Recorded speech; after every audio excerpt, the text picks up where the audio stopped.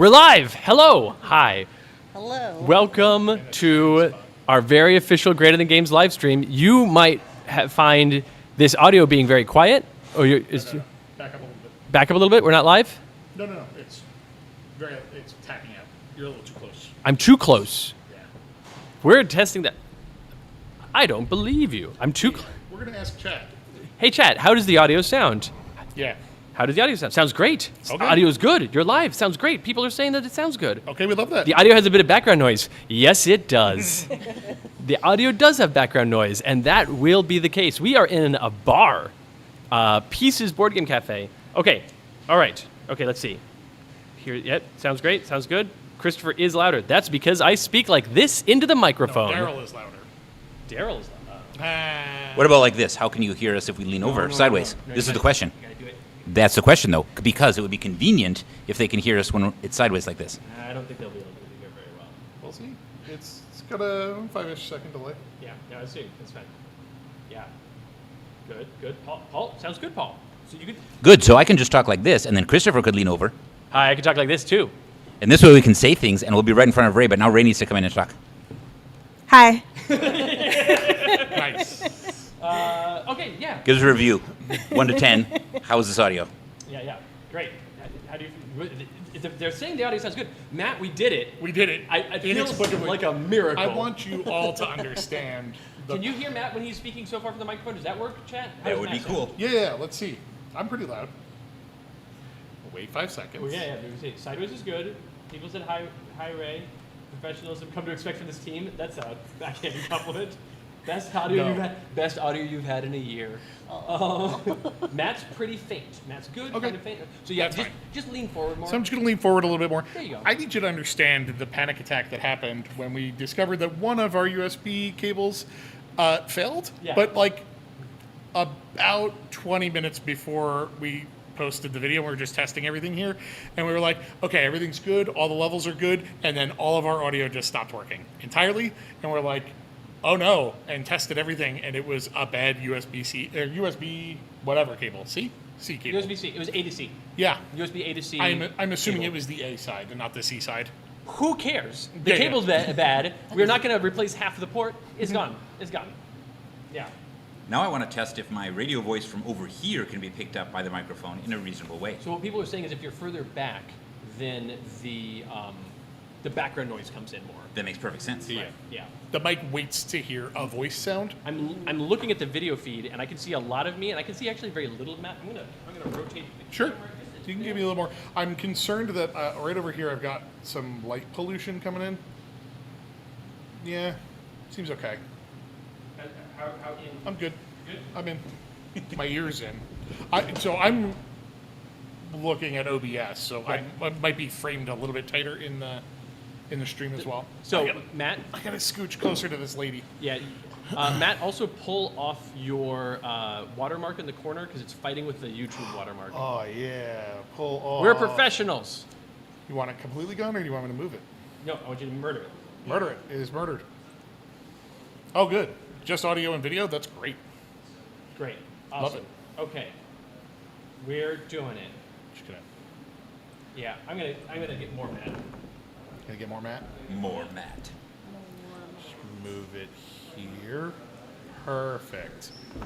This is a hilarious bit that I'm doing. It's gonna happen for you in like 5 seconds. All right. Okay. Isn't this hilarious? Isn't it good? Nothing's happening yet. No. We'll see. Yeah. They're Anyway. laughing. They're laughing at the thing. The logo. I put the logo over my face, you see. And Did it move? did it not move? I didn't see it move. No, Oh. I didn't see it move. Interesting. People in the chat are responding, That's wild. and now they're saying that I'm almost off camera. In what world?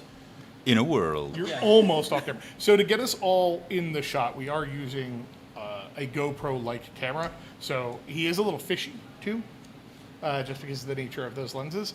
But there are 5 of us, and this is what we can Yeah. do. All right, this is fine. This is good. Scoot, Paul. Your whole chair. Scoot, Yeah, right. get in tight. Scoot. We're professionals. See, we see Paul Scoot, we see Ray Scoot, we see me Scoot, and now everybody's in. Everybody's in. This seems good. Yeah, and I keep looking at my phone for chat reasons. Oh, yeah. Okay, this is great. Back to here. Fantastic. We love it. How have you guys been? Good? Oh, my gosh. Pretty good. Pretty good? Pretty good. Been like a year, I guess? No. We're not talking about that. We already just missed April Fools, that's all. We did this long April Fool's to April Fool's joke where April Fool's 2025 was oops, and then April Fool's 2026 is oh, we're back. Just we were a little slow at things. Yeah, no, we are excited to be back, excited to be here. Yeah, great. What do we need? So what's our first segment that we're going to do? This is my question. Don't look at me. Don't look at me. I don't know all the segments. Katie is the segmentologist, I hear. Our first. Nope. Microphone. Sorry, I am very new at this live stream deal. Don't talk to us. Talk to it. Don't talk to me ever. Talk to that thing. Never talk to Our first live stream topic is going to be our upcoming games. So we've got 2 games coming out this summer that we want to chat about. Let's chat about Crime Scene Tamper first. I have some printables. Would you like So Crime to see Scene some Tamper is a things? game that we've been working on for a few years, and there were some ups and downs in the past, but we now are finally releasing this game. We've been making it in conjunction with the Brothers Chaps, who you might know from such fantastic internet goodness from the golden age of the internet, the early aughts, with homestarrunner.com. And Strong Bad Emails and Trogdor the Burninator. That's these folks. They're very good at things. They're very funny, and we are very fortunate that they thought they might want to work with us making a game. Inexplicably like us. Yeah, right. It's very strange. And so we've been working with them, putting this game together and finalizing it, and it's great. It's a little party game where you're all sitting around playing a character from the world of Dangeresque. And if you know Strong Bad very well, you might remember Dangeresque as being his noir, hard-boiled detective character, and all the different characters from the Homestar Runner franchise have alter egos in this setting.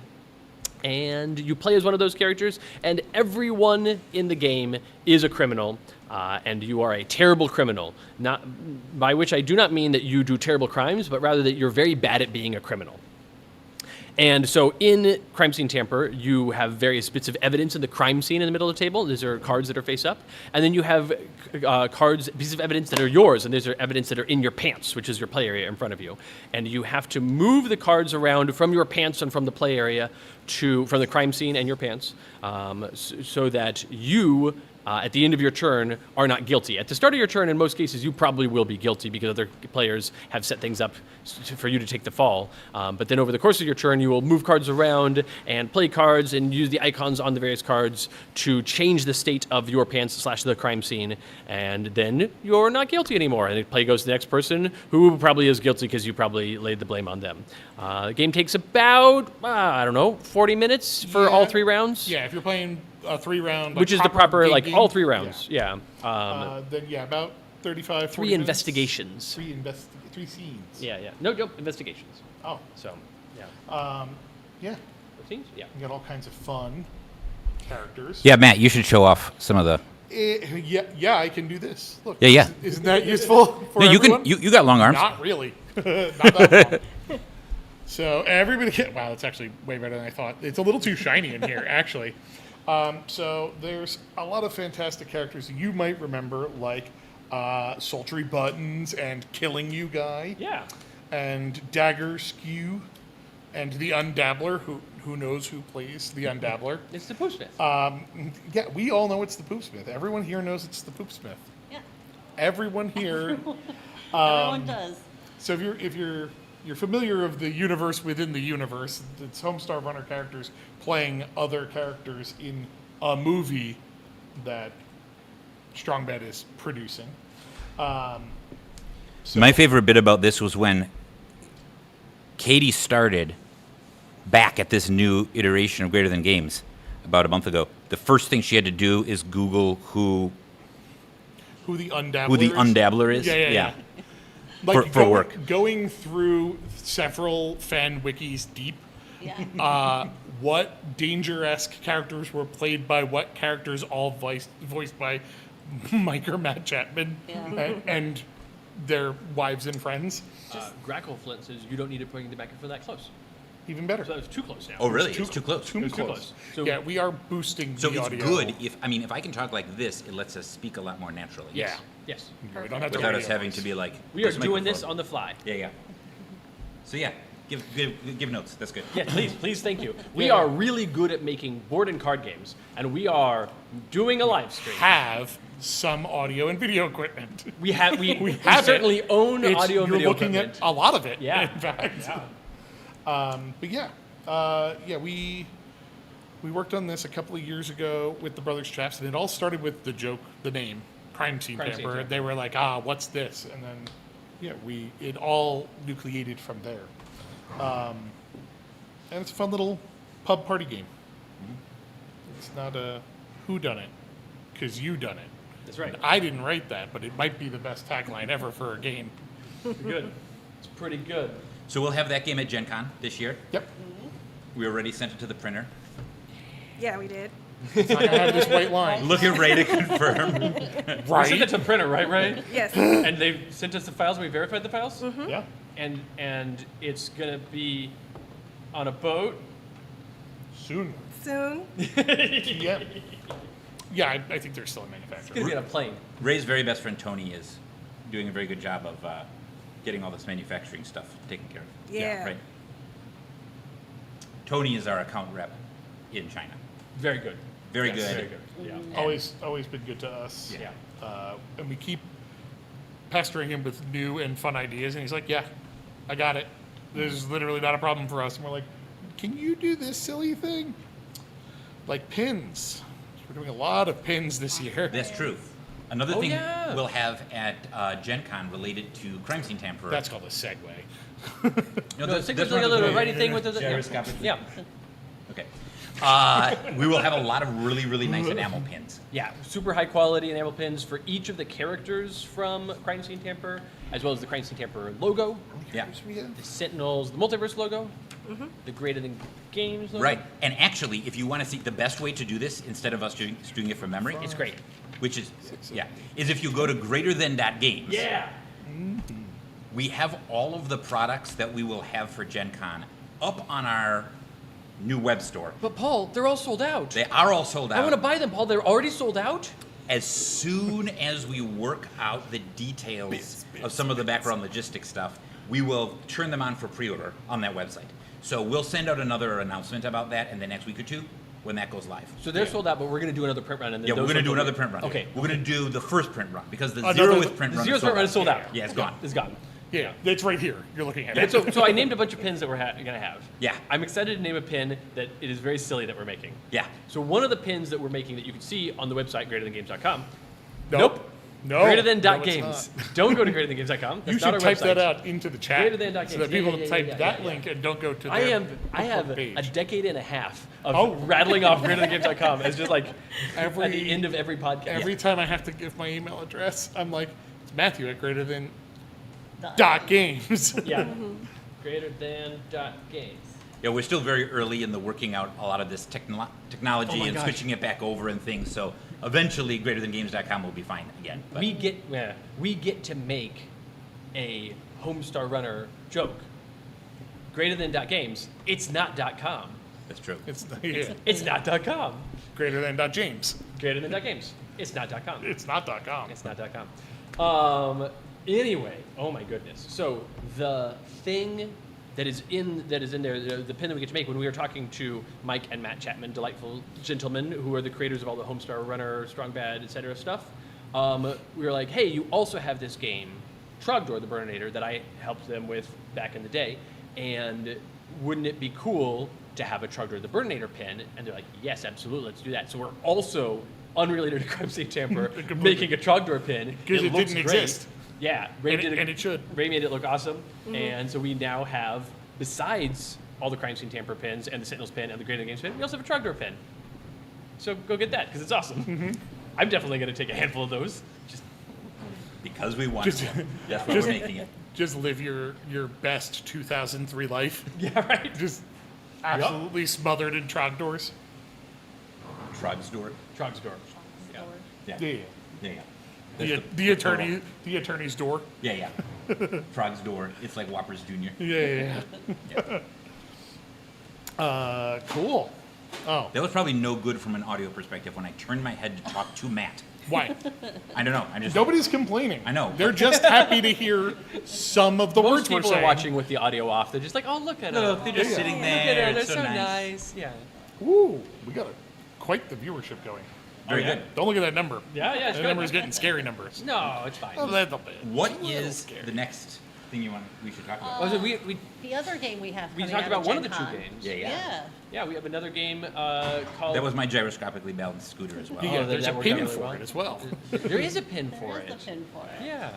Does somebody want to talk about that game? Yeah, you want to talk about Digital Detox? Your game, Digital Detox? I didn't know if one of you wanted to talk about it. No. Oh, okay, I see. No. So there's another game coming out at Gen Con called Digital Detox, which is a game about putting down your phone and reducing your screen time and just living in the moment. Paul's actively on his phone right Yeah, I now. know. People keep texting me and being Yeah. like, "I heard this is really cool." So Yeah. Oh yeah. No, this is the fun thing is that like Katie and I were talking this morning. We had today well planned out. We're sending out an announcement. We're doing all these things. We did not schedule for. Oh right, now I have 600 text messages. Right. Yeah.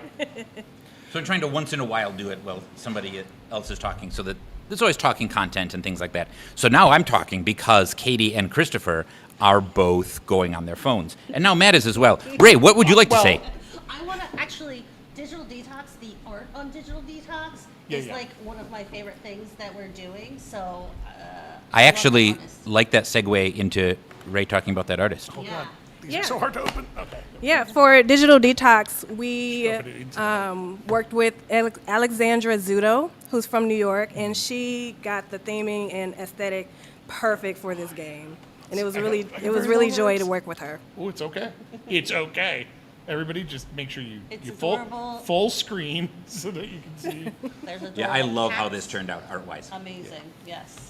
So Digital Detox is a little party card game. It's a similar size and weight to Crime Scene Tamper, but a very different kind of game where you have a handful of cards, each of which have some sort of different content. Like maybe you've been indulging too much in memes or in reviews or in games or in cat videos. Act videos. This is the one I just held up. And each of them has an amount of hours that you've spent doing that. And so you've got to pawn these off on other people. You got to be like, no, Katie, don't you like cat videos? And then Katie has to either politely indicate that she does like cat videos and wants them, or respectfully decline. There's rules baked into the game about the discourse in the game. You must be polite, because one of the things we're trying to do when you're getting off your phone is kind of detox from the toxic nature of internet discourse. And so we're trying to be polite and kind and friendly to each other in our acceptance or denial of the cards that you're passing around, trying to just empty out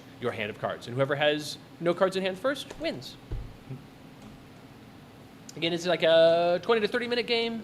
One of the things that I quite like about it is it plays very well at higher player counts. It plays very well at like 5, 6, 7, 8 players, which I feel like is uncommon for that weight of game. Don't you want a small box game that you can throw in your bag that'll play 8 players? 8 players really comfortably. Yeah. I did a play test somewhat recently with a bunch of students at Webster, and we did a full 8-player game, and it was just went real smooth. Yeah. The downtime is not very bad between turns, and more like on other people's turns, you're like desperately watching, like, okay, but who has the cat videos? Yeah, you're trying to collect data. Yeah. Yeah, so that is the other game that we're releasing at the Jennifer Convention. Yep. And these are sleeved, so this many cards, 8 players. And a die, And a a die. blue D6. I don't have that die. I have a die. And speaking of gyroscopically stabilized scooters, tell us more about those sleeves over there, Matt. Oh, sleeves.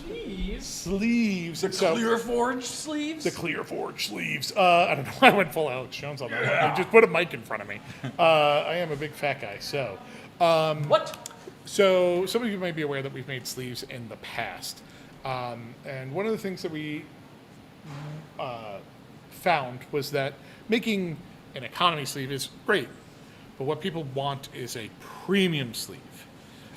And so we found a new manufacturer to make extremely clear, extremely durable, super durable sleeves. Hence the ClearForge brand. These are not greater than game sleeves. We are rebranding so that there's less consumer confusion about that. And they are fitted for all of our games. All of our games are going to be sized for them. So at Gen Con, will we have any? We are hoping to have. Hopefully. We're hoping to have the standard size sleeves at Yes. Gen Con, and we're initially releasing just the standard size, the standard card size sleeves. But we will be releasing. There was a question in the chat about will they come in different sizes? And the answer is yeah. We're So- having our 4 standard sizes of cards that we make using games. Yeah, our current plan is to release new sizes as we print or reprint games that require those sizes. Yeah. So Digital Detox and Crime Scene Tamper only use the 63 by 88 millimeter standard size cards. Yep. So that's what we're coming out with first. And then once we do games that require other sizes, we'll make ClearForged branded sleeves in those sizes. Yeah. In the chat, Steve Kaler asked if the sleeves would be notably different from past sleeves. So they're a little bit stronger. The past sleeves we made were actually quite good. They were quite strong. Yeah. Yeah. These ones are a little bit stronger, but more than that, they are notably clearer than any other card sleeve I've seen. This is why we ended up naming them ClearForged, is because these sleeves were like shockingly clear. Yeah. Like you set it on a table and then you're like, where's my card sleeve? Yeah, fresh out of the package, they were so unbelievably clear Yeah. compared to package sleeves that we had in the office for Yeah. playtesting. We had fresh, brand new sleeves that were like, oh, that's a little cloudy because it's a sleeve. That's what I've never seen a sleeve this clear. I didn't expect that to be a thing. Yeah. These sleeves are so clear. We're like, oh, shoot. Well, I guess that's the whole market angle because, man, look at these. And now you've got a set there that you sleeved. Are those sleeves with the ClearForge? No. Oh, never mind. We don't have enough of We them don't yet. have that many. We only had. They're still incoming. Yeah, we had but the ones 20 that or 30 of them. So we've done a shuffle, but not a standard size shuffle. They're going to shuffle like sleeved cards. Right, You're going to be yeah. able to, you're going to edge shuffle like normal. They're a little touch thicker, but we always are very generous with our sleeve allowances in our boxes. So everything that is currently being printed is going to accommodate sleeving into the box. Yeah, we looked at a number of different kind of materials and manufacturing processes and manufacturers. Christopher and Matt got to do some destructive testing. Oh yeah, that's our favorite thing. New sleeves come in, and you go, no. You just, no. Put your fingers in and pull, and that's not for me. I don't like this sleeve. Oh, and the best thing is they only cost $1 more. Yeah. Yeah. Like I think, are they $9 or $8 for a pack of sleeves? I don't know, Katie's got the website open. I do have the website open. Give me a second.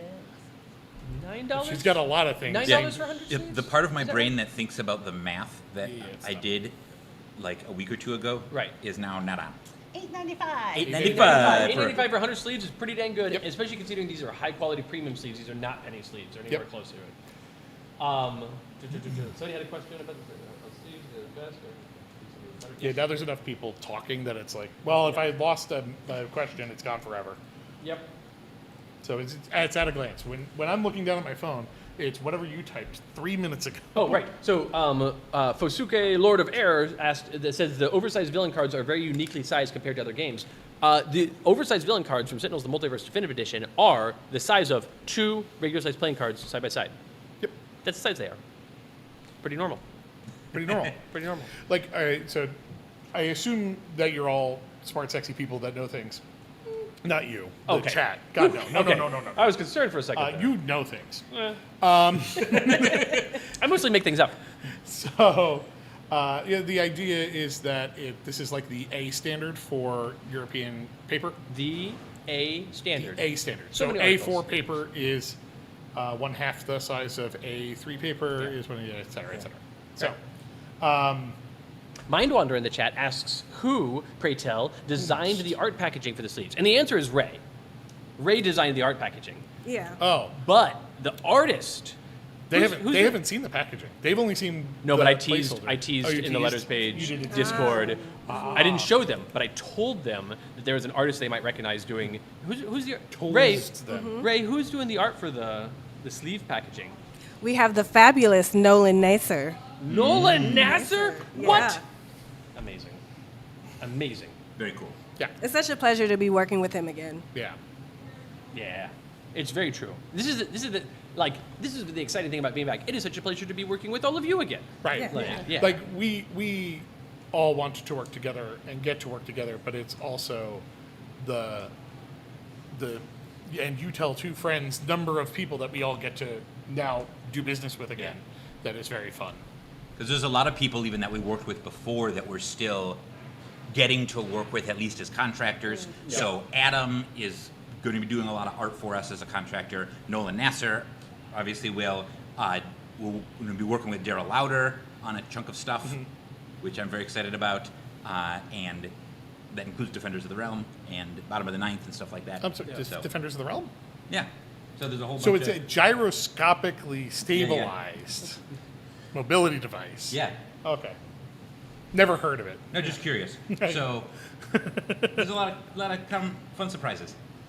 To finally take one more sleeves thing, and then we're gonna move on to sleeves. We spent so much time on sleeves. It said the sleeves are just clear. It's like, we don't have art backs or different designs. These are just clear because we make our games with a lot of cool art and design on both sides of the cards. We want you to be able to see those things. In many games, there's an amount of functionality to the information on the back of the card. So we wanted just perfectly clear sleeves, and boy, did we get perfectly clear sleeves. So And in the top 5 coolest things about these sleeves is the slogan that Christopher invented for them. Oh, quality you can't see. Yeah, that's a good one. Yeah, I forgot about that. Yeah, the hope is that they will fit in. We haven't done a lot of testing with this. That they will fit in for people that double sleeve for TCGs. Oh, yeah. So people that are really into sleeving and do a lot of TCG stuff. They'll fit for some of the bigger ones. They're not quite as tight as the perfect fit sleeves, Right. Because that level of tightness is like squeeze the card Right. in. But they are pretty tight. But yeah, they're affordable enough that you can sleeve your deck with these and an outer sleeve and not have to have cheap penny sleeves inside. Yeah. Which is the goal. Yep. We'll explore in the future, in previous testing and in current testing, sleeves with arted sleeves tend to be way less durable. Yep. Way. Because they're printed less on. Right. Yeah. And hopefully that technology changes a little bit in the future. But we may be able to do full color back sleeves or something like that if there's enough of a market for it. Yeah. But we're going to focus on clear sleeves for the time being. Right. Because that's what our games want. Yeah. And we don't make TCGs. So we're not making competitive games where you need to hide your 30-year-old very expensive Right, card. exactly. And the small nicks and damages in the back of it. This is how clear the sleeves are. We are all currently wearing clear forged sleeves over our entire bodies. Yeah. There's one directly in front of this camera. Yeah, you cannot, can't- that's and you not can't see true at all. That's how clear it is. Yeah, clear it that's is. where this. All right. So, glow what right other topics do we have on the list of topics? There's a lot of people asking a lot of questions about Sentinel stuff, about podcast things, but we've got an agenda. I want to follow that agenda. Well, we talked a little bit about what we have coming up to be released at Gen Con, but we haven't talked about our Gen Con presents yet. Oh, Gen We Con get Gen presents. Con presents? Yeah, we get Gen Con presents. The Your present, present Matt, is that I got for very you for long Gen Con this hours. year Attending is Gen the Con? smallest booth. It's a 10 by 10. Congratulations. We did a. So I'm not allowed in the booth. Yeah. That's what we're saying. I got a lot of. Are you kidding? You're not allowed in the booth. Not near the booth. Yeah. So this is our very first Gen Con ever back in 2011. We did have a 10 by 10, and we consider this booth that we have at Gen Con this year to be smaller because that 10 by 10 was a corner booth, which means that 2 of the walls were open, which makes a huge difference. This booth is not that open. It's barely got 1 wall open. It is. We are a new company. Yeah, And we're an entrepreneur alley. we are Yes. very lucky to be able to have gotten a booth. It's true. It's Yes. true. It looks like we weren't going to have a Gen Con booth at all. Instead, we have a Gen Con booth that Yeah. is the same size as our Sky Banner. Don't worry about it. But We're going to pack a lot of fun stuff in our booth, though. and lots and lots and lots of events. Yeah, we have quite a few The events whole coming up. convention is our booth. If we have about 60 different events scheduled over the course of that. Oh yeah, we have a lot of events in a lot of different parts of Gen Con. We're going to be doing playthroughs of various games, including Defenders of the Realm that we'll talk about more at some point, I'm sure, and including Sentinels type stuff, and including... Do you have Katie, do you have the list of what all we submitted? I do have the list. Let me pull I it think up. Katie We could just read a list. So Katie knows things. the So most exciting event for me, at least, is the Play Greater. Oh, the Party. Play Greater podcast. We Oh, I the heard Play- that- I oh, heard the that Play got Greater canceled. party. The podcast I'm excited for okay. as well. Okay. But the Play Greater The Play Greater party. is the thing I'm talking about. Heck yeah. The Play Greater party is very exciting. Yeah. Don't hold me to 60 events. I'm just really It's good at not estimating 60 things. It's a lot, though. It's more than It's that. 100% nowhere near 60 It's like events 600 this events. year. Yeah. But the Play I heard it Greater was party. 6,000. Oh, that's probably So- true. I just almost threw up looking at your calendar. I was like, oh, God. Don't look at it. There's a lot of Don't, colors. don't touch it. So, first things first. I lost my train of thought. Oh, Play Greater Party. Okay, first things first. The event catalog, our events are not listed in the event catalog just yet. They should be going live very shortly for you to be able to check them out, put them on your wish list, and then register for them on, I believe registration opens on the 17th, so shortly. Some of them existed for minutes at a time. For And then moments. and then Some of them disappeared. existed for moments and then were pulled off. But anyway, Play Greater Party. That's happening Thursday night from 7 to 10. Just come join us, chat with us, check out our new games, demo, talk, hang out, whatever you'd like to do. But Now- I'm really excited to reconnect with everyone. Where is that event? We don't know yet. We don't know yet. No. we'll know so soon. We'll know when the. Do we have a booth number? We have a booth number. Yeah, we have a booth We have a number. booth number, and our booth number is. I have to get through We're all going the to tell tabs. you the booth I number have so to get soon, through but all the first, I want to tabs. tell you a little story about learning the booth number. When we got our booth, do you have it? Yeah. Okay, the story's over. Here it is. Our booth number for Gen Con is 2856. We are going to be in the back right corner in Entrepreneurs Row. And 2856 is such an easy booth number to remember because you remember 25, which you can remember because that's a quarter Yeah. of 100, and then you double it. Yeah. 2856. 56. Yeah. No problem. 25 plus 3 is 28, and 28 times 2 is 56. 2856, easy. It's, Easy the mnemonic peasy. device Easy. writes itself. Yeah.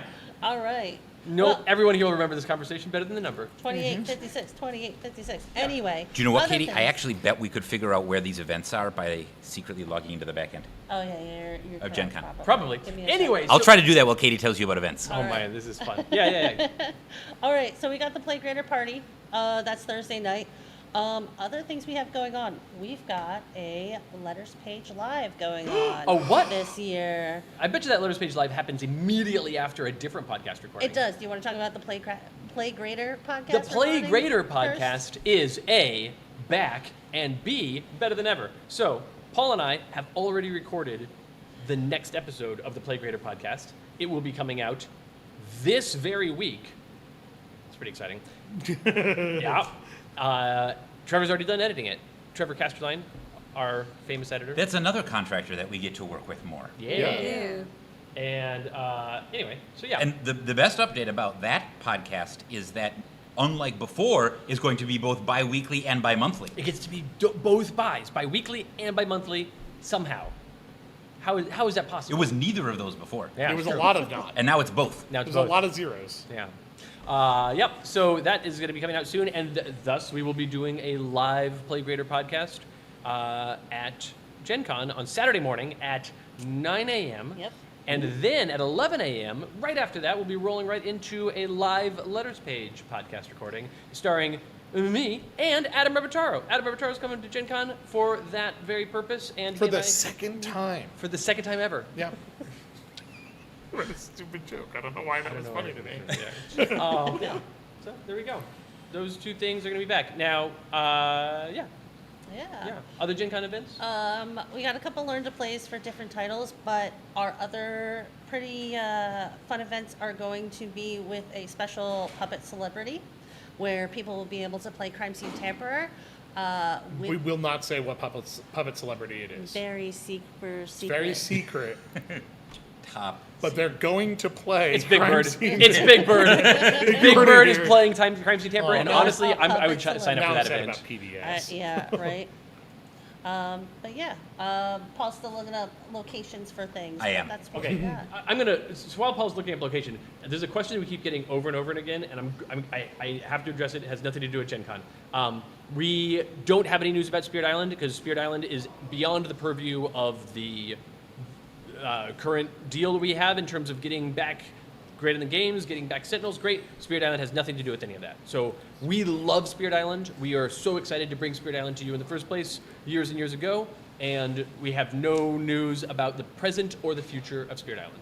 Yeah, so we can't answer questions about that, unfortunately. So other questions that we can't answer. Yeah, happy to talk about so many things, and very much we are thrilled about the love and enthusiasm for Spirit Island because we too feel that way about Spirit Island. We just don't have any news. All right, they don't have a location I even tried in the to, back end. I tried to stall for long enough. So, all right, that's fine. Oh, Kermit the Frog. Sentinels 2, you've gotten that twice. How dare you? Yeah. That's what we got for Gen Con. That's.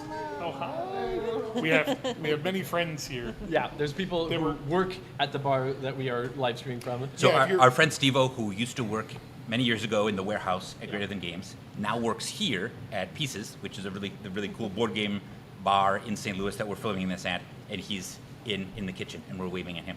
Yeah, Yeah, they're not even open. They were very kind to let us in. yeah, they're getting set up to open in about an hour and a half. Yeah. So if you are in the St. Louis area and you want to come hang out with us, this live stream I is mean, going to if go. you're not in the St. Louis area, you've got an hour and a half. You got an hour and a half. If you're an hour and a half from St. Louis, you can come here. This Pieces Board Gaming Cafe, very cool place. Opens at 4 p.m. We'll still be live streaming. For the first 2 hours of their business, they're going to be like, why are there just people in the corner hollering into microphones and looking haggard after 2+ hours of live streaming? My favorite part of this stream is at 4:05 when we order food and just Oh, yeah. Yeah. That's going to be a good eat part of the hummus directly into these Hey, mics. guys. We're The excited. broadcaster's dream. Benton Winfrey asked, will there be any greater events at Pieces? Yes, this one right here, right now. Yeah.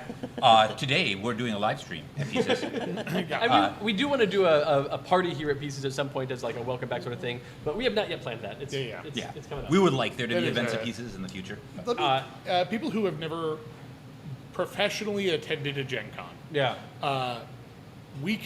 there's no capacity in our brains to plan anything beyond Gen Con. Oh, yeah. Gen Con Yeah. planning starts the From month now- after Gen Con, Yeah. and it runs until the free. Yeah. Gen Con is Board Game New Year's. Yeah. Yeah. The basically the cycle of your company starts and ends at Gen Con. Yeah. Unless you're European, then it starts and ends at Essen. At Essen, yeah. Nicholas in the chat does point out that eating directly into the mic is a classic Playgrader bit. Oh, It yeah. is a classic Playgrader Yeah, bit. it's Trevor and Mabender both hated that Paul and I would eat crunchy things directly in the microphone, which made us eat more crunchy things directly into the microphone. And being a board game cafe, they have lots of dips and crunchy things to put in those Oh, dips. yeah. They got 5 dips right here. Oh, yeah. Great. Now your best work. Look, man, Quantity No, over no, I'm quality. learning the Matt Kroll process. Uh-huh. Okay, where were we? We were talking about Gen Con events. Did we? Yeah, Katie was talking about Gen Con events. So you had the Playgrader party on on Thursday night. On Thursday night, yeah. I hear that we might be going to have another party. Maybe. Yeah. Maybe.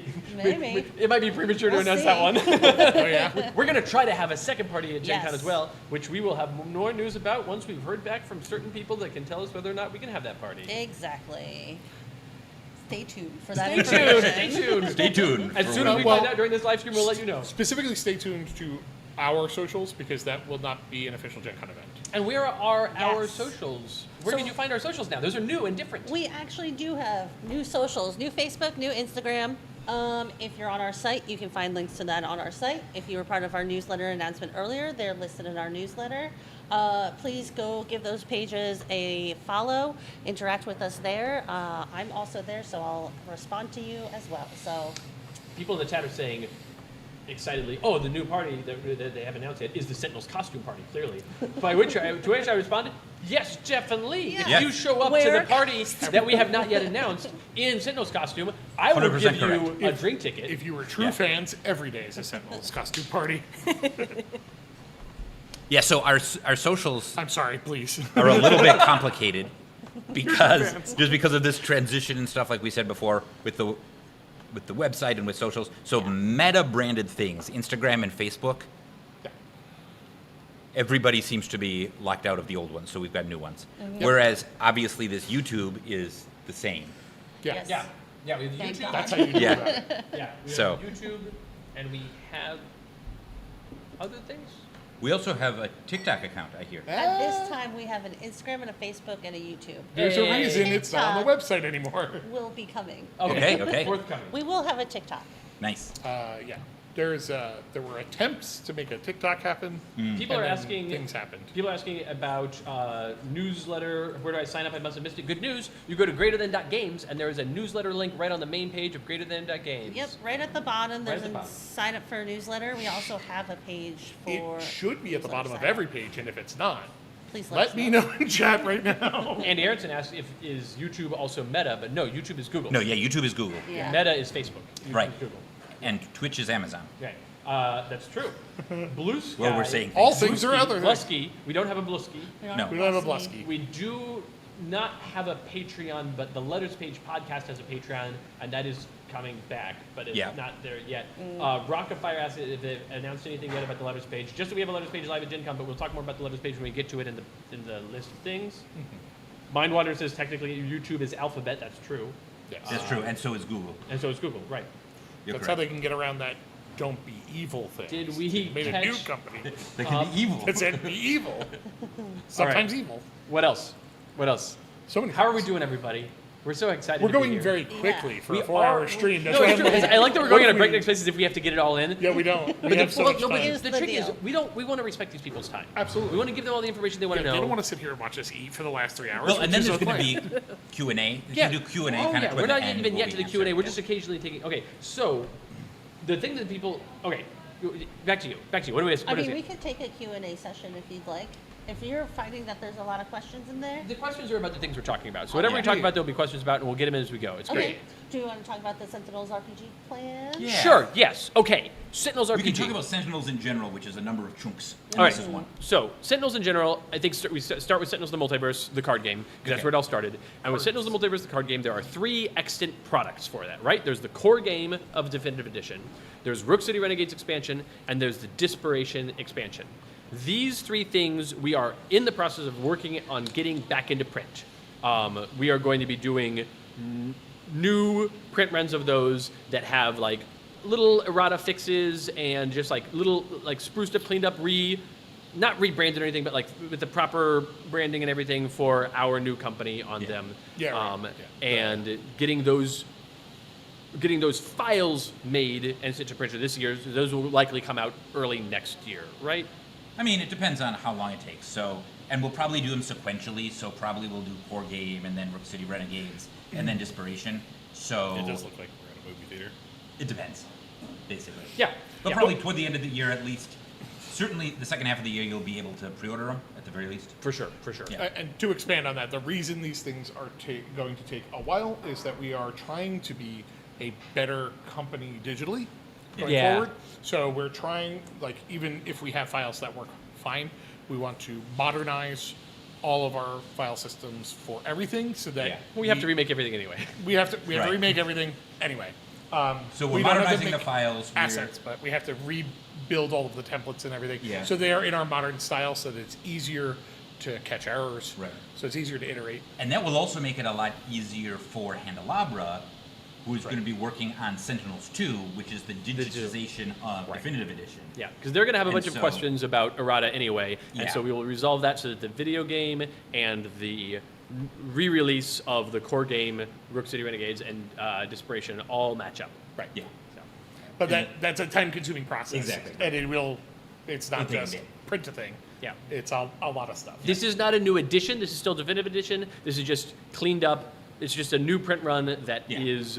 has implemented bug fixes. Yeah. So And also on the back end, not noticeable at all to anybody who buys it, the files will be a lot easier for us to use Yep. and for Handelabra to use. right.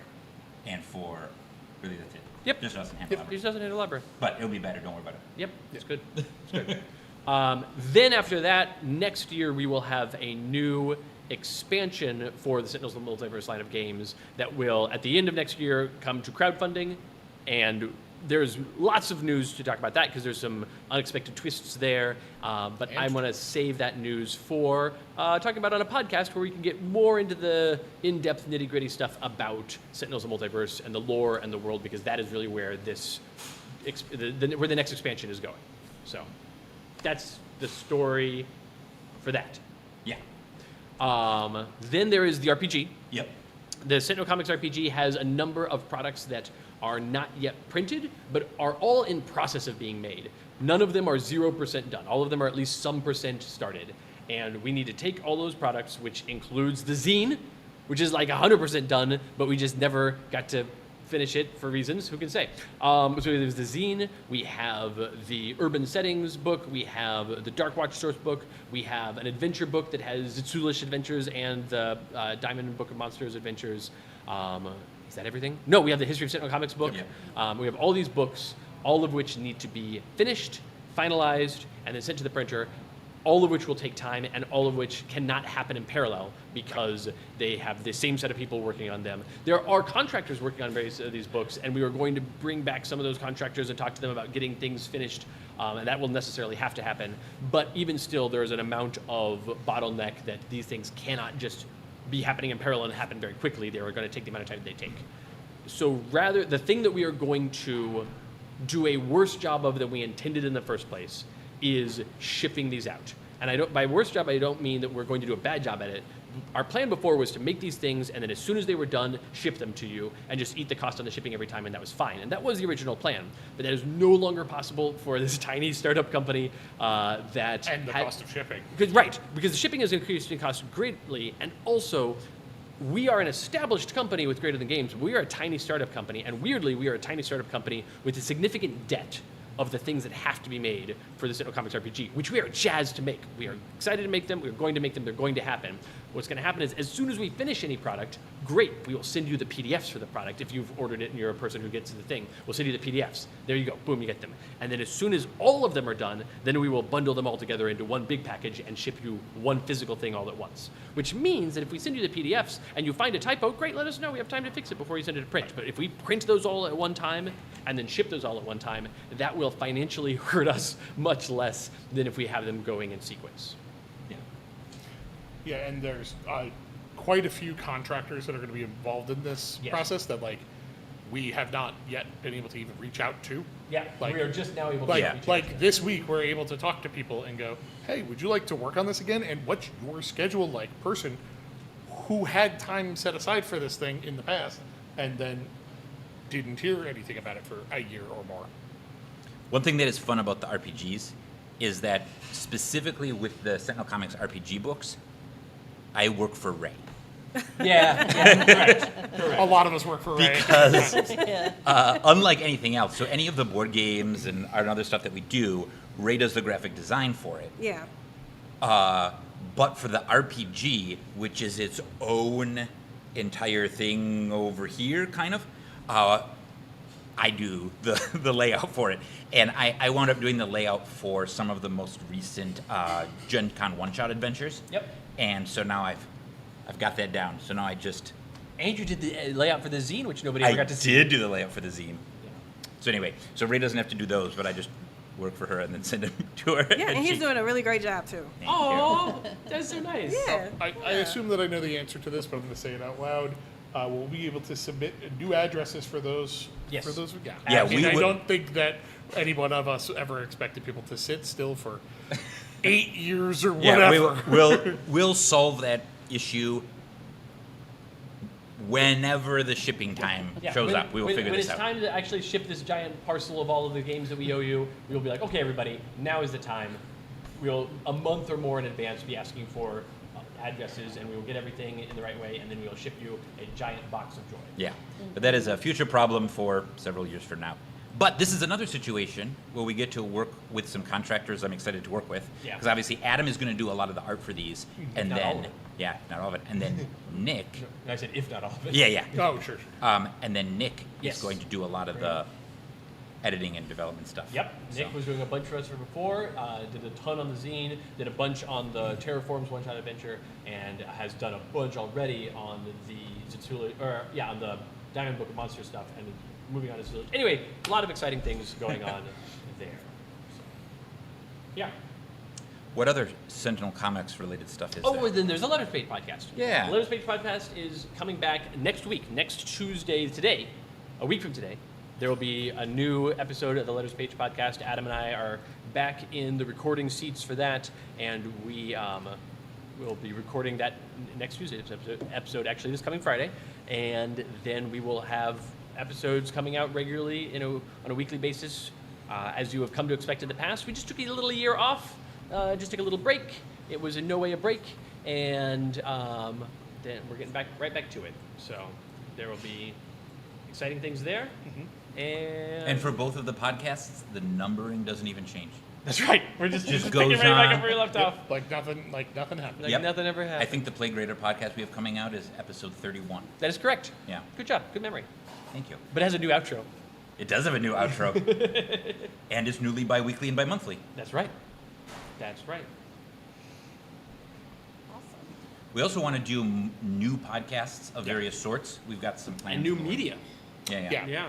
We're trying to spin some up video stuff? some new video stuff. Yeah. Some new podcasty type things. We're going to do weekly live streams from Pieces. I mean, we did it once. Can't be that hard. I really don't want to do it. You don't have to. Oh, okay. You don't have to be What's your involved. podcast No, going to be it's- about, Ray? I'm not gonna have a podcast. Ray. Oh no. No. You're gonna be Skydiving with Ray. skydiving with Ray. No, Skydiving with Yeah, I'll take a camera with me when I do that. okay, please do. Andy Aronson Content, asks, please. how can the Play Greater podcast be bi-weekly and bi-monthly? Would you like to explain? It's very fun. Yeah, absolutely. So, bi-weekly and bi-monthly both have ambiguous meanings. So bi-weekly means either twice a week or once every other week. Bi-monthly means either twice a month or every other month. And if you interpret those two things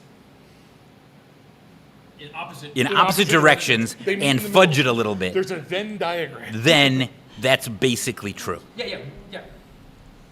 Liars will be made of us when, because it's every other week, there will be some months in which it's Tri-monthly. tri-monthly. Yeah. Bi-weekly, but tri-monthly. Yeah. Well, We're just going to try it out. It's bi-weekly. Attempt monthly. And bi-monthly in February. Yeah. In February, for sure it is. For sure. And in many months, it will just be bi-weekly and bi-monthly. Yeah. But sometimes it'll be bi-weekly. Sometimes you get a leap But it'll podcast. never be tri-weekly. Yep. Was very lucky you getting a sneak peek right now of a bit that Christopher and I do on the upcoming podcast. Yeah. And if you like this kind of bit, boy, do we have a podcast for you. And if you don't like this kind of bit, boy, do we have a podcast for you. You should listen to the podcast anyway. It'll be great. Yes, great. Yeah. It's every other podcast.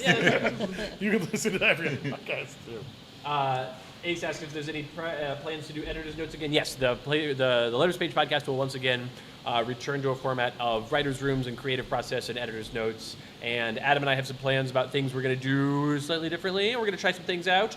But there will be more Letters Page in the way that you've come to expect. And we will hope to wow you with our new plans as well. Will there be any publisher's notes again? Probably not. Okay, just curious. So we did in the Letters Page podcast some publisher's notes where Paul came in because Adam was so deep in the art minds that he had no time to even podcast. This was many years ago at this point. And what the publisher's notes turned into was the Play Greater podcast. Correct. And so this is why there's unlikely to be publisher's notes because we got the Play Greater podcast. Because people were excited enough about that. We're like, oh yeah, let's just do that. Yeah. So, yeah. Awesome. Klutz asked if we still have, Klutz Lament asked if we have the Wheel of Topics. Oh, yes. Oh, yeah. We have the Wheel of Topics. No game company ever purchased that. That was so a human owned that. Yeah, that was mine. But yeah, so the Wheel of Topics. Speaking of topics, if you have letters you want to send into the Letters Page podcast, the form that's on the Letters Page podcast website is still working, and you could go and you can submit your questions, and we'll answer those in the Letters Page podcast. If you have letters for the Play Greater podcast, the form that's on the Play Greater podcast does not work. It's broken for reasons that it doesn't make any sense to me that one of them kept working and one of them we no longer have access to. But it's fine because sometime between now and Thursday, I will create a new form and put it on there because I just yesterday finally got access to the Play Greater podcast and Letters Page podcast backends, and I'm able to change things there yet. So one of my tasks to do tomorrow morning is to fix the Play Greater podcast form so you can once again submit letters, and we will read them on the Play Greater podcast. Yeah. Somebody had something, but it already moved. No. When is the cooking podcast coming back? That's a great question. I've been trying to get Katie Yeah, you guys to do should a cooking podcast. You videos guys for should do a about podcast. 10 years. You have, yes. I have. We have a very cute kitchen that is very photogenic. And we can just do like a binging with Babish, just your hands, with a voiceover. So if people want to watch Katie make really gross things out of very old cookbooks, just Could sound I- off in the chat. Could I ask for Katie making not gross things? The problem Here's the is thing. that every one of those I old only have old cookbooks. those cookbooks.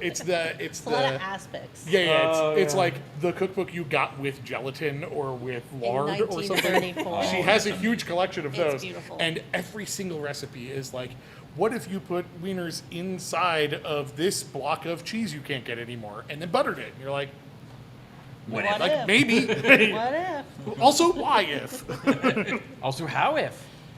But where if is right here on this channel. I don't Yeah. know. That's I'm a okay. pro at making gross things. Mm. So, She's also very good That's at all I making got. delicious things, but Yeah, I would like to sign up for the professionally delicious not. things. yeah. So is that what your podcast is going to be about, or something else? That would probably be what my podcast is about, yeah. All my cookbooks. Maybe crochet or Little House on the Prairie, which is not Crochet not a would be very fun. large Yeah. crossover. You know how I can talk about Dune? Katie can talk about Little House on the Prairie. I don't know if that's true. I- I don't think that's true. I think it's true. I think you have a better recollection of Little House on the Prairie than I do of Dune. And I have a nearly photographic memory of Dune. I mean, Matt can talk about Dune is on our itinerary. Yeah, I know, it was a joke so. I was making. No, But no. it was for you. It's real. What else we got? We Why you have ask me? a couple upcoming projects and things. Do you want to talk about any upcoming projects we have? Yeah. Yeah, let's do that. Do you have any in mind in particular?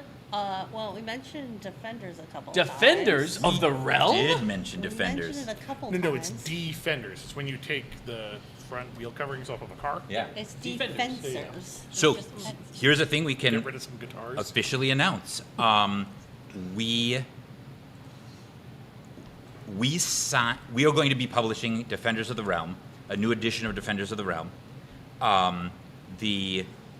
We worked out a deal with Richard Launius and with Flat River Group to get all of the art and design and stuff like that. Assets. So we'd had all the assets, and we're going to be working on that and pulling it together into a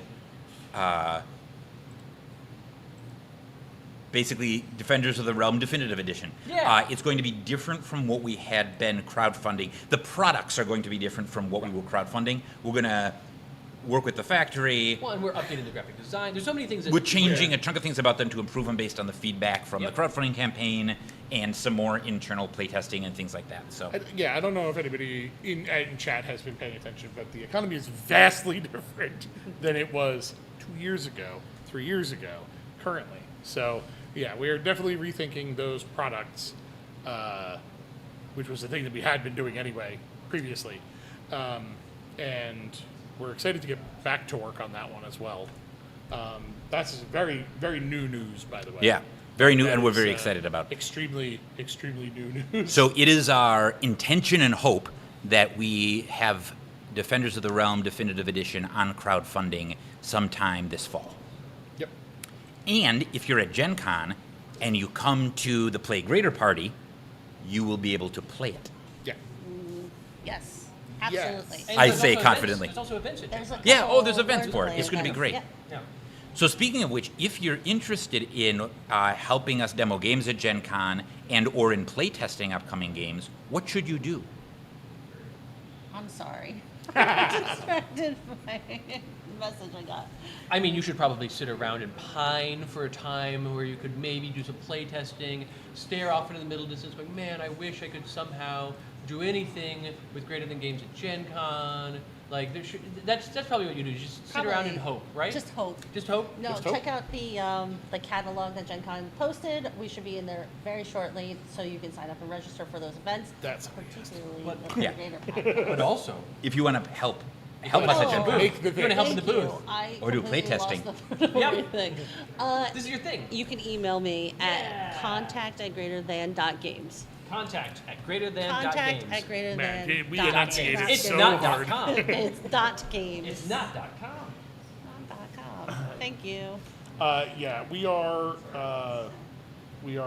planning on having a new system for playtesting, Yeah. which we are going to very slowly and carefully roll out. Yeah.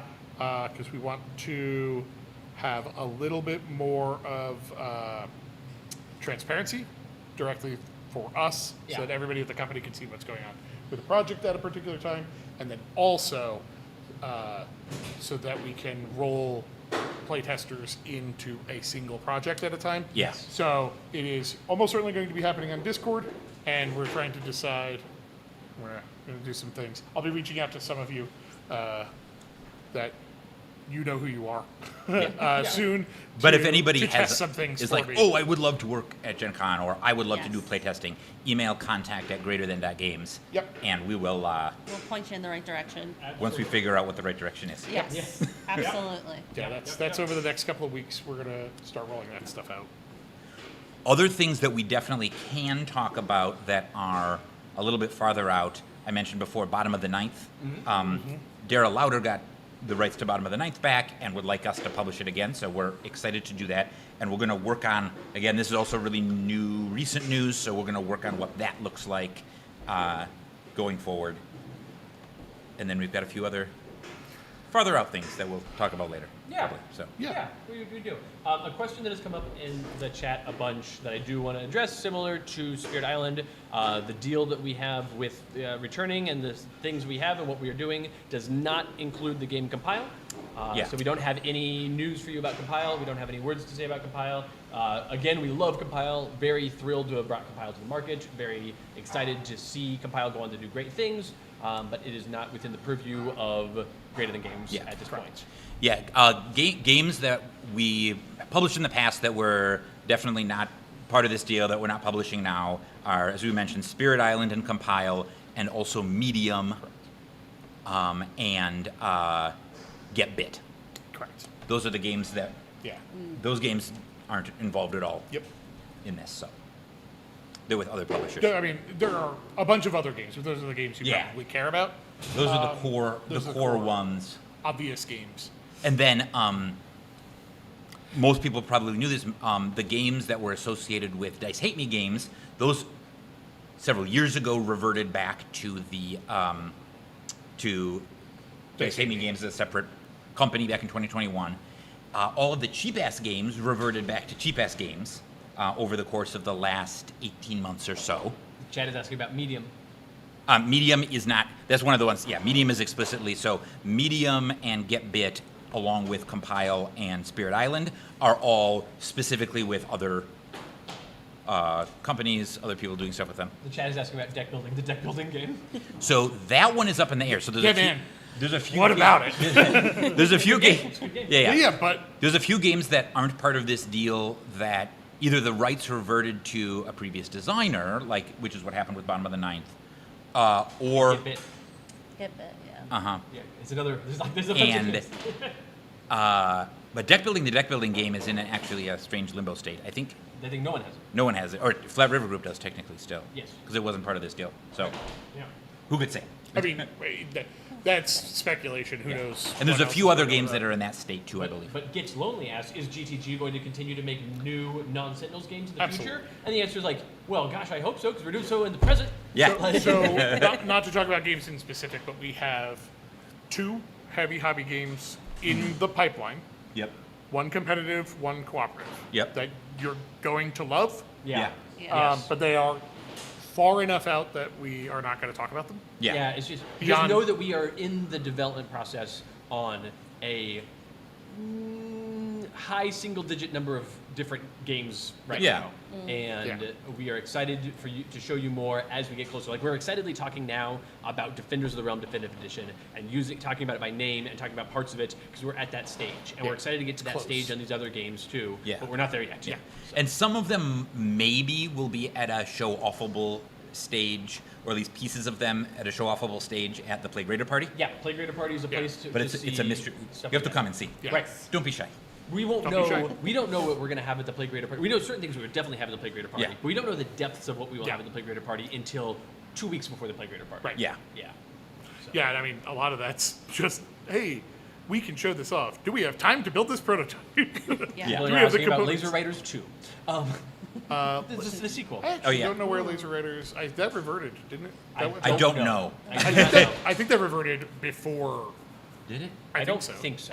No? It's not part of this deal, so we don't not, know. yeah. We don't know. So there's a bunch of games like this where we don't actually know what the status of them is currently.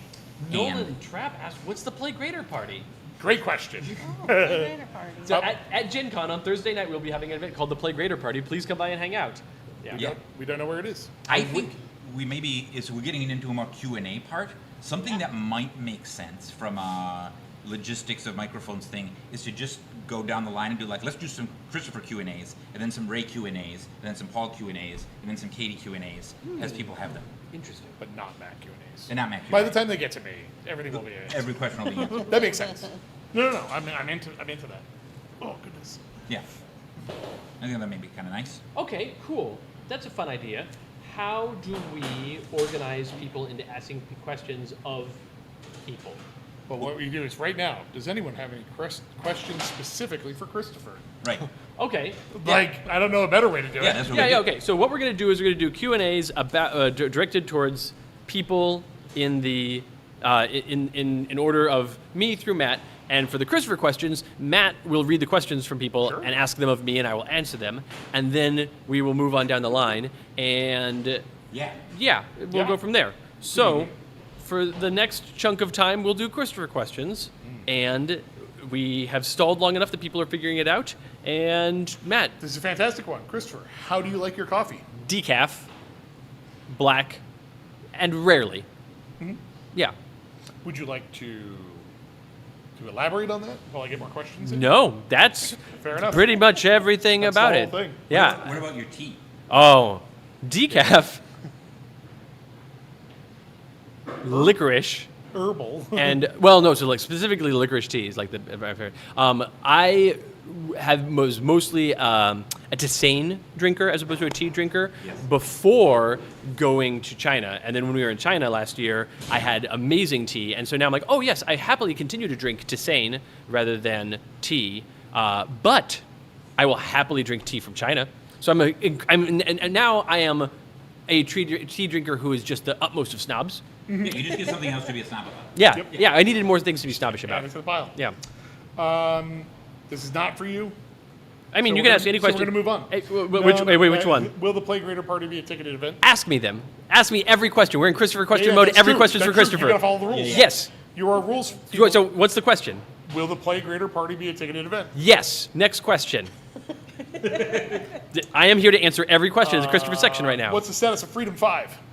It is published by Arcane Wonders, a delightful group of people who are in the chat right now, and we would love to see more stuff happen with that, and we'll see what the future holds. Do you feel warm again? Yeah. I don't know who that was. It's a directed reference at, that I but it's fine. perfectly understand. Sure. Will you be getting a new vest with the new logo? Yes. Well, maybe. The trick is we got these really cool pins. I will be getting a new vest. I have already gotten some new That's vests, true. and I will get more new vests. Actually, there has been Perfect. several fashion shows. The because we do need to, there's a lot of rebranding that needs to happen. Yep. For new logos and stuff. We're planning on attending a convention, and I got rid of a lot of my stuff Yeah. that was branded. So. The time of me getting new vests has not yet come to a middle. Yeah, that's true. That's forever true. Jay asks, how's the old Neckaroo feeling? Old Neckaroo's feeling pretty okay. Okay. It's pretty okay. Better than it was. Better than it was. Oh, okay is awesome. Vast improvement. How many times did I drive you to the hospital? A lot. Probably And not not enough. Yes. Is Greater Than Games open to receiving game submissions right now? Not exactly. We don't have like a submission form set up for it, but if you want to do a game pitch sort of thing, the person to email is Matt. And Matt, whose email address is confusingly Matthew. No? We have an email. Oh, we do. address for We do have an email for it. submissions. It's going to be submissions at greaterthan.games. So if you have some vessels that go underwater and they go on quests, that's where you're going to want to send it. Submissions Yep. at greaterthan.games. It's not .com. It's not .com. Next question. I'm killing these so far. This is great because This is the Fritz Francis questions, including wrong section, which Yeah. is what's going to be true this Yeah, whole time. right. This is why this is 100%. Yeah. The next one is Ace Pride. No, I know. I thought I missed one further up that I didn't. It's fine. If you missed one, they'll put it down at the bottom. Do you have a list of topics coming up on the letters page so we know what to ask questions about? Yes, but I'm not going to tell you them. How's the ear and spine going? It's fine. We did this. It's fast. What is your favorite Homestar Runner character? I don't have a deep cut. It's Strong Bad. It's just Strong Bad. It's not like, ooh, there's this one esoteric side character. No, it's Strong Bad. I know there's a backlog of Sentinel Comics RPG stuff from the Kickstarter, but do you have any new ideas or products in the pipeline? New ideas and products. Yes, we have new ideas, but in the pipeline, no. The pipeline is right now full. It's over full of all the things we must do, and we must get through at least 60% of the things in the pipeline before we can posit any new things. If we took nothing on, we have 3 to 4 years worth of work ahead of us planned. I think that's a reasonable estimate. I agree. These have got to be rapid fire or we'll never get through them. We have 3 more hours. Yeah, Because we have so much time. I am uninterested in the Christopher question section being 1 more hour. That's fair. How's your neck? How's your neck? We got that. New vest, et cetera, et cetera. We're getting a lot of duplicates, that's all. No, that's fine. Something about your ear. It's fine. Nailed it. Luna everywhere Got asks, that. are there plans for RPG organized play still extant? Does a shift in circumstances canned those? So we don't currently have any plans for doing RPG organized play stuff other than we're going to be putting out content and you should play them in an organized fashion. Yeah. Yep. DPS Tanker Support. Support. Give me 2. Will GTG have a warehouse again? GTG will be doing its warehousing through another entity, a 3PL sort of situation, rather than doing it ourselves. But we will have an office that we will all work out of, and we will have some very limited warehouse space in that office where we'll keep some things. But we won't have the same breadth and depth of warehouse that we had before. Acceptable? It turns out that's 2 separate businesses Yeah. that you have to It was in the past. Will there be a new Sentinel Comics RPG adventure at Gen Con this year? No, not at Gen Con this year. Maybe Yeah. next year. Who'll say? But Gen Con this year? No. We just got Sentinels back. I don't have time to spin up a new adventure. Christopher, how do you feel about starting this question session without putting a time limit on it? Great. I feel great about it. And the problem that I know is happening right now, I'm very aware it's happening right now, is that they can write questions faster than we can ask and answer them. 100%. So, like, good At this news. point, we'll just Yeah, we'll just switch Move to on. Ray. Now it's Ray. Yeah, when it Now gets Ray bored. has to answer Yeah, all the whenever questions. you want to do. Bankruptcy. This is, and it's actually right now, and the reason it's right now is because this is a good question. Besides the Patreon and your upcoming releases, how can we financially support you all? Buying our games as they come out. Buy our stuff. And besides Patreon and upcoming releases. Right. Are there other? Yeah, there you go. So real quick, because we're going to do this transition, and then it's going to be Ray's turn. So start asking questions for Ray. Subscribe to our newsletter. Yeah. We will have ways for you to do this in the next few weeks. Yeah. In the next few weeks, we'll announce a thing that is the exact answer to this question. And for now, just know that we have heard you over the last year and more say versions of this question to us, and we want to answer it in a way that is satisfying and interesting and gives us something that gives to you. And we believe we have made that and are in the process. Ray just made a really, really, really cool. Actually, Ray made two really cool things, but the one that I'm thinking, Ray's made 2 really, really cool things in the last couple of weeks for this.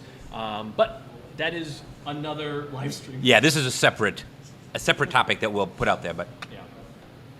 we're thinking about it. All right, now it's going to be Ray's turn. What is the most recent Hello, thing you everyone. have in your chat? I just haven't gotten anything in a minute.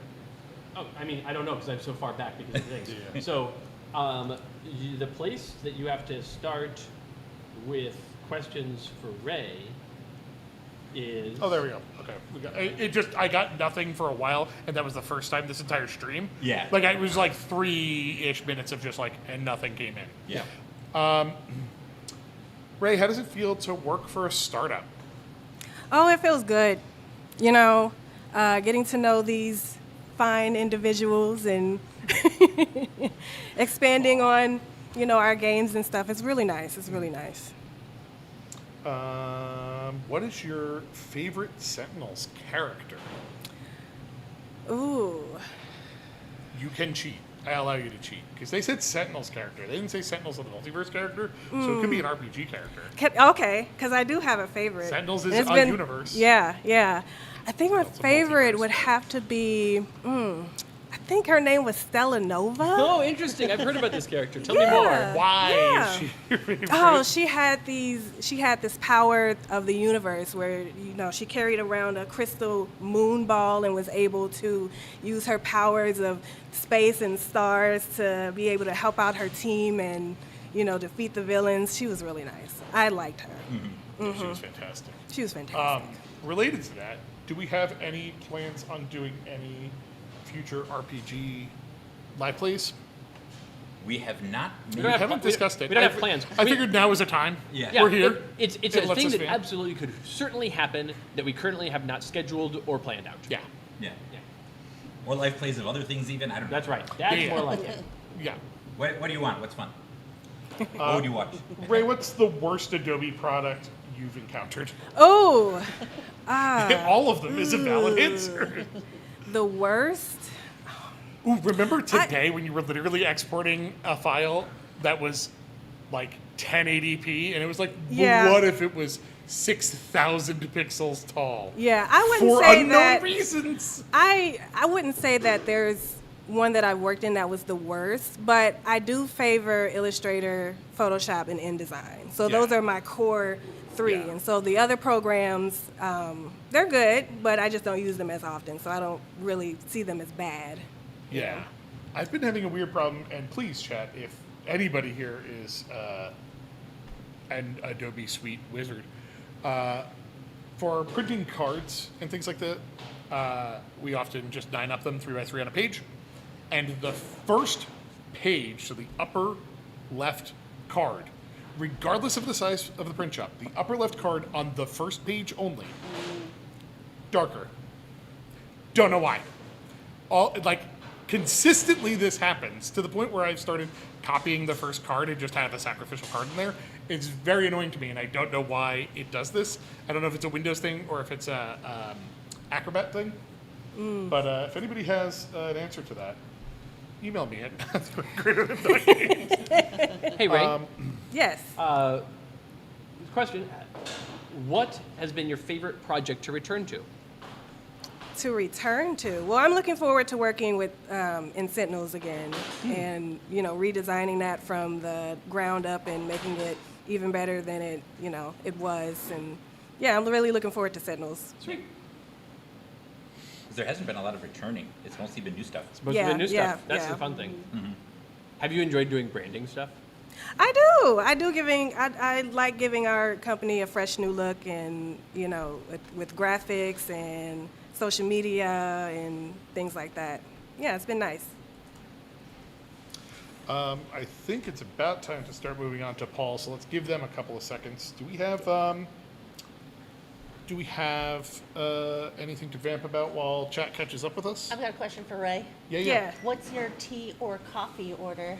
Yeah, that's actually a pretty good one. Ooh. Okay, so I recently bought me a Keurig.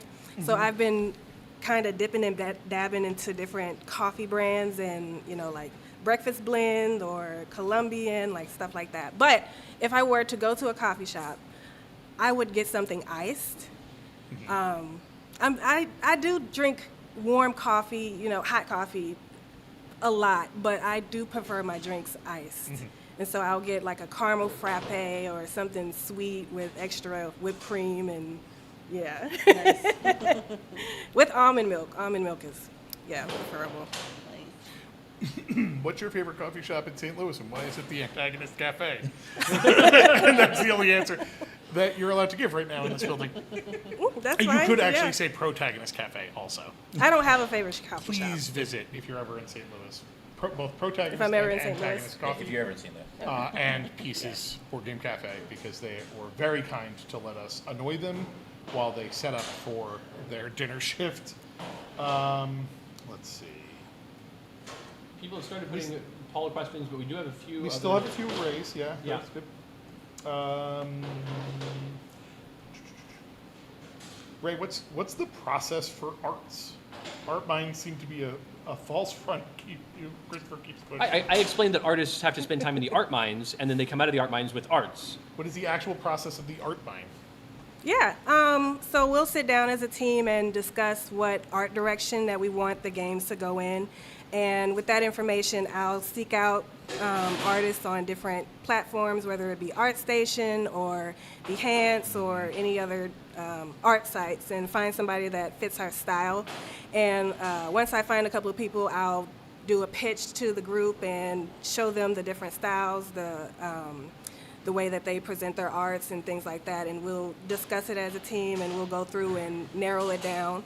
Once we narrow it down, I'll reach out to the artists to see if they're available and that if they want to work with us, and that's how we secure it, and we get the contract going, and it's up from there. Yeah, Ray and I spend a lot of time messaging each other artists that we Yeah. don't have a project for yet, but we're like, blah, blah. Yeah, we we're- like this 'cause style.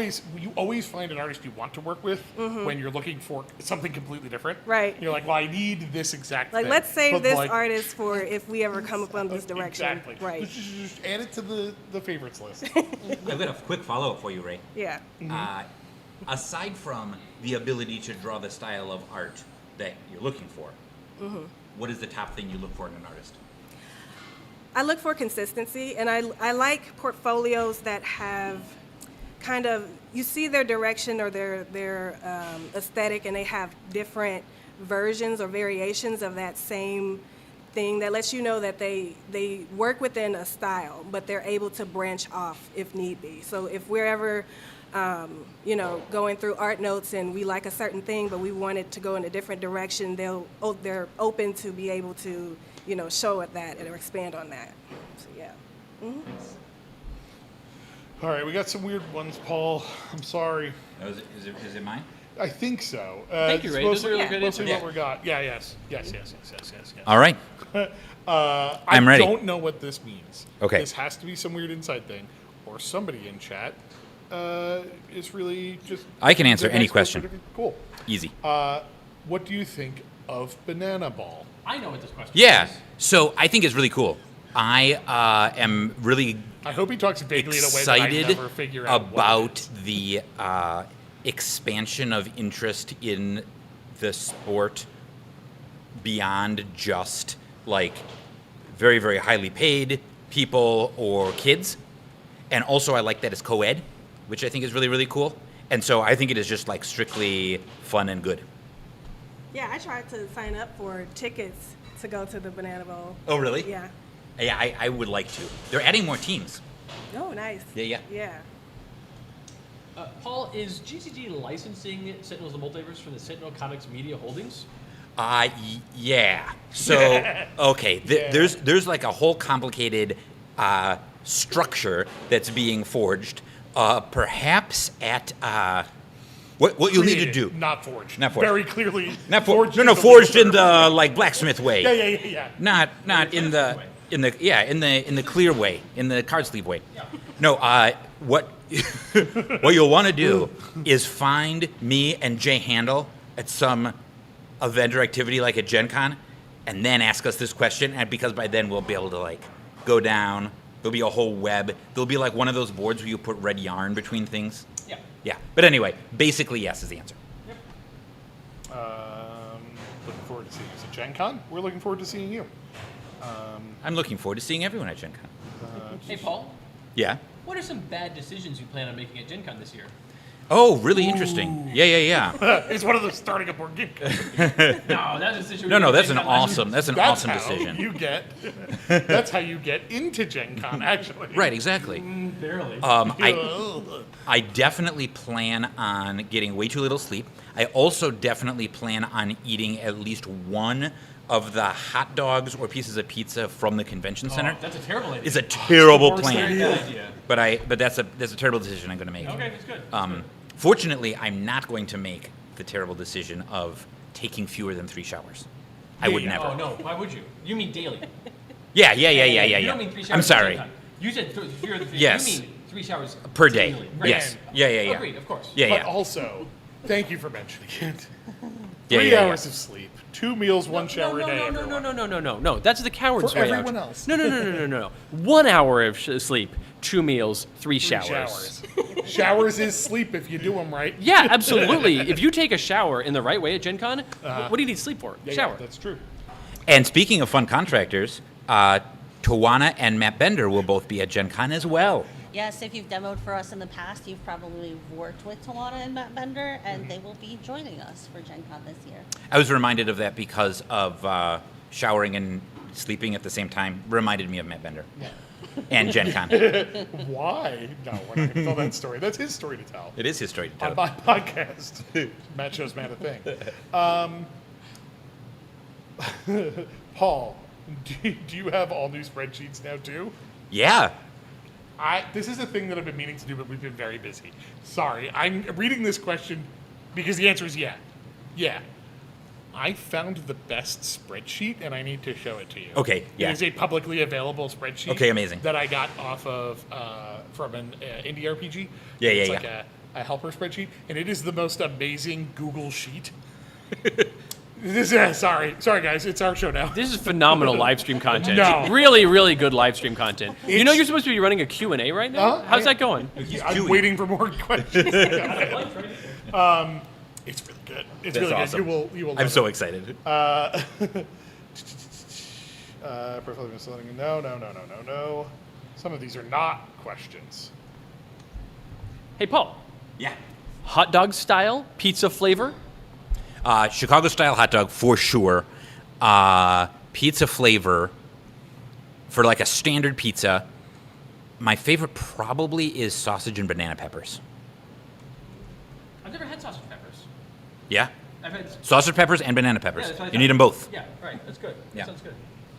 I made Chicago style hot dogs 3 days ago. Amazing. It was great. That does sound great. All right. What's your favorite tea?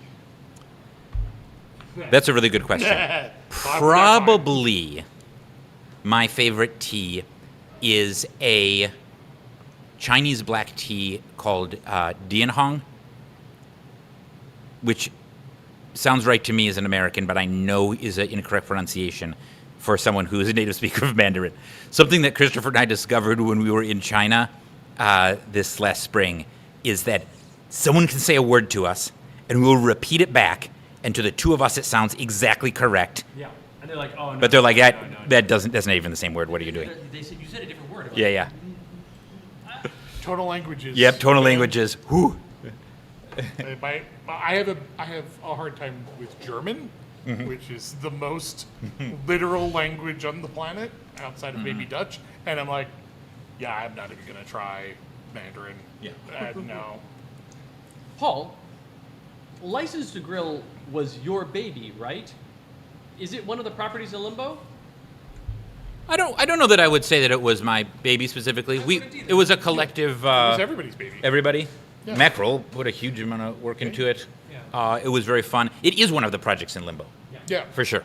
It was, Yeah. That is a project I am particularly proud of. Yeah. The thing that we made. Yeah. Like, it did whatever. Yeah. But, like, every time I look at that, I go, that's a cool thing we made. Yeah, it really That is is. a very cool and unique thing that we made. Yeah. And, Yeah.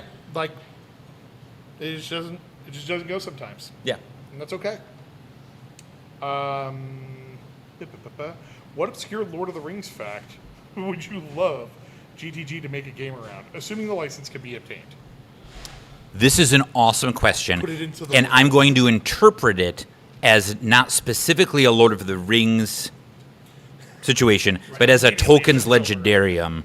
Right, you got to. The Silmarillion has to be in there a little bit. You got a little It's bit of called that. This is a Lord of the Rings fact. You mean a fact about Middle Earth. Yeah, exactly. And not specifically about Middle Earth, about all of Arda. Yeah. Yeah. Or really even all of The whole Ea. cosmology. Ea. Yeah. It's called Okay. the Swilmarillion, and it's a drinking game. Nope. So Paul's going to take his time answering this question, which is well and good and correct. And whenever he feels fully satisfied that this question has been answered as much as he wants to talk about it, we'll go to Katie questions. Perfect. So, no, I was actually really thinking about this a lot. And what I think would be really cool is if there were a game that involved you taking on the role of the blue wizards, the Astari. Well, there's 5 Astari, so let's back up. There's 5 wizards, right? There's a line in the book of the Two Towers where Saruman references the stabs of the 5 wizards. So there's Saruman and there's Gandalf and then there's Radagast and then there's 2 other wizards, which are only mentioned in a particular essay. And they're the blue wizards, and according to the lore, they go into the south and east of Middle-earth, and they work there to do something, and it's really unclear. One of the things Tolkien says at one point is that they spend time kind of building resistance against Sauron and doing various things like that. I think a game where you are the blue wizards and you go into the unexplored south and east of Middle-earth, and you have to work on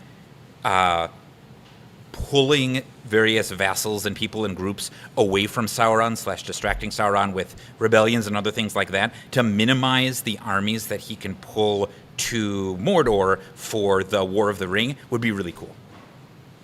And in fact, like a cooperative game where you've got multiple blue wizards going on, I think that'd be really neat. It's too bad there's the Lord of the Rings stuff. It's really impossible to get a license for tabletop games right now. Like, there's just so few. They let very few through right now, so it's impossible. Yeah. Katie, Hello. how are you doing? I'm all right. Good. Are you ready? I'm pretty good. Are you ready? I think I'm ready, yeah. Greg writes, "What is your favorite tattoo?" My favorite tattoo. Careful. That could be mine. Didn't say what's your favorite. My favorite tattoo is definitely on me. Hell yeah. My sleeve on my left arm is all wildflowers that are indigenous to Pennsylvania for my grandparents. My newest tattoo is also one of my favorites. It is, if you're familiar with Mary Blair, she was one of the first female Imagineers for Walt Disney Studios. She did all the concept art for Peter Pan and Cinderella, so I have the Peter Pan mermaid concept art that's done in her art style on my arm. Really, really well done. Really, really well done, really colorful. But Since we're shouting out St. Louis businesses, where did you get that done? I got that done at Dream House Tattoo in St. Louis. It was Amazing. wonderful. Amazing. Wonder Gal writes, "Katie, who is your favorite person on staff, and why is it Ray?" Ray, yes, Ray is my favorite person on staff. Without question. I could turn to Ray and be like, "Is this crazy?" And Ray will be like, "Yes, this is crazy." And be like, "Okay, this is crazy, guys." Westy writes, "Hi, Katie. Where's your pink hair?" Where's my pink hair? It's Where's your here. pink hair? It's it's not here. coming through. It's a little, it's more of like a peachy color right now, but I'll have it pinked for Gen Con. It'll be freshly pinked for Gen Con, so you'll see it there. Excellent. Yeah. Dylan writes, "Katie, how was the transition from a very large company back to a scrappy startup?" I really thought it said crappy startup, and I was like, Hey. That's why I'm reading the questions now. Honestly, it's really refreshing. Like, I loved my time with Asmodee, who I was with before helping to relaunch Greater Than Games. The team I worked with over there was amazing. But it was really very much like coming back to my roots and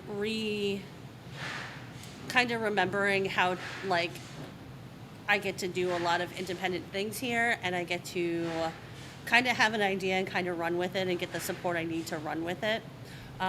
So it's been really refreshing to be the one with the boots on the ground and answering Facebook messages, answering Discord messages, going into the general inbox and talking to people and sending out press releases so far and everything. So it's been really, really rewarding so far. Excellent. Wonder Gal writes, "Katie, what dreams do you have for your position in the next year?" The dreams I have for my position in the next year. That it gets more comfortable. Oh, yeah. Seated. Yeah. I mean, there's a lot of, because of the size of our team right now, there's a lot of hats that need to be worn. So I'm hoping in the next year we've got more processes streamlined to be able to start building out those sort of teams to help us spread out those hats and really let people shine at what they're specifically, what their skills are specifically meant for. Greg writes, "What do you need? Seriously, if we want to actually help, what is the most effective thing that we can do?" To help, I mean, honestly, keep sharing our social Money. media sites. Yeah, keep buying our games, please. Buy those pins, please. But honestly, keep not having to start over.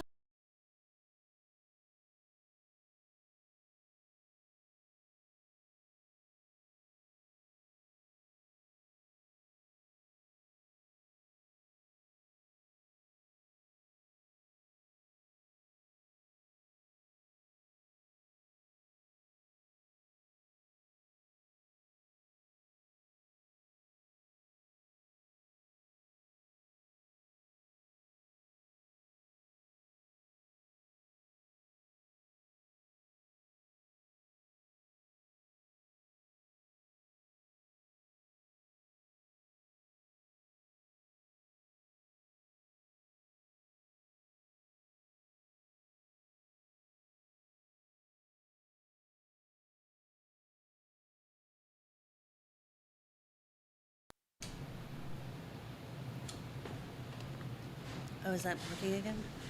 What's that? Is it working again? No. Oh, it might be. Can you hear us now? Can you hear us now? We hear sound. Huzzah. Oh, beautiful. Okay, great. Awesome. So, all That of that, I said something that really... could have been so disastrous, and Yeah. instead it was pretty minor.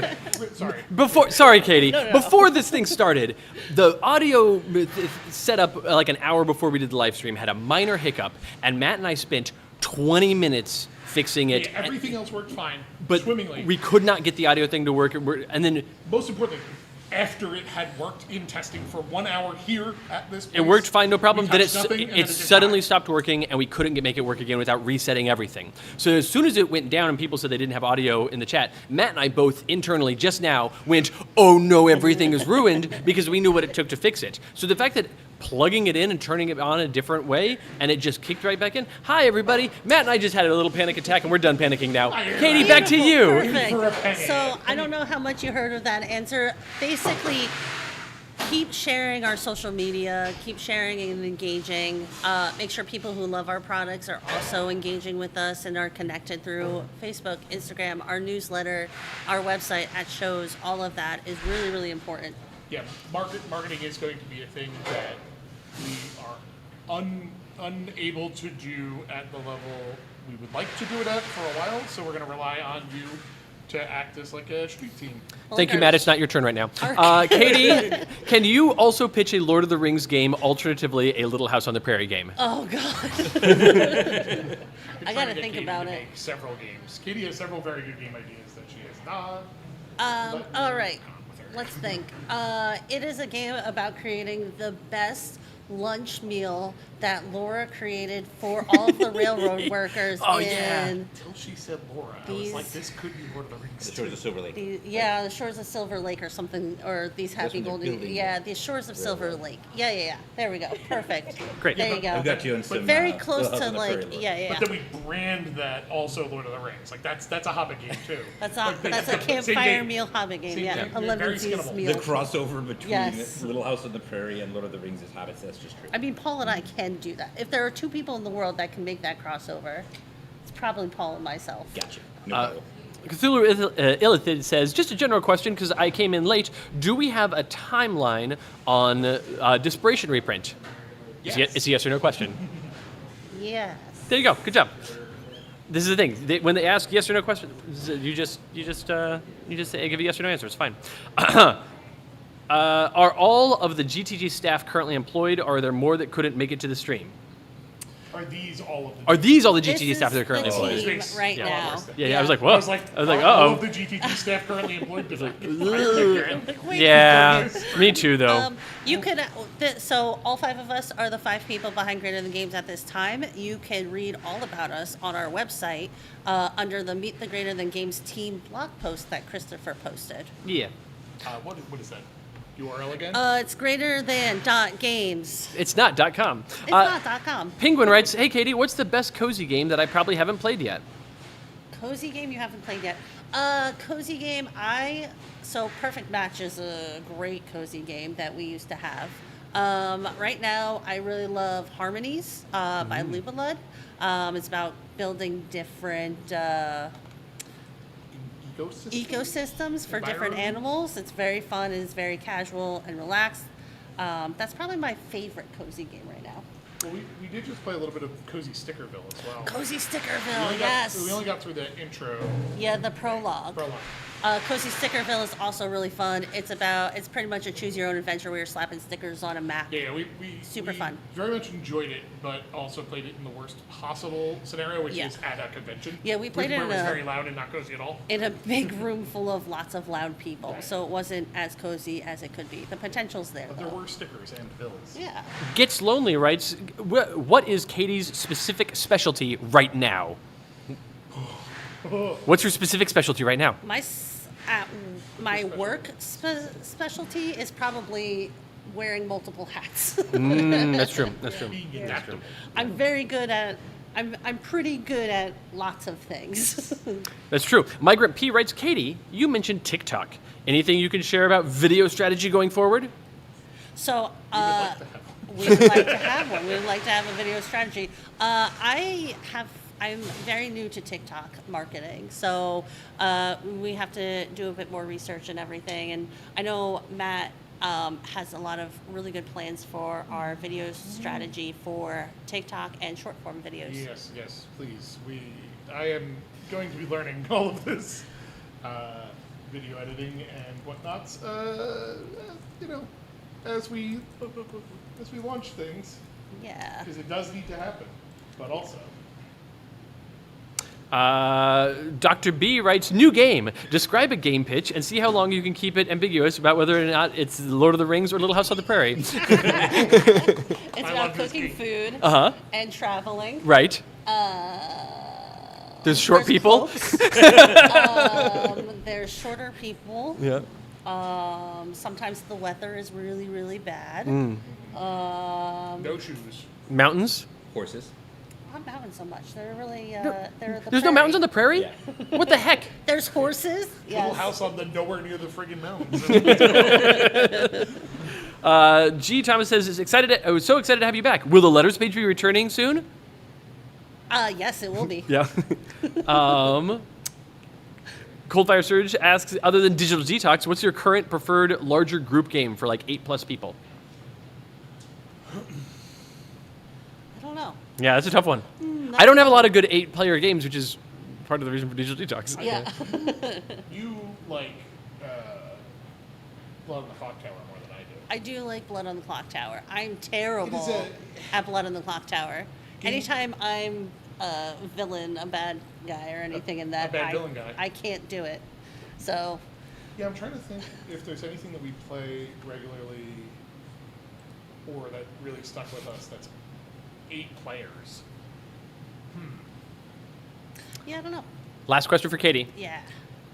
Penguin writes, if the best way to support y'all is by buying things, when can we start buying things?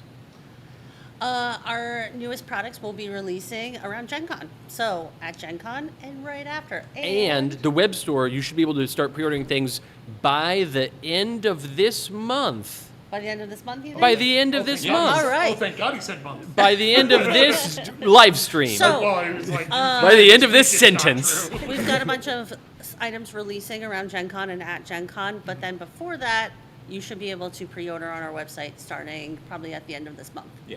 And we'll send out a newsletter. We will, we'll notify you through our newsletter, so make sure you're signed up for our newsletter, which you can do on our website.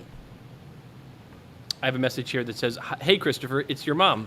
It is my mom. It's your mom. I recognize her icon. Hi, That's my mom. I did say hi, mom, in response. You got me. Beautiful. You got me exactly. Okay. Thank you, Katie, for all the answers. Great job. Great work. Thanks. Dave Matthews Band? No, that's the initials of her name. Dave Matthews Band. No. Oh. I'm not going to dox her by telling you that her No, name no, is I- Dave Matthews Band. That's fair. Hey, Matt. Are you ready for questions? Sure. It's your turn. I was born ready. What's your favorite tattoo? So Katie's got these flowers on her arm. That's a good answer. So here's the thing: is I don't regret any of my tattoos, but I don't think about them that much. Sure. Like I like getting a tattoo and having a tattoo. Microphone just a little bit closer. Just as close. But I- No, not you. The microphone. The microphone. Yeah, the microphone. microphone. Just bring the microphone right to the Yeah, end I screen. I really don't think, I forget I have them, honestly. Like, I genuinely, they're on my arm, but they're always there. Yeah. And I've had tattoos so long that it's like, whatever. I mean, I forget about my neck and chest tattoo. Sure. Until I'm wearing a polo shirt, and people are like, you have a tie tattooed on your neck? I'm like, no, that would be, yes, I do. And I have since I've been 19, yes. Yeah. I don't know, I'm trying to think of what my least offensive It's funny. tattoo is. I care deeply actually and really passionately like about this one. every single one of my tattoos, and you are the exact opposite. Some people are curating a mansion and collecting art, and I am hanging posters in a shitty apartment. Like, I hate my body, and I would like to decorate it. I grew up getting sunburned every 10 minutes, so this is like my skin was bad and a hazard to me. So now I have to make it pretty. So, but I think actually this one, which is not only the New Jersey state bird, the Eastern Goldfinch. This is the album cover for one of my favorite bands, the World Inferno Friendship Society. Hell yeah. Yeah. All right. Wonder Gal asks Matt, without giving us details, no details in this answer. None details. How many things are you excited for that you can't tell us about? Like, in the world? No details. Yeah. Several. That's not a number.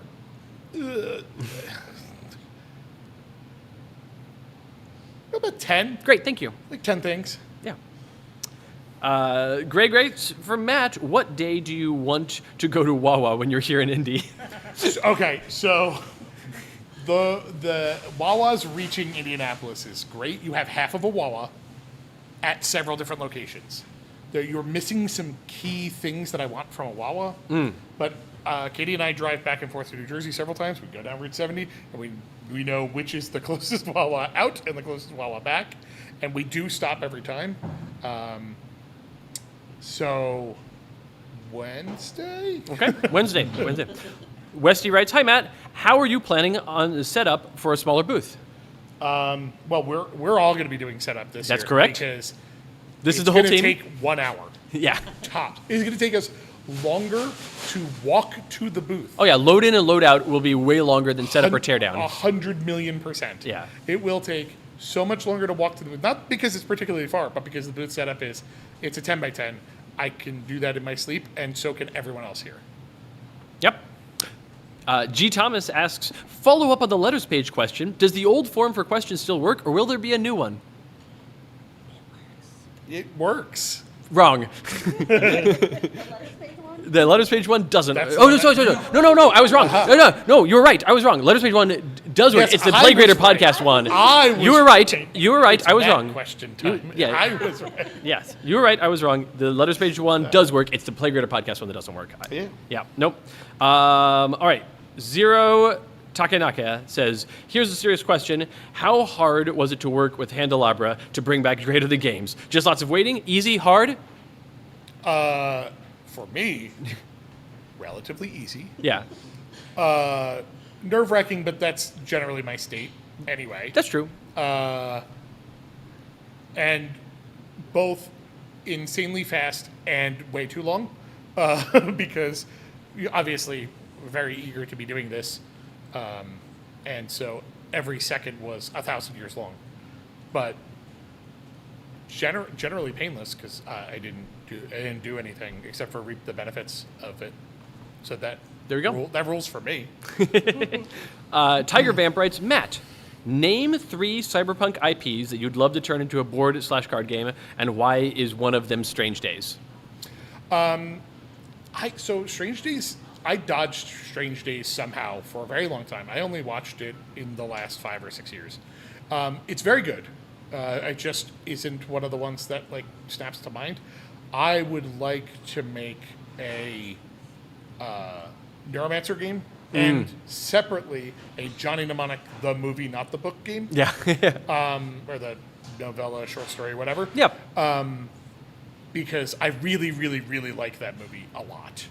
I also think that we're about due for a not a reboot, but a revisit and reevaluation of The Matrix. Sure. Like, it's been 27 years since The Matrix came out, and we all died inside just now. Well, I have to go. I have to go crumble into dust. It's a real shame they never made more of those movies. They just made the one They Matrix only made the movie. one movie. Well, and they made the Animatrix, the series of shorts. Which, like, don't watch it now. It's not that good. It was only good because it was more Matrix when you wanted more Matrix. It's fine, but it's still so much lesser than The Matrix. Right, And the then original also- Matrix movie is good, and if you see the Animatrix as a series of like Yeah. side-off things, then it's fine. There's no other movies though, just the Matrix, the first Matrix movie, the Yeah. only Matrix movie, right? The Matrix is kind of one of those movies that's like, it came late to the cyberpunk party because that's like a very narrow band of like, Right. of thing that But can it was really very only stylishly exist- made. Very stylishly made, and like actually genuinely good. As much as I like cyberpunk as a genre, I don't like most of the things. It immediately got co-opted into like paperback trash. Yeah. And there's like, oh, there's 3 good books, and that's it. Matt, Yes. Silarium writes, how can European fans help with buying games? Oh, paying that. Is that how our web store is set up? So, yeah, It will be. Katie and I are working on it. Okay, well, it's time to answer questions. It's not Paul and Katie's time to answer questions, so they can't tell you about how the web store will be set up for European that stuff because it's not their time to answer Yeah. questions. That's the only reason they can't tell you. They would tell you, but I'm not letting them. I'm a jerk that way. I mean, we're going to do everything in our power to make it as easy as possible to purchase our games in Europe. Yes. And we it have is- some real funds. Currently, weird and complicated and changes every day, not because of Europe. Matt, Greg writes, how will GTG balance keeping old commitments, parentheses, awesome that you're honoring that, by the way, with new projects, especially with limited staff? Lots of long hours, but that's why we're here. Yeah. Like, every one of us, like, went, well, are we prepared to do this? Like, we know that we can. Hey, let me know if you can hear that music, by the way. Yeah, if you can hear the background music that just turned on No, suddenly. it's totally fine. They are a restaurant. They're allowed to do it. I'm curious if these mics can pick it up. Yeah, because it might not be It's able not to. too loud. It's pretty chill. I think it's fine. It's barely picking it up. Yeah. Okay. I'm watching the levels. We'll see what people say. Yeah. Yeah. No, we knew what we were getting into. Yeah. We have all, like, Ray predated me at the previous iteration of GTG, and I was the 10th employee. So I started at a startup, and that startup was 2 companies minimum back then. Yeah. So Greater Than Games as a studio, when I started, only had 6 or 7 employees. Yep. Because there was a bunch of warehouse staff, which I was part of. And so, Yeah, we were 3 companies by that time. yeah. Yeah. Yeah, Fabled Nexus. No. No. Yeah. It is a thing that we floated one time as the name of this company. It's fine. Not in seriousness, but for jokes. Yeah, so we knew. We had lots of long discussions about, like, hey, are we prepared to leave stable jobs? Uh-huh. You worked at a barn with horses, stable That's jobs. true. Yeah. And, you know, when needed, put in a 20-hour day. Yeah. Because it's going to happen. I I love Barely Audible. That rules. Yeah, so Barely Audible is like, it's the version of the, It's only for sexy books. no, these are books about bears. I know, but I was trying to do it without any of using the words. Yeah, that's fine. It's fine. It's too much time. We got to hurry up. We're almost halfway done with this whole live almost halfway stream. done with this We've live only stream. got 2 hours and 7 minutes of this live stream. We got Yeah, and then we got to roll we gotta back pick up the around for pace. the next round of Q&A. That's right. Do it all. Yeah, because there's new people coming on and off all the time, so we got to get new Q&As. It'll be great. But in the meantime, It's like the average, but okay. Stupid. Very. Cold Fire Surge No, writes, no, we don't have the Matt, rights to that beard anymore. care tips. So for me, Yeah. because everybody's body's different, Yeah. Head and Shoulders 2-in-1 These, okay. is actually, like, the shampoo and conditioner is the best thing for your beard. For your beard. For a beard that is attached to my body. Yeah. It's not going to be true for everybody. And I keep mine trim. That's it. Paying attention to your split ends. I don't really brush my beard at all.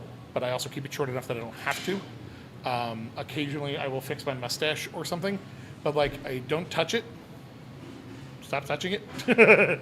Like that's it. Like My beard care tips is touch your Yeah. beard all the time. Why have a beard if you're not going to touch it? If you're a non-bearded person and would like to be a bearded person, the hardest thing to do is stop touching your face. Just touch your beard all the time. Some people can, and some people it's very bad for their beard or skin around their beard. Like you can touch it less. That's but yeah, I don't actually do my entire life. My entire bodily care routine is about being efficient. So like I've been shaving my head since long before I was going bald, and I didn't notice I was going bald for a long time because I kept shaving my head because it was easier than maintaining a haircut. And I keep my beard trim because I hate shaving, and I look better with a beard. And that's it. So like, if you want to, put product in there and do all the stuff, you could do that.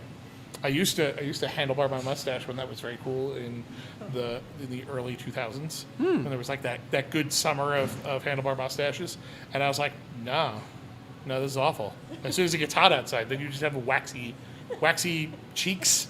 Old waxy cheeks. Old waxy cheeks. That's what they call me. Nicholas McQuain asked Matt, can we expect a Welcome Matt podcast? I hope so. Can you expect anything in this world? I mean, right. The best laid plans of Matts and other Matts. The hard part about that is pinning down another Matt. We know one that we would like to be on this podcast, but he is full-timedly employed and then also employed several other places, Yes. most of which are his fault. Yeah. Yeah. He's got a lot of gigs and not a lot of free time and not any energy, negative amounts of energy to do those things, even the things that he likes. And like I think he would like a podcast, but it was very hard to play video games with him. So, Yeah. A thing that requires him to sit still in his own home, let alone go to a place and record a thing. So, yes, I would love to do it. What will likely happen with that is that I will corral a Matt into a room for like 12 hours and record 6 months worth of a podcast because they will not be like dated in any way. It'll just be talking. They'll about be some dated, stuff. all right. Yeah. We'll be dating. Yeah. That's actually how you start dating. Oh. Yeah. It's plenty of fish and podcasts. Those are the two ways to start dating. I dated myself. Andy Aronson, right? You're good? Andy Aronson writes, who will drive the truck to Gen Con this year? To which I respond, the truck? You are the closest to driving a truck. That's right. I will have the Jeep. You will have a Jeep, which will be full of which is the games. the most truck-like vehicle that will be going there. Yeah. We are going to be loading up several cars. Every car we own. Probably 4, because 2 of us share a car. Well, if one of you wants to drive the Mini. I don't. Not me. Interesting. If you'd like me to Flintstone your Mini to all the way to Indianapolis. We are going to fill our cars with as much product as we possibly can and all of our friends' cars with as much product as we can. And that's the plan. But luckily, a 10x10 booth fits in that Jeep. It's true. The entire booth should fit in that Jeep. Francis, our friend Francis, your friend Francis, writes, would you rather be a baby goat or a matter baby? A matter baby? Yes. Say the question that's in your head. No, Say the question that's in your I head. won't. Baby goat. Okay, baby Because goat. they can eat anything, and it seems like it doesn't hurt their tummies. Yeah. You don't have any questions about that question? Not one. Okay. Just curious if Penguin writes... What's the matter? Hey! Penguin writes, Matt, a bunch of GTG secret projects have historically had metal names. Which, if any, are y'all still able to work on? Oh, so I'll let That predates you. No, I know. I'll let you two pick the one, and I'll pick the other one. I'll take the most recent one, and I'll decide on a metal project name for that.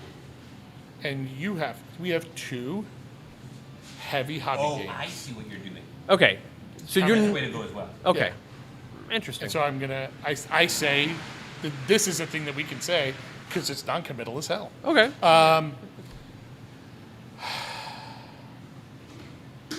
Have you used gold? Nope. Gold. So Project Gold. Project Gold. Project Gold is there was a Project Gold, but it got canned. So there's Okay. the name's up. No, the name's available. Yeah. Okay. Yeah. Project Gold. Yeah. Okay. Project Transparent Steel. Is that a metal? Sure. Yeah. I mean, I mean, Yeah. Project Sentinel Tactics was Project Ununhexium, which is a medal. Yeah. Yeah. I feel pretty good about that, actually. Sure. I will not remember this Yeah, we do conversation. not have any particular plans to make any of the old metal theme. Which is the question being asked. Yeah. Yes. Yeah. Maybe I have this Project. game about Maybe a band. Project Steel someday. Maybe it's still a maybe. Maybe someday. But that game has always been a maybe someday. When we Mr. just take things from another company. Mr. Bla Lasadri writes, "Can you tell us anything about the return of Defenders of the Realm? If so, please do." It's returning. And it's good? Interesting. mean- you said that like a question. Yeah, I don't know what Huh. else to say about it. I'm very proud of the work that we've done on that game, and we're going to continue doing work on that game. What's the name We're of gonna two of the characters in that game? Farah and Kroll. Great. So that's two things you could tell them. That's two of the things that we can talk about. Yeah. We're not changing any of the character names. What's your least favorite color used in that game? Tan. All right, great. Good answer. That's really. That's the right answer. It's the right answer. That's the right answer. Nicholas McQuain asks, Matt, what's your favorite horror movie? I can do this I don't forever. really like horror movies. They stick with me. So what's your favorite horror they movie? work on me. I'm getting there because people are gonna be like, "There's not a horror movie," so I have to preface it by saying I don't really like horror movies. They jump scares get in my head. They don't really scare me in the moment, and then I have nightmares later, and that sucks. So the answer is The Thing. John Carpenter's The Thing. Great. Is a fantastic horror movie. Greg Nort writes, why is Keanu Reeves your favorite actor? I don't know that Keanu Reeves is my favorite actor, but he's in a lot of my favorite movies. Great. But he is probably one of the actors that I would like to have a beer with a time. He seems very nice.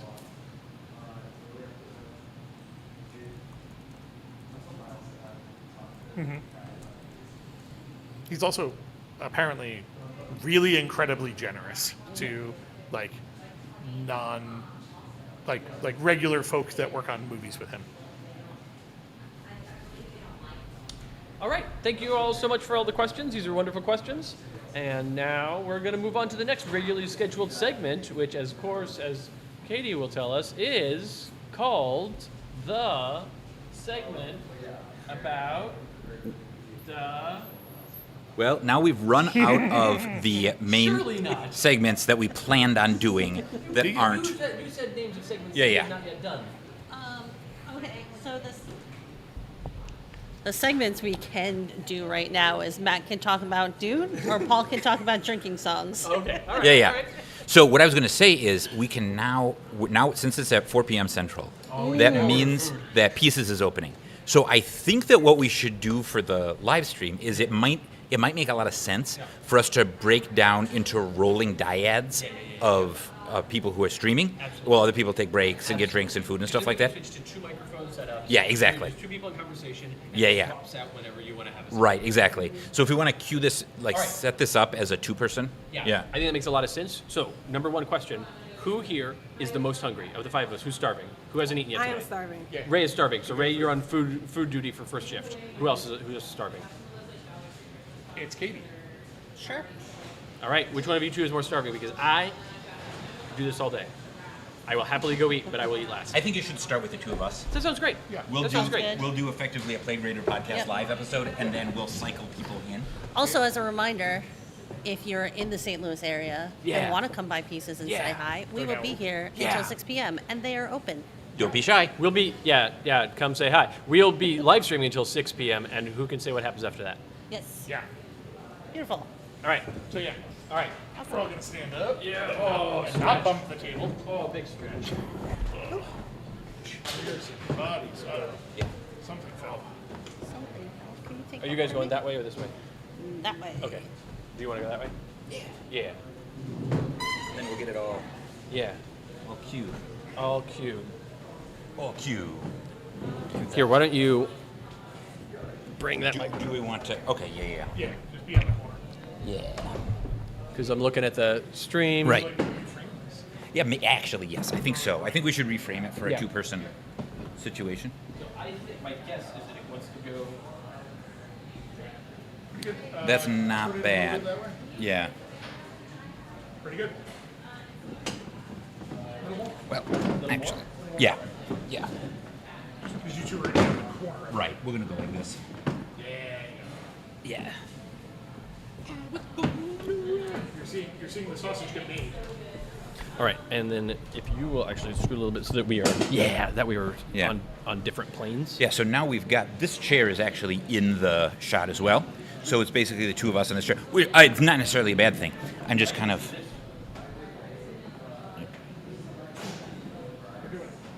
I mean, we could just also... Yeah, why don't you just scoot over a little bit? Yeah.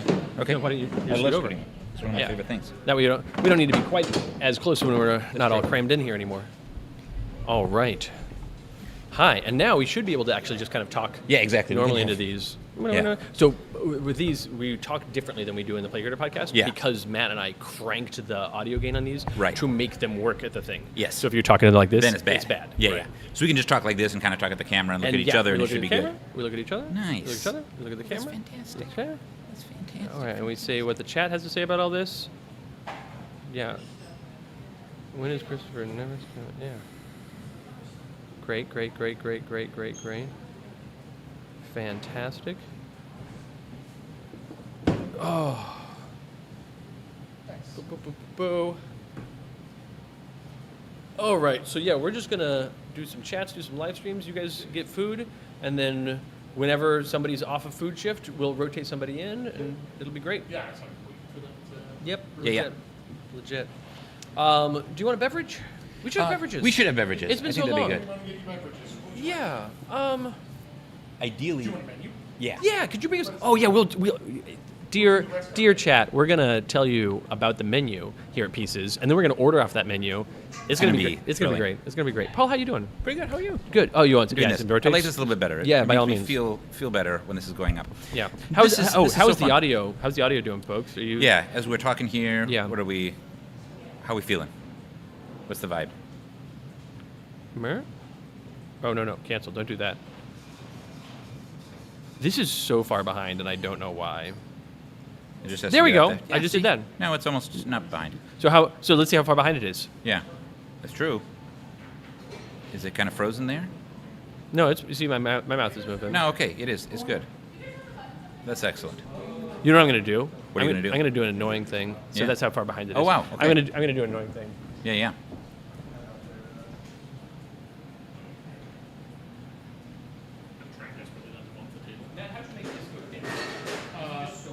There's a crank on the side, but it's locked. This is the lock for it, so you unlock this, and it will grab and fall.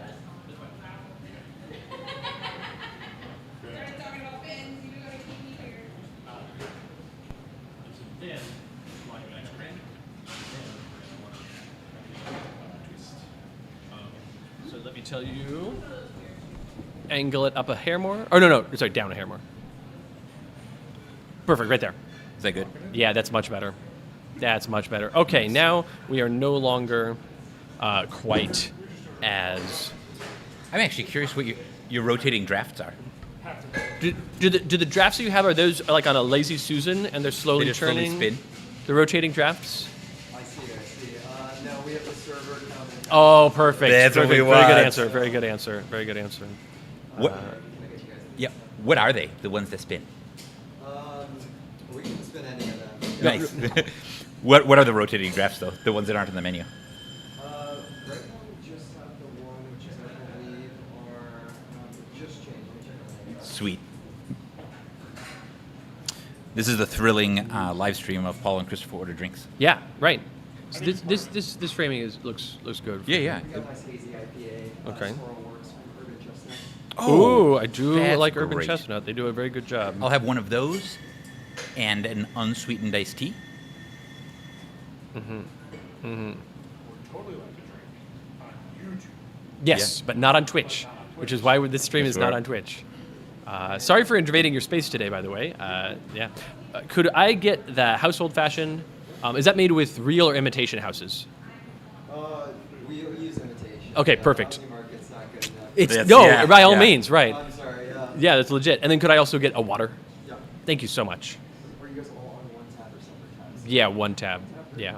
Just the Squirrel Works, the unsweet tea, the household fresh, and the water. Anything for you? Good. For you? Ray. Come here, Ray. Come here, Ray. Please don't spill your...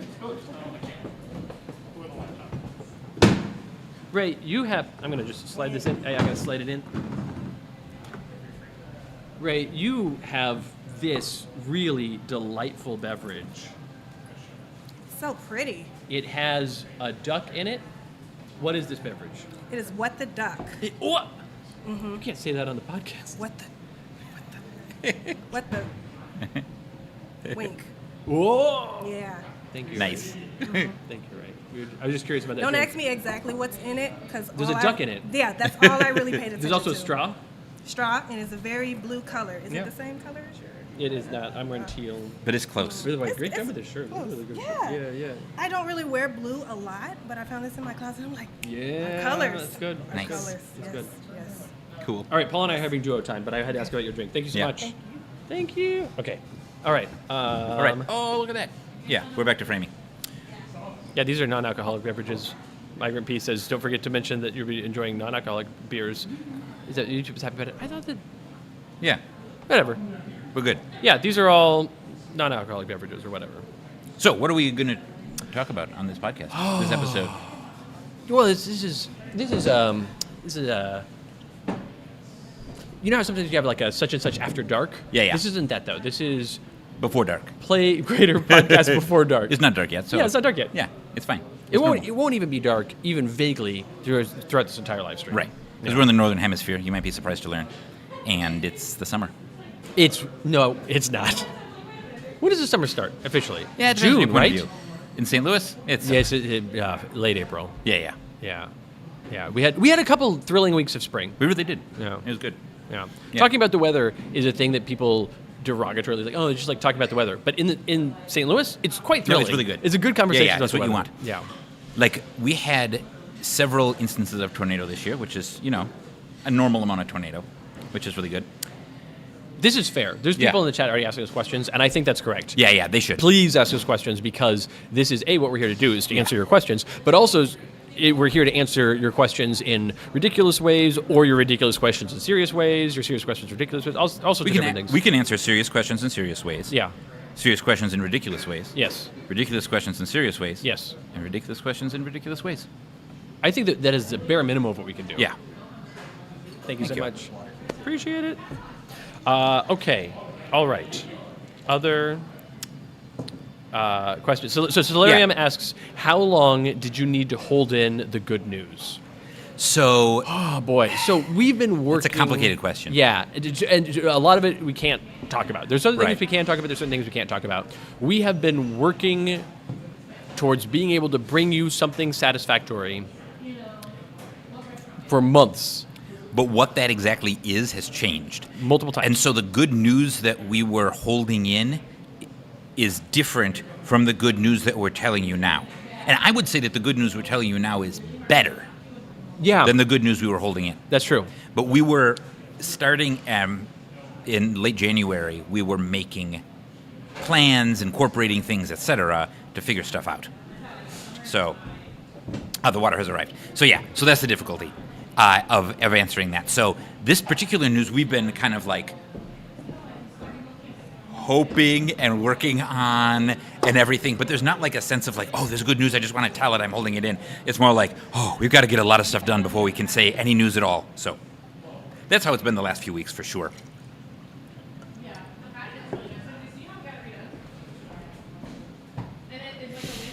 And now we've got our water. That's good. I needed some hydration quite a lot. So, okay. The water toast. An The important water. part. An important part of the Play Greater podcast is the absolutely. water toast. We usually do them off the air, but since you're here, yeah. The classic water toast is what you've got going on. Yeah. You want that every time. And I really hope that some people come and visit us tonight. I do too. That'd be fantastic. I know that there's a few St. Louis people who I've seen here before Yeah. that could come, but I don't know if they're Correct. busy. Yeah. You never know. But it would We be didn't fun. give them any sort of heads up. Nope. And that's the way we do it. Yep. Here That's on just Play the way Greater things are. Podcast Before Dark. Yep. Uh, What else we got? Greg Reynolds asks, are any of your games on the shelves behind you? And yes, Oh, absolutely. depending on how you define our games, but yes, there are many of our games. But I would say regardless of how you define our games, the answer is yes. Games that you personally purchased from the store. What do you mean by store? Target. Target and only Okay. Target is what Nope. I mean by store. If you define it that way, there aren't. You're right. Roroni asks, how's the bionic neck? Very bionic, very excellent, is doing great. My neck has scarcely felt better. Yeah. How's your, like, the results of it, like your sensation? Mediocre feeling? minus. Okay. Yeah, but I would say that for all of the ongoing trouble that I have, and will have for certainly years, probably decades, probably the rest of my life, I'm not suffering from it. Right. Like, I'm very aware that I have, like, this ranging cloud of non-sensation and, like, occasional bees. I have, like, white noise static on a lot of part of the left side of my body, and it is reducing, but it's reducing at such a rate to be unnoticeable. Like, Yeah. like it's like flattening. The reduction I know is sharp, and then flatten. Yeah. yeah, that makes a lot right, of sense. right. I mean, the thing is, the important thing was that the second that I woke up from surgery, you've had full under surgery before? yeah. When you wake up from surgery, you are so disoriented, and Yeah. you like full anesthesia is awful. Like you wake Yeah, from it's it, weird. like waking from the dead, and you feel bad. Like when I wake up in the morning, I wake up energized. I am a person, and I know this is not true for everybody. When I wake up, I'm like, oh, waking up. Yeah. But when I wake up from surgery, it's like reviving from the dead. It feels awful. Yeah. And I've had surgery many times in my life. This surgery I woke up from, and I just felt so good. And it was weird because I was discombobulated, and my eyes didn't work quite right. I couldn't see normally. And I was disoriented, but I was so pleased because I woke up not feeling the pain that I've been living with for over 2 months of constant 24/7 pain. Right. I woke up like, oh, I don't feel pain, and the nurse is like, hey, you got to be careful because you have a wound in your neck. I'm like, yeah, cool, great. Like I was ready to just go do stuff, and they were like, here's like some pudding. I'm like, I am ravenous. Yeah. Obviously. I'm like, could I have like a sandwich or something? And they're like, yeah, and they brought me crappy bread with bad meat and The worst hospital bleh sandwich. cheese and Yeah. a wilted lettuce and more crappy bread.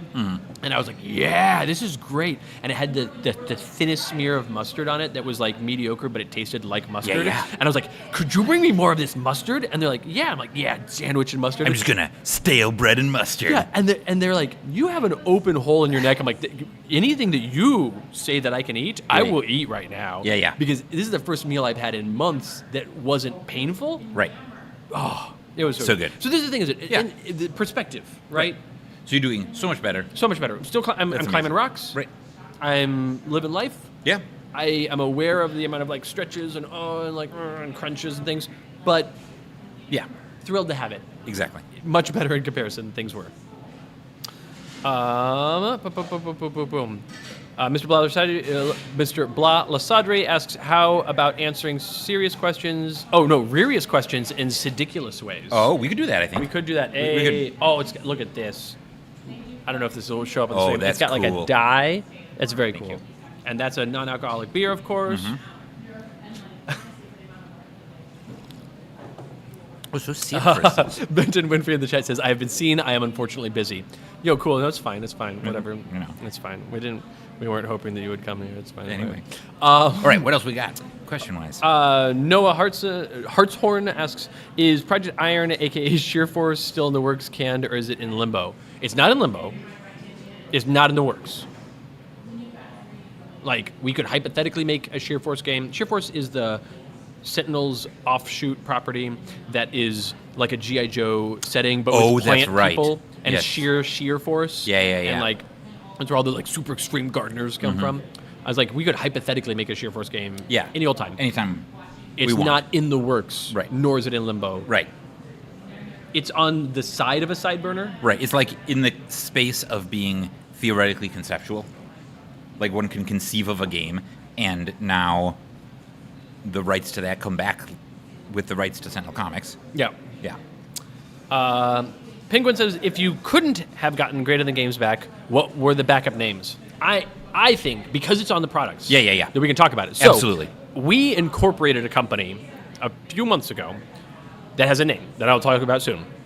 And that name is not important for anything. I'm going to tell it to you as trivia, and then you'll know it. And that's cool. We're fine with you knowing it. But it is a name we had to incorporate because A, we didn't know if we were going to get this name back, and B, we knew we needed to start getting things rolling. We needed to start signing up for insurance to be able to insure our employees and be able to insure our products. And we needed to start doing all of the minutia that we're like, we cannot wait until we maybe get Greater Than Games, maybe and, back. and our plan was, like, we made this plan before we had a concept of getting Greater Than Games back. Then we incorporated, then we started hearing from Handelabra that maybe we could, but then you don't want to put all your eggs in that basket. So we came up with a name that is good enough that we were going to go with this as the name of our company. Very comfortable with this name. I like this name a lot. I'm very happy, and I'm very happy that Paul and I own a company with this name. Yeah.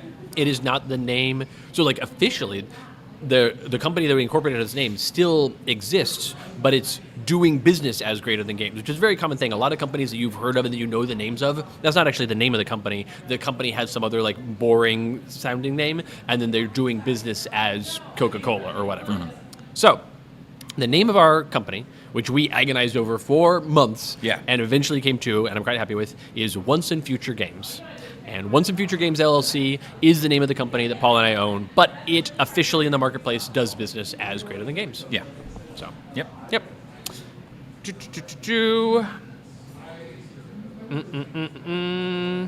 Cleve99 says, when is Plague Raider coming out?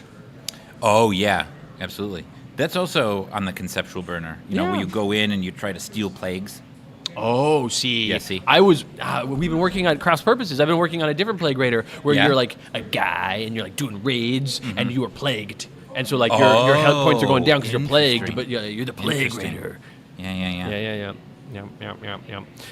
I was thinking it was just the Las Vegas football team, but they're real sick. Like Wicked Sick? Nope. That's good.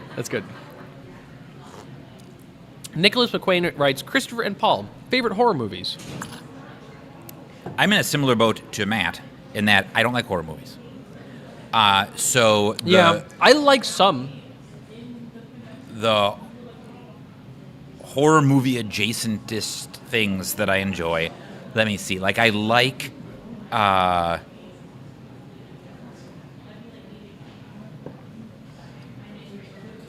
like Silence of the Lambs, which isn't a horror movie. Isn't it? Is it? How it's like a thriller. There's not a horror. There's not like jump scares, and I would say it's like a drama thriller. It's widely considered a psychological horror thriller. Oh, interesting. So that's the answer then. Yeah, I think horror is a much is one of the big categories. Right. And thrillers can go into horror, and like horror is like the big. I think. Yeah, I'm not sure. The terms if are you define it that me. way, though, I would say Silence of the Lambs probably is my favorite horror. Have you seen Midsommar? No. It's good. So Ari Aster, who is a very good director, who made another really good horror movie. What the name? It's a really good movie that I quite like a lot. Hereditary. Hereditary is a very good horror movie. It's really it's a rough watch. Yeah. Toni Collette's in it. She's a great actress. Anyway, Midsommar is I'm gonna make a horror movie. Super bright daytime, vibrant colors, no jump scares. Feel real bad. Mm-hmm. And it's a Florence Pugh vehicle. She's very good. Yeah. And interesting. I like it because it takes some big swings and pulls them off. That's cool. Yeah. Nice. Yeah. Penguin asks, Christopher, I've been wondering for ages, did you ever get the very important pocket watch back? Yes, because remember when we went to UK Games Expo and my luggage got... Absolutely. Went on a that's walkabout? a good deep cut. I got that luggage back, but I got that luggage back like a couple months after that trip. It finally made its way back to me. Right. And then Delta... No, who? I think it was Delta. It was. Was like, oh yeah, no, you'll be like comped or something, or you'll be paid back for the money you had to spend, and they never did, never got anything back. Yeah, you got to call them and bother them a bunch repeatedly. And I did it a little bit, and then eventually I was like, I have so many things to do. I'm just not going to do this anymore. I know, and that's their I whole should have scheme, done which I more. don't appreciate. Yeah, no, right, but like that's the customer service way of the modern era. I got to shout out customer service. So you're familiar with the company Jenny's Ice Cream, JENI? They've got a place here locally, but they're in various places around the world. Jenny's Ice Cream, really good ice cream company, delicious ice creams. Yeah. They had a thing where they're like, oh, it's Mother's Day. We will ship your mom a box of our very good ice creams packed in dry ice, and it will arrive on Mother's Day for $100. Okay. And I was like, yeah, let's do this. Yeah, I would yeah. love to send something to my mom. And I called my brother. I'm like, hey, man, you want to go in on this? Because I started doing it. I was just like, doing Yeah, it yeah. just for me. And I wrote the little note out about like, Happy Mother's Day, blah, blah, blah. Yeah, yeah. And love your son, Christopher. And I'm like, and I called Anthony. I'm like, hey, man, are you doing anything for Mother's Day? He's like, can I send you money? I'm like, yeah, cool, don't worry about it. Yeah, so yeah. I was like, and Anthony. I feel like that's such an older brother job. I mean, he's done it before to me too. Sometimes that's where he's good. like, "Oh, I'm going to go out to visit them. Do you want me to bring them a thing?" I'm like, "Yeah." We're just like, That's good. we're a good team on this. Yeah, good. That's good. We're both aware that we're both like very busy. Yeah. And so every so often, one of us will be like, "Oh, I'm going to do a kind of thing for the parents," and then be like, "Hey, brother." Yeah, yeah. But anyway, so I was like, "Yeah, we're going to do this thing. We send the ice cream on Mother's Day. Lovely, right?" And then I get a shipping notice a couple days ago, and like it's arriving on Monday. I'm like, totally reasonable. Mother's Right. Day is on Sunday. Yeah, it's close Totally enough. fine Right. that it arrives on Monday. No big deal. The box arrives at my mom's house, and it's all melted ice cream. And what happened is it started shipping, and then it got delayed in shipping, and it was packed for dry ice for arriving on Mother's Day, Yep. not packed for sitting in a warehouse somewhere in Kentucky for an extra day, Yep. and then arriving. Yep. And so it arrived, and my mom like doesn't want to bother me about it. But she takes pictures and sends it to Jenny's, and Yeah, is yeah. like, "Hey, I got this thing, blah blah blah," and they write a really nice email about like, "Oh, here's the way we do shipping. Here's the way things happen. I'm so sorry this happened. It never should have happened this way. We can send you a new one, or we can refund the thing." And Yeah. my mom's like, "Do you want the money back?" I'm like, no, get the ice cream. I don't. Right. I already spent the money. I don't Right. want the money back. I want you to have the ice cream. Correct. But they did a really good job. Like their customer service response was very quick and Nice. exactly the words you want to see. Oh, that's fantastic. Yeah, so That's cool. I like them as a company, and now I like them more as a company. Nice. Yeah. I like that. Yeah. Mind Wonder asks, you said your ear was fine earlier. Does that mean it stopped screaming like a fire alarm, or are you just accustomed to it now? I can't say that I'm accustomed to it. It is still screaming like a fire alarm constantly. It's right here. It exists just like 2 inches outside my ear. But if you recall, in the timeline of things, this happened about 6 months before the spinal cord severing, at which point it was like, it's not that I'm accustomed, it's that perspective. Yeah. You've experienced so much worse. I've experienced so much worse. Yeah. And like, sure, would it be better if it were gone? Absolutely. But like Elton John style, I'm still standing, so yeah. like it's fine. Exactly. Yeah. Jody's in the chat. Nice, Jody's nice, in the chat. nice. Jody says waking up is always like waking from the dead. That tells you how far back in the chat I am. Oh my gosh. Okay. Oh my goodness. Boop, boop, boop. I am declaring bankruptcy on the chat, I think. I'm going to scroll through and see if there's anything. Yes, we are thrilled to be here. Yep. Great. Yeah. This is a thrilling part where Paul and I read the chat. Reading the chat. Michelle McLean says, can you tell us a little about Greater Than Games? Yeah. Yeah, for sure. Greater Than Games is a tabletop, board and card, and RPG, but mostly board and card publishing company that Paul and I started in 2011. And then we, for about a decade, made games. It was Paul and Adam and I. Adam Rebataro, the artist who is does all the art of the Sentinel Comics everything. And so we ran a game company for about a decade. We hired a ton of people over the time of that. We were like 40-something at our height of most employees ever, if you count the warehouse stuff as well. Yeah. That was actually after, that was as a division of FRG that we got that high. With all the warehouse I thought in people. late 2019 we barely reached it. Anyway, but yeah. Yeah. Bunch of employees, bunch of cool things, tons of cool products, lots of great games over the years. And then in 2020, pandemic times were very challenging. And it put us in a financial state where we were in trouble. And a company that we had dealing with, FRG, offered to buy us. And that was an opportunity that allowed us to keep our employees hired for longer. And that was important to us. And that went a number of ways. And now that process is all over, and we became free agents as of the beginning of this year. And we started a new company that we just revealed the name of, but is not important. And now we have retained, as of a week or so ago, the name Greater Than Games, and we're back as Greater Than Games. We are a new Greater Than Games, a new version of it, and yet we are built on the same ethos and purposes from before. Yeah, so it's a different company. So what happened was, Yeah. so we in 2011, when we started the company, we went, as our second convention ever, we went to Gen Con, and then we went to PAX out in Seattle. And right next to us, in the exhibit hall, was a company called Handelabra that was working on various mobile games. We met them. We met Jay and John from Handelabra at the time. We became friends with them. Several years later, they convinced us that we should license them the digital rights to Sentinels of the Multiverse. It took several years because we had really early signed the rights, like a 2-year deal with another company. Yeah. They didn't do anything with it, and so then the rights came back to us. Yep. Then we signed them with Handelabra. Handelabra made Sentinels Digital, which was really awesome. Then we worked with Handelabra for a number of years on a number of other games, and they made a lot of the games we published digitally. When we sold Greater Than Games to Flat River Group, they continued to have that license and license those and publish those games from us. Then, after Greater Than Games was shut down last year, Handelabra then, after several months, I guess, I don't know the exact timeline on it, but they started talking with Flat River Group, and they wound up buying Sentinel Comics, all the associated intellectual property, as well as Greater Than Games as a brand. And so now we've made an agreement with our friends at Handelabra where we're now licensing, so our company, Once and Future Games LLC, is licensing or has bought the brand. Yeah, we're not licensing Greater Than Games. We own Greater Than Games. Is licensing through a complicated series of plans that we have. We are doing licensing deals for Sentinel Comics. So anyway, so now we're Greater Than Games again. So Greater Than Games was founded by me and Christopher and Adam in 2011. Also, Christopher and I founded Once and Future Games in 2026, which is now doing business as Greater Than Games, and it's a completely separate entity. It's all kind of fun. Right, and the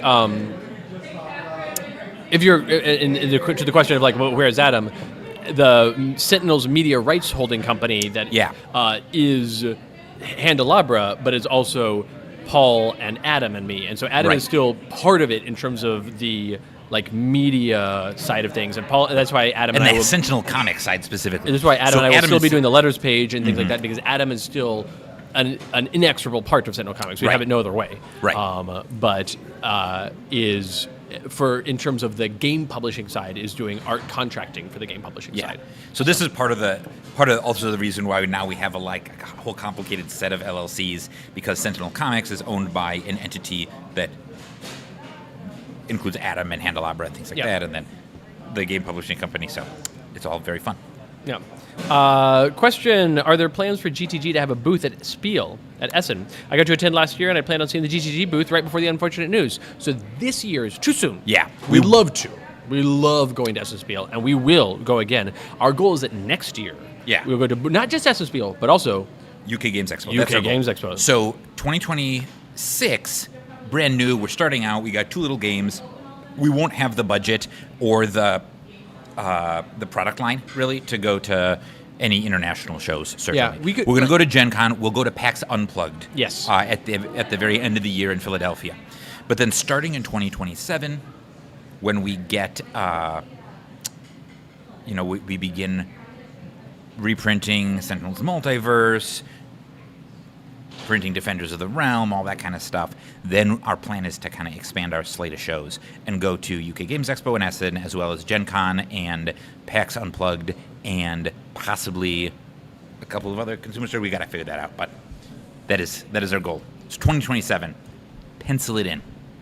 Pencil it in lightly. Lightly. No, I think you can do it kind of like serious business, but don't just like grind away with the pencil. But pencil, but boldly. Yeah.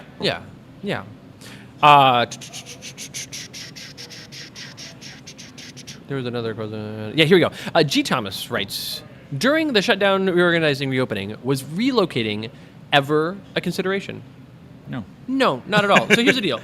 Paul has lived in St. Louis for longer than I have. Paul lived in St. Louis for a few years. When did you move to St. Louis? 2006? Technically 03. Oh, because of school. Yes. And then, but after school, you stayed in St. Louis. Correct. Heck yeah. Correct. And so Paul moved to St. Louis in the mid-aughts. And then Paul and I met later in the mid-aughts. Yeah. And then from the time that Paul and I met, from like, not the moment that Paul and I met, but the next moment after that, Paul's like, well, Christopher, you should move to St. Louis. Yeah. And I was like, oh, you're right. There's a lot of good reasons to move to St. Louis, but I don't have any specific reason to move to St. Louis. And then over the time of us doing things together, he's like, well, but you could move to St. Louis. I'm like, I could. And so then we started a game company. I did not live in St. Louis, and Paul did. And Paul was like, you should move to St. Louis. Yeah. So he's like, well, if the game company takes off, of course you'll have to move to St. Louis. I'm like, yeah. If our dumb little game company takes off, then I will move to St. Louis. And so I did. Yeah. Because a year after we established our company, in January of 2011, we founded Greater Than Games. And in January 2012, I moved to St. Louis. And I've been here ever since, and I have no regrets. I love St. Louis. I love so many things about St. Louis. Paul and I, having not been from St. Louis originally, love things about St. Louis that people from St. Louis are wrong about. Yeah. Like, a lot of people from St. Louis do not understand the things that make St. Louis truly, really one of the coolest places I've ever been. I really like it here. And we were like, oh, well, for a bunch of logistical reasons, it makes sense to be here. And also, Paul and I intend to live here for years, if not all the years. Yeah. So why would we relocate? Right. This is the place to be. Right. And also, so we knew we wanted to restart the company and slowly hire. Like, we can't, unfortunately, we don't have the budget to hire, like, everybody. We would love to. Yeah, that we worked That's with not how it before. works. But we're slowly, like, stepping up in that direction and then kind of contracting with some people that we can at least afford to pay a bit and stuff like that. But we knew that the bulk of the people we had worked with before all were still in St. Louis. Yep. So of the 5 of us who are here today, Ray is from St. Louis. Ray's not going to leave St. Louis, so Right. Ray was just always here. Matt and Katie are from New Jersey and moved to St. Louis to And work we here. convinced them. The list of people we have convinced to move to St. Louis actually is quite exciting. It's astounding. And Yeah. here's the thing: is when Matt and Katie, I talked a little bit about this in the Meet the Team thing that I wrote Yeah. up. But in the process of convincing Matt and Katie to move to St. Louis, we didn't actually. We convinced them. We tried desperately to convince them not to. We had a long phone call with Matt in which we told him, no, don't uproot your whole life and come to St. Louis just for this dumb game company job. But he could not be deterred. Right. So, anyway, we're all here in St. Louis. We're Yeah. happy to be here. That's just good.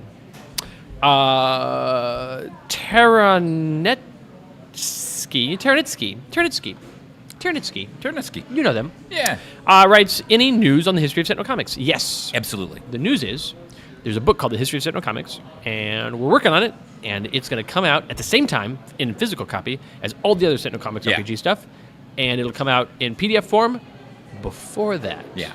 But we definitely, part of this whole deal is that we're going to make all of that outstanding content for the RPG. And the it history of is Sentinel outstanding Comics. content. It is. It's outstanding. It's outstanding in many It's ways. Outstanding content. And if I had to guess, in terms of, like, as we said earlier on the stream, our plan now, Yeah. as now that we're a new tiny startup company, is Yeah. we're not going to make any of those products physically until they're all done. Until we make all of them physically. We'll Which print we them will all at do. once and then ship them all. Yeah. But we will release PDF versions of all of the products sequentially as they're finished, Mm-hmm. which means that sometime in the next month or two, we will probably send out the zine. I think we'll send out the zine before Gen Con. I don't know about the next month or two. Yeah, But but by the Gen PDF Con. of the zine, we should PDF be able of to the zine send by out. Gen Con. Well, because we are not going to send the physical zine. Physical No, zine yeah. is coming with the physical everything else. Yeah. But the But- PDF of the zine before Gen Con is a very reasonable thing that if we miss it, if it doesn't happen before Gen Con, it'll happen shortly after. Right, exactly. So we'll have that because that is, we're still working with Handle. Well, we got to get all the files back on things that. to get the files. The so only exactly. the only thing that could slow us down on the release of that is getting all the files back. Yeah, Yeah. which we're still in the middle of figuring out. So, Yep. So the zine will be this year in PDF form. The next thing in PDF form will almost certainly be the adventure book. Ooh. Yeah. Probably. Yeah, right. Probably. Because that certainly the layout The is the adventure easiest book, on that. right? Well, no, the layout's probably easiest on the History of Sentinel Comics book because it's just a book. Yeah, It's a book but book. I think the devil's in the details, and as we delve into it, it will suddenly. The become problem is the complicated. History of Sentinel Comics book is Yeah. that we've never laid out a book before. We've laid out adventures before. Yeah. And the other problem with it is that I keep writing more stuff. Correct. I just keep writing more stuff. Yeah. And I could stop writing more stuff. Yeah. But every indication is that people do not want me to stop writing more stuff. Right. So that's the tricky thing about History of Sentinel Comics. The adventure book, though, is the farthest along, certainly of the putting History of Sentinel Comics aside, which Of is the an three interesting moving supplements, target. which is to say the Urban Yeah. Settings book, the Dark Watchers book, and the History of Sentinel Comics Yeah. book, or the Adventure book. Yeah. The Adventure book is the furthest along. Yeah. And getting that spun back up into the point where I can start doing layout, probably is a matter of months. Yeah, it's this year. It's this year Right. for sure. Yeah. So then that will be probably the next one. And then the question is what comes next after that. And because from a certain perspective, as Christopher indicated, the history of Sentinel Comics is the next farthest along. But also, it's a never-ending task. yeah. Yeah. The trick is that Yeah. what I can do is I can keep the amount of work that is left to do on the History of Sentinel Comics book.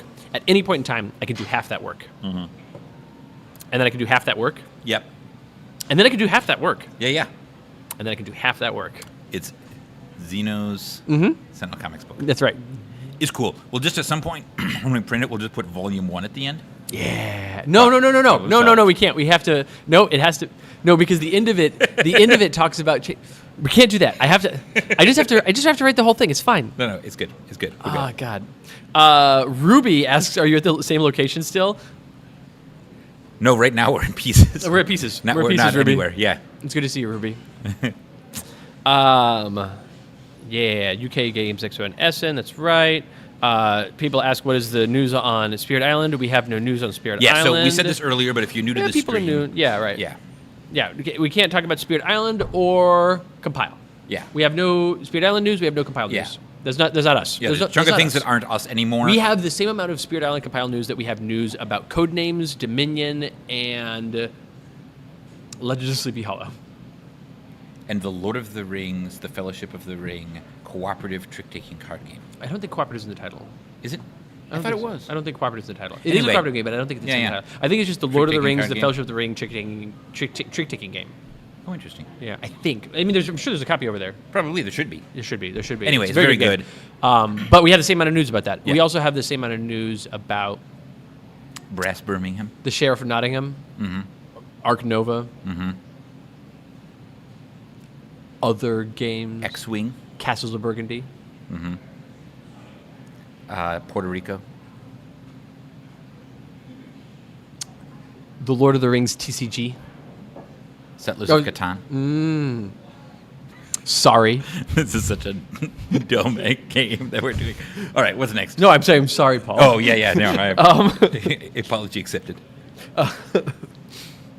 For those of us who missed the RPG crowdfunding, will those PDFs be available for purchase close to when they come out for backers? We will Yeah. probably do that. Yeah. Oh, I missed a question up here, too. God, I missed a few questions. The chat scrolled. For the letters page, is Trevor coming back to work on that, or will that be someone else to handle? Trevor. Yeah. No, the ever-expanding Trevor Cinematic Universe. The trick is that if we're going to do a thing where you could see and or hear us, Trevor's probably part of it. Not he's- this thing where you can see and hear us. And this is why it's pretty low professional, that it would be way more polished if Trevor were a part of Yeah, it. if Trevor were here doing this right now, it would be like split screen, multi-camera situation. Yeah. We were like, It would Trevor, be can you come out for this overlays. live stream? And he's like, guys, I just had a baby. And we're like, Trevor, you had a baby? And he's like, yeah. And we're like, oh, that seems weird. How did you do that? And sorry, I don't want to get into the details. There's a lot. Is Origins a convention that y'all plan to attend in the future? Who could say? We have been to Origins before, and we, as in the five of us, will be at Origins. The various members Some of amount of us. Yeah. Will at some point, in some future, almost certainly be at Origins. But a booth at Origins is not currently in the plan. But, But who can say? yeah. Okay, what did I miss? Is there a reason, DPR Cook asks, that Adam is directly... Is there a reason Adam is directly part of the company? Like, did he want to do art stuff and not worry about this? There is a reason that Adam is directly a part of the company and that Adam is not directly part of the company. Yes, he wanted to do art stuff. Is the But short version? but also like Adam is Yeah. Adam is directly a part of the media rights holding company. Right. And so like that's the thing. It's just different. We've talked about it a few times. Yeah. Life is good. All right. Yep, that's true. People have got me. Takewalker says, you're in pieces, bits and pieces? Yes, that is true. Yeah, other people are naming games in the chat. That's correct. Penguin says, are you actively attempting to get any or all of the games previously under the GTD purview back? No. Right now, we just spent a lot of time on this call, on this live stream, explaining how we have too much work to do. Yeah. And so between all the Sentinel stuff that we're doing and Defenders and Digital Detox and Crime Scene Tamper and The other new bigger games that we're Project working on. Gold and yeah. Project Transparency, Right. and We've got so much work we for this team. are ambitious and will certainly take on more new projects in the future, but they will be, Yeah. time will tell, who can say. Cody asks, GTG is publishing The Country, Puerto Rico? Huge news. Yes, absolutely. Yeah. But we're going to make it a state. Yeah. It's okay, we're making it a state. Yeah. Making a mistake. Mind Wanderer says, sometimes you let the art reflect life, like how Typhoon made it in the Time Cataclysm. Do you think the events of the last year will influence the history of Sentinel Comics? No. No, I don't. Because the history of Sentinel Comics goes up through Oblivion, which happens in 2016. Yes, it's true. Brian LeWolf says, Trevor is secretly hiding in the bathroom fixing your stream. Yes. Anything in this stream that is looking good or sounding good is because Trevor is secretly somewhere Right, like doing when the power went out and the sound stopped happening, but and then it you came got back fixed right away. This is Trevor. Right. Yeah, But 100%. anything that's going wrong, me. Yeah. I am the problem. Trevor is the solution, except if you're playing a game with Trevor, in which case the opposite is true. Yeah. Elizabeth says, tell me who will be at Origins. I will buy them drinks. Are any of us... Friends, some of our friends here are off screen. Any of us at Origins this year? I don't think No any... Origins. Not this year. Not this year. Not this year. But we'll tell you in the future for Origins. And we will drink drinks I with wouldn't us. be surprised if I drive out to Origins and back this year, but I also would be equally unsurprised if I don't. I have in the past whoopsed in Origins Right. to just show up and have a quick chat with people. Yeah. So I might whoops in Origins, but it's not dependable. Okay. All right. People not transparent aluminum? No, that's different. Oh. Westy asks, how is the family Paul? The family Paul is great. So I'm in the midst of a fun month where all of my out-of-town family is sequentially visiting me. Tell me more. Yeah. So I had my mom was in town, and then my dad was in town, and then one of my brothers and his wife and his 5 children were in town. So it's all real fun. I'm going to go to a baseball game with my father, who's going to be in town again in a few weeks. So it's all very fun. Chat, I was communicating very obviously with Matt Kroll off screen, and Matt was like, hey, you're on the camera, people can see you. I'm like, yeah, I know, I'm not trying to be subtle. I don't care. Cool. So let me see what other questions we have here that we need to answer. So my question is, too, do we want to do a rolling? This is the Like, one question. of us sub out, Does one of one us- of you want to jump in, or do 2 of you want to jump in? They all look bored. Are you bored? What do you want to do? Do all 3 of you want to jump in? What do you guys want? What do you want? This is a super informal live stream. You ready to go? I'm ready to go. I'm more ready. Okay. Katie, you ready to go? Okay, hold on. If you could. Okay, so it's going to be Matt and Ray.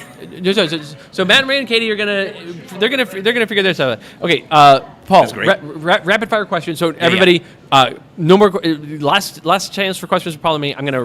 we'll be back. I'm gonna rapid fire the questions that are currently here, and then Paul and I are gonna go eat food, and you're gonna talk to these 3 people who are way more interesting than us. You should.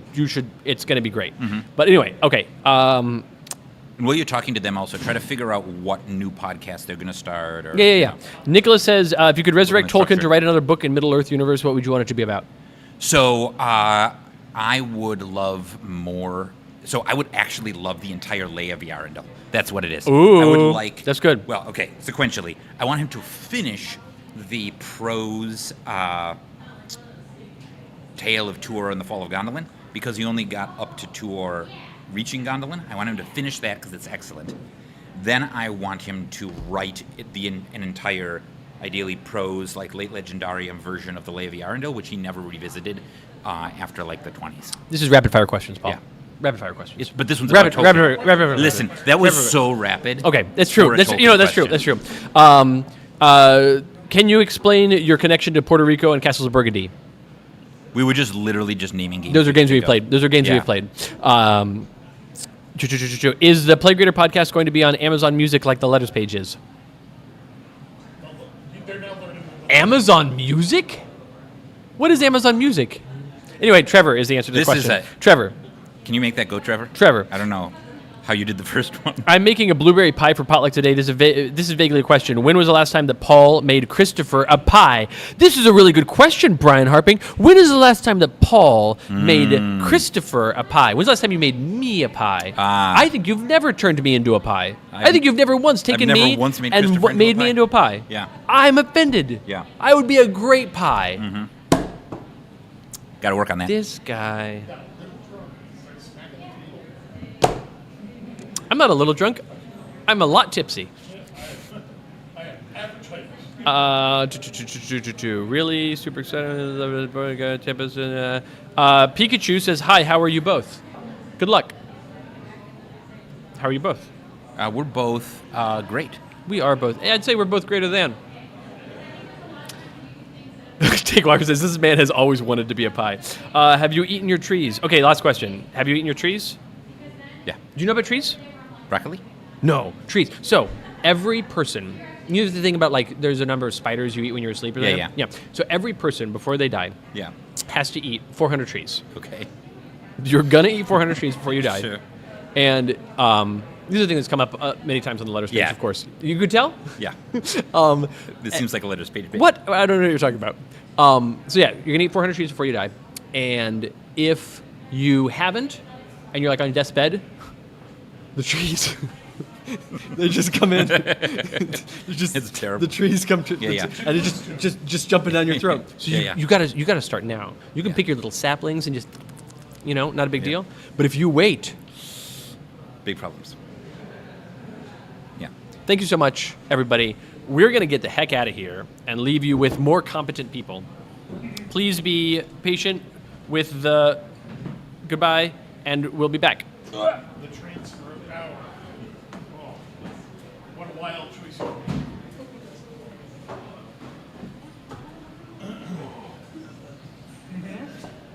Just moving the corpse. Am I in charge of the chat? You can be. Would You- you like to be in you charge live- of chatting or be in the middle? You live the What do I life have you to want do? live. I scroll? No, I you don't should. know. It's fine. I also have it on my phone. All right. Oh, goodness. Okay, goodness. Hi, everybody. Yeah, those levels look pretty good. My computer's over there. Hello. Hi, everybody. All right, so do you want to hear a story about the time I got COVID in London, or do you want to hear about Dune?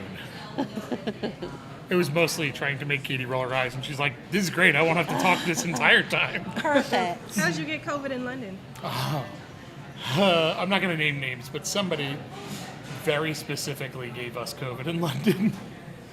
I guess Birmingham is where we acquired the COVID during COVID times. I would say You've probably. never heard this story? Birmingham. I don't know. Oh, I don't know. I don't think we have time for the entire story.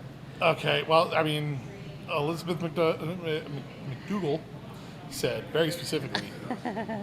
My brain wanted to say McDonald, and I was like, that's not it. Said COVID in London. Okay. So, All right. yes, All right, and all right, okay. This obviously involves almost everybody. Ray, you were not there. You've never been to UK Games Expo, right? No. Okay. You've been to Essen. Yeah. We got some good Essen stories, but they're not for you too. Because that was a harrowed year where several people got injured or sick. Mm-hmm. And it was pre-COVID times. Let me know if my levels are bad. Okay, so we fly to London. I'm going to do the really rapid fire version of this. yes. We fly to London. Oh, drinks on demand. We fly to London. It's a red eye, and so we're exhausted. And the thing that you don't do when you travel internationally is go to sleep. So the first thing we did was go to sleep. But that's not true. The first thing we did was sat in an airport for 3-ish hours, hoping desperately that one person out of our crew's luggage appeared, and it never did.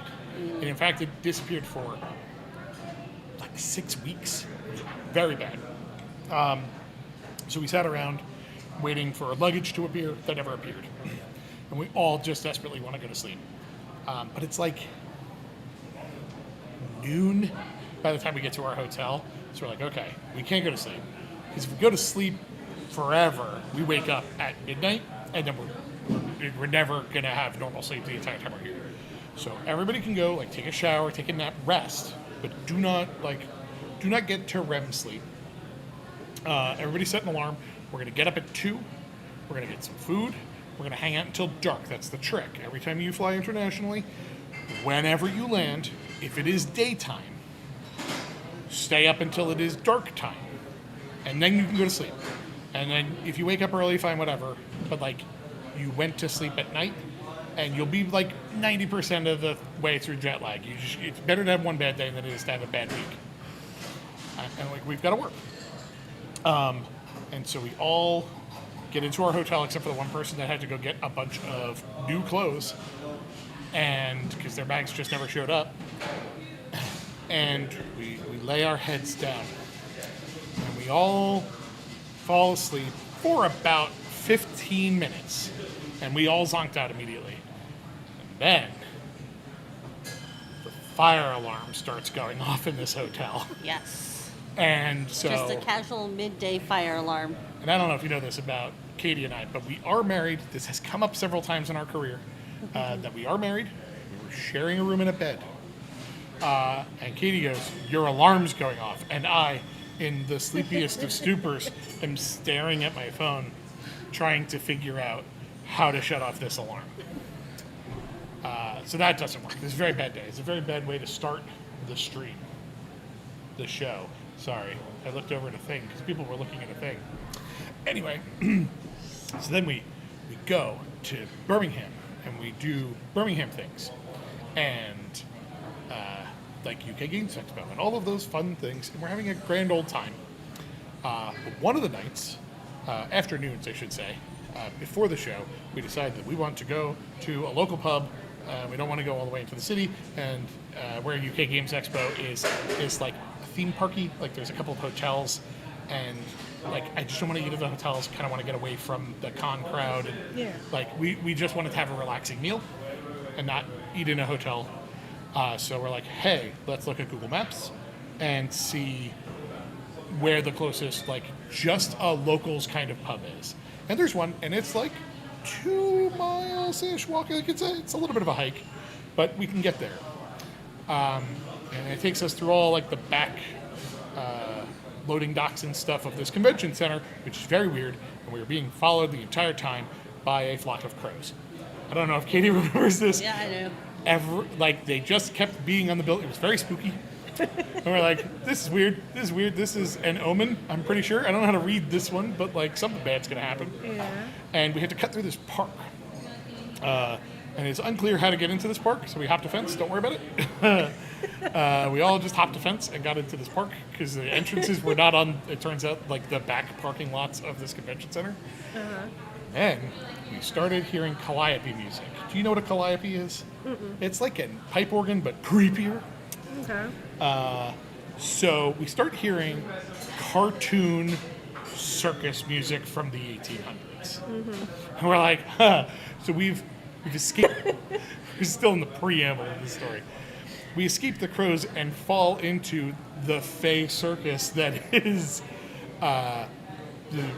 this park apparently had a circus, like a full circus tent, and they were just setting it up and they were testing their calliope. They were playing music on it, and it was emanating throughout this park hauntingly, but we could not pinpoint where it was coming from, and none of it made any sense. Until like we came into a clearing and we're like, oh, there's a circus here. And then I believe Katie was like, would you like to go to the circus? I was like, absolutely not. Under the circumstances, this is terrifying. And then we went to a pub and had a great time. Then we had a show, and the show was good. But at one point during that show, which we can definitely pinpoint, a person who we know had COVID hugged all of us. Other than that, and gave us COVID. We It did was not a great know. show. UK Games Expo is UK always Games a Expo great was show. great. One particular person definitely did not have their vaccination at a time that was a completely reasonable thing to have. You should have your vaccinations.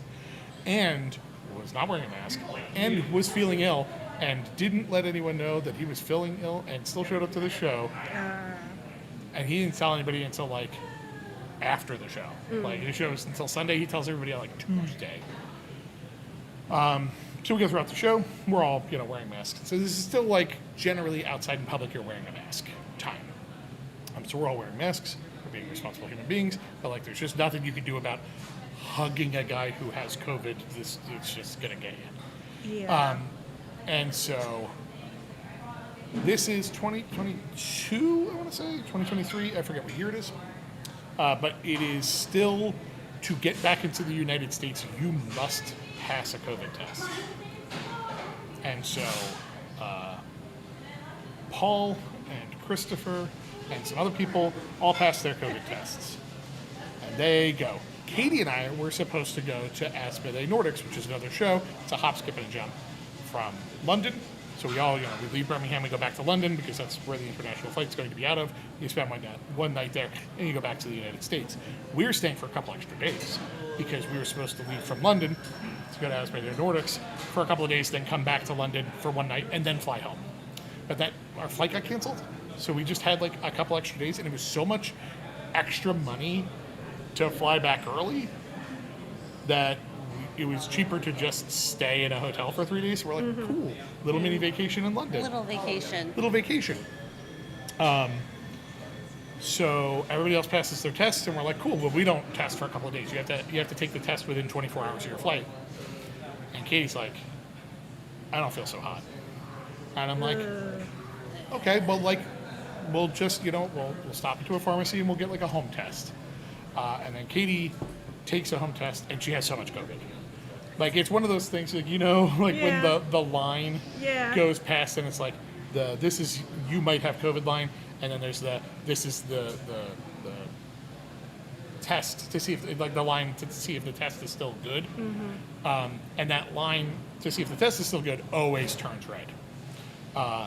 It, like, touched the Katie has COVID line and turned the brightest red you've ever seen ever in the world. And she's like, I have extra COVID in me.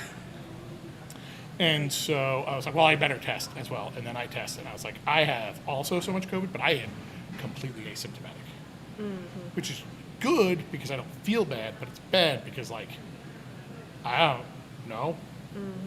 So now our vacation turns into a hostage situation in a hotel in London.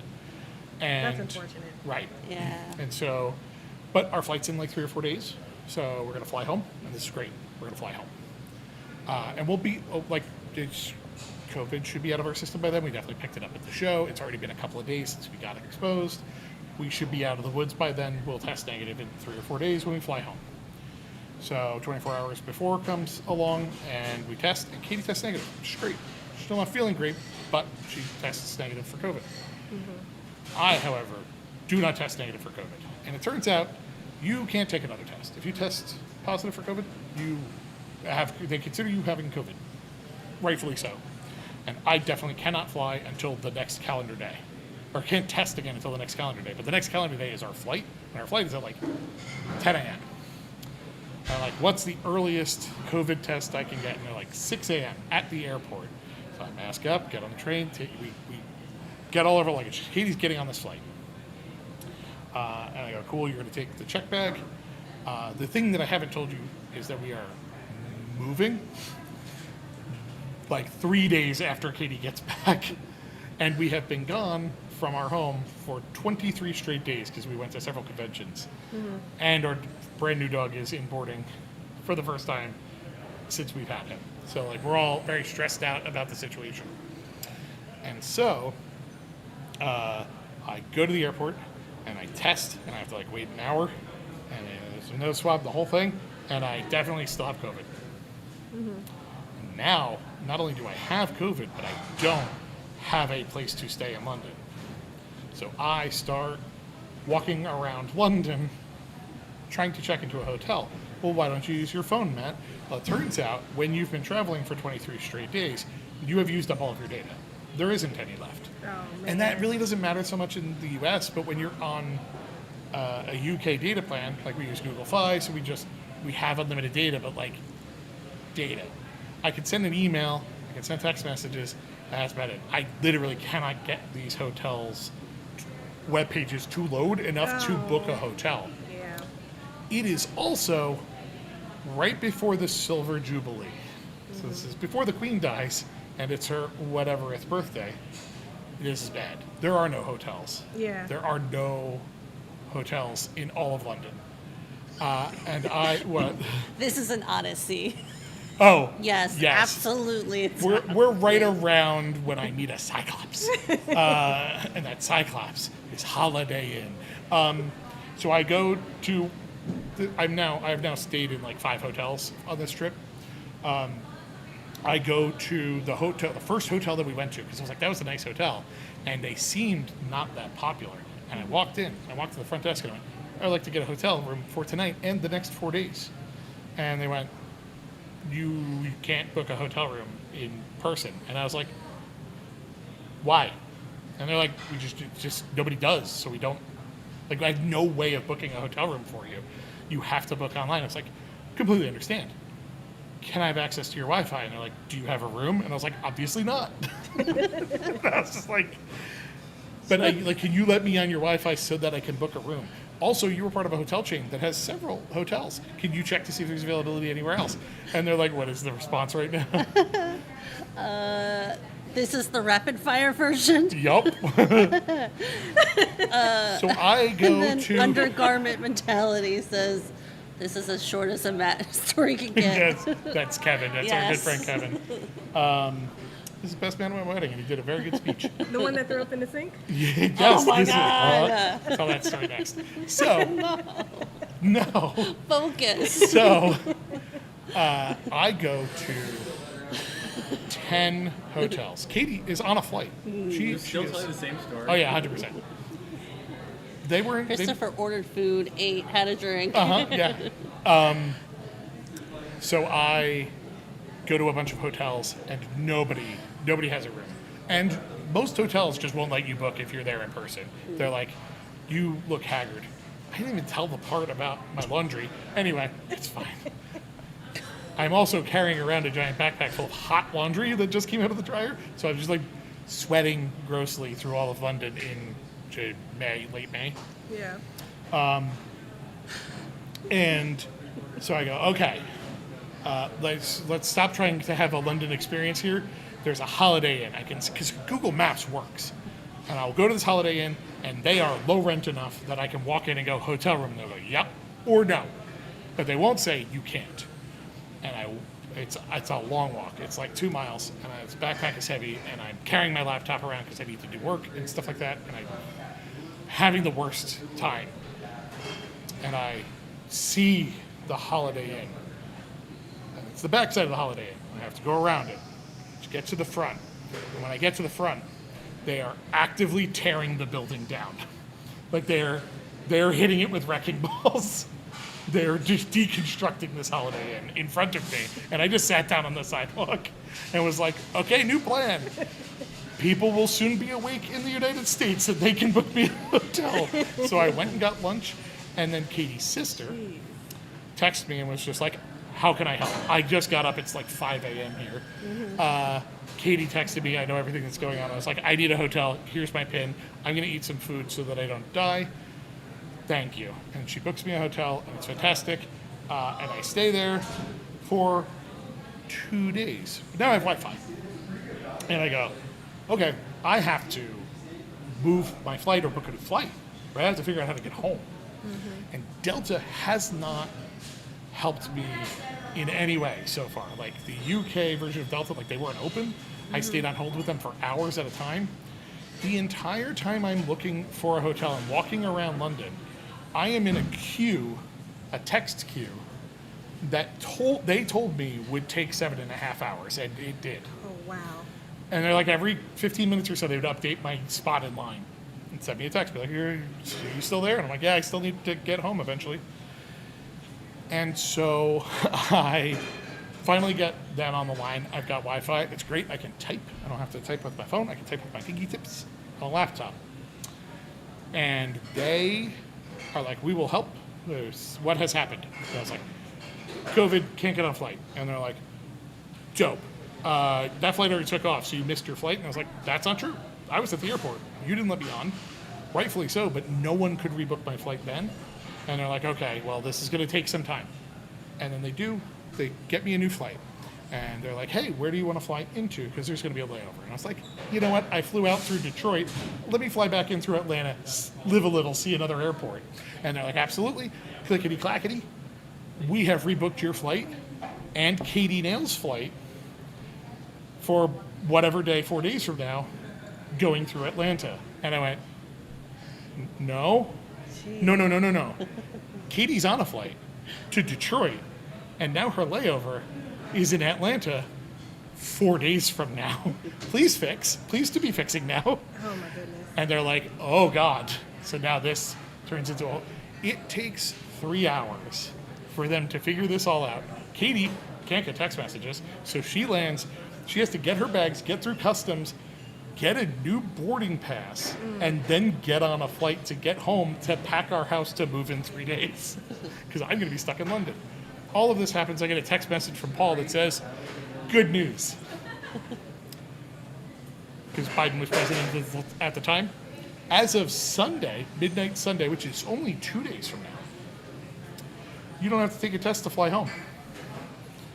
And so they're like, and we're done, right? And I was like, actually, can it be Sunday? And they're like, yes, we owe you one. And then I got home and moved like the next day. Ta-da! Ray. That is one of my biggest fears. Yeah, it's a Being nightmare. trapped. That is a nightmare. All right, now everybody else tell a Highly long story. anxious. Ray, you got a long story to tell? No, I do not. No, I do not. Hi, Tim. I am not good at telling stories. Yeah. Sorry, Kevin said the one that threw up at Threw the up in the thing. sink. Oh my Wow, goodness. really getting called out there. This is Ray's favorite It story. is my favorite story. I absolutely. We're not love going to tell this story. Don't tell that story. Conventions are hard and sometimes things happen. But it's very funny, and it's very funny to Ray. Oh, yeah. Ray, what was your worst travel experience? Games or not? Oh, Ray went to China, right? Yeah. China was nice. When I went to China, my knees swelled up. We went hiking. I can't remember what the name of the mountain was, but we went hiking, and my body just was not prepared for that hike. I would say about halfway through, my knees swell up so bad that it is hard to even bend them, because you know when you walk, you bend your knees. And I couldn't even, it was very hard. And I had to take tippy toes down the mountain. Imagine there's a whole bunch of people climbing this mountain that's going at average pace, and then you have me moving very, very slowly. I'm glad that Paul, waited for me. He didn't leave you on a He mountain. didn't leave me Yeah. on a All right, see you mountain. later. I am also glad that Paul did not leave you on a Yes, mountain. that Yeah. was not fun. No. All right, besides that London story, what's your worst travel story? My worst travel. I don't Rob Kelly in Mexico? know. No. I don't really have any terrible travel stories. No. Knock on wood. So far. Yeah. night is young. Usually things work out. Except the London debacle That was was pretty. harrowing. Was a bit harrowing. It was That a was- while before I was like, I could go to London again. That'll be Yeah. fun. Now I'm like, With yeah, the let's next go year back to we were London. like, let's go back to. I was like, let's never, ever in a million years. Can't wait to get back to UK Games Expo Yeah, I and love UK Birmingham. Games Expo. We got to get up to Scotland. Yeah, That's the trick. we need a convention in Scotland. That's what we need. Well, we've got friends in Brighton. I'm not sure. I'll look it up. Yeah. I don't know where it is, but and I do want, because we're both big that guy Edgar Wright fans. Yes. We want to get out to Wells and see Wells. Do you ever watch Hot Fuzz? No. The movie Hot Fuzz? It's very good. It's very funny. But it's all shot in this tiny little town, which was the director Edgar Wright's hometown. And it is just like that is the town is the town. It's just they made up a town name for the movie, but it's just Wells. And Yeah. I just kind of want to go there. Like, there's nothing to see other than every single scene of this movie was shot basically in this town square, and it would just be really nice. I did while I was stuck in London. I did go see the Shaun of the Dead house, though. That was cool. Yeah. and I got a soda from the convenience store around the corner. I did the walk. I did the little zombie walk. Was my story a great story? Reading. Your story was incredible. We have friends in Reading as well. Oh, Reading. Okay, yeah. I don't know why. I always want to say, I always think it's in Brighton, and it's not. Yeah, Awesome. cool. What do you guys want to hear about? I don't know.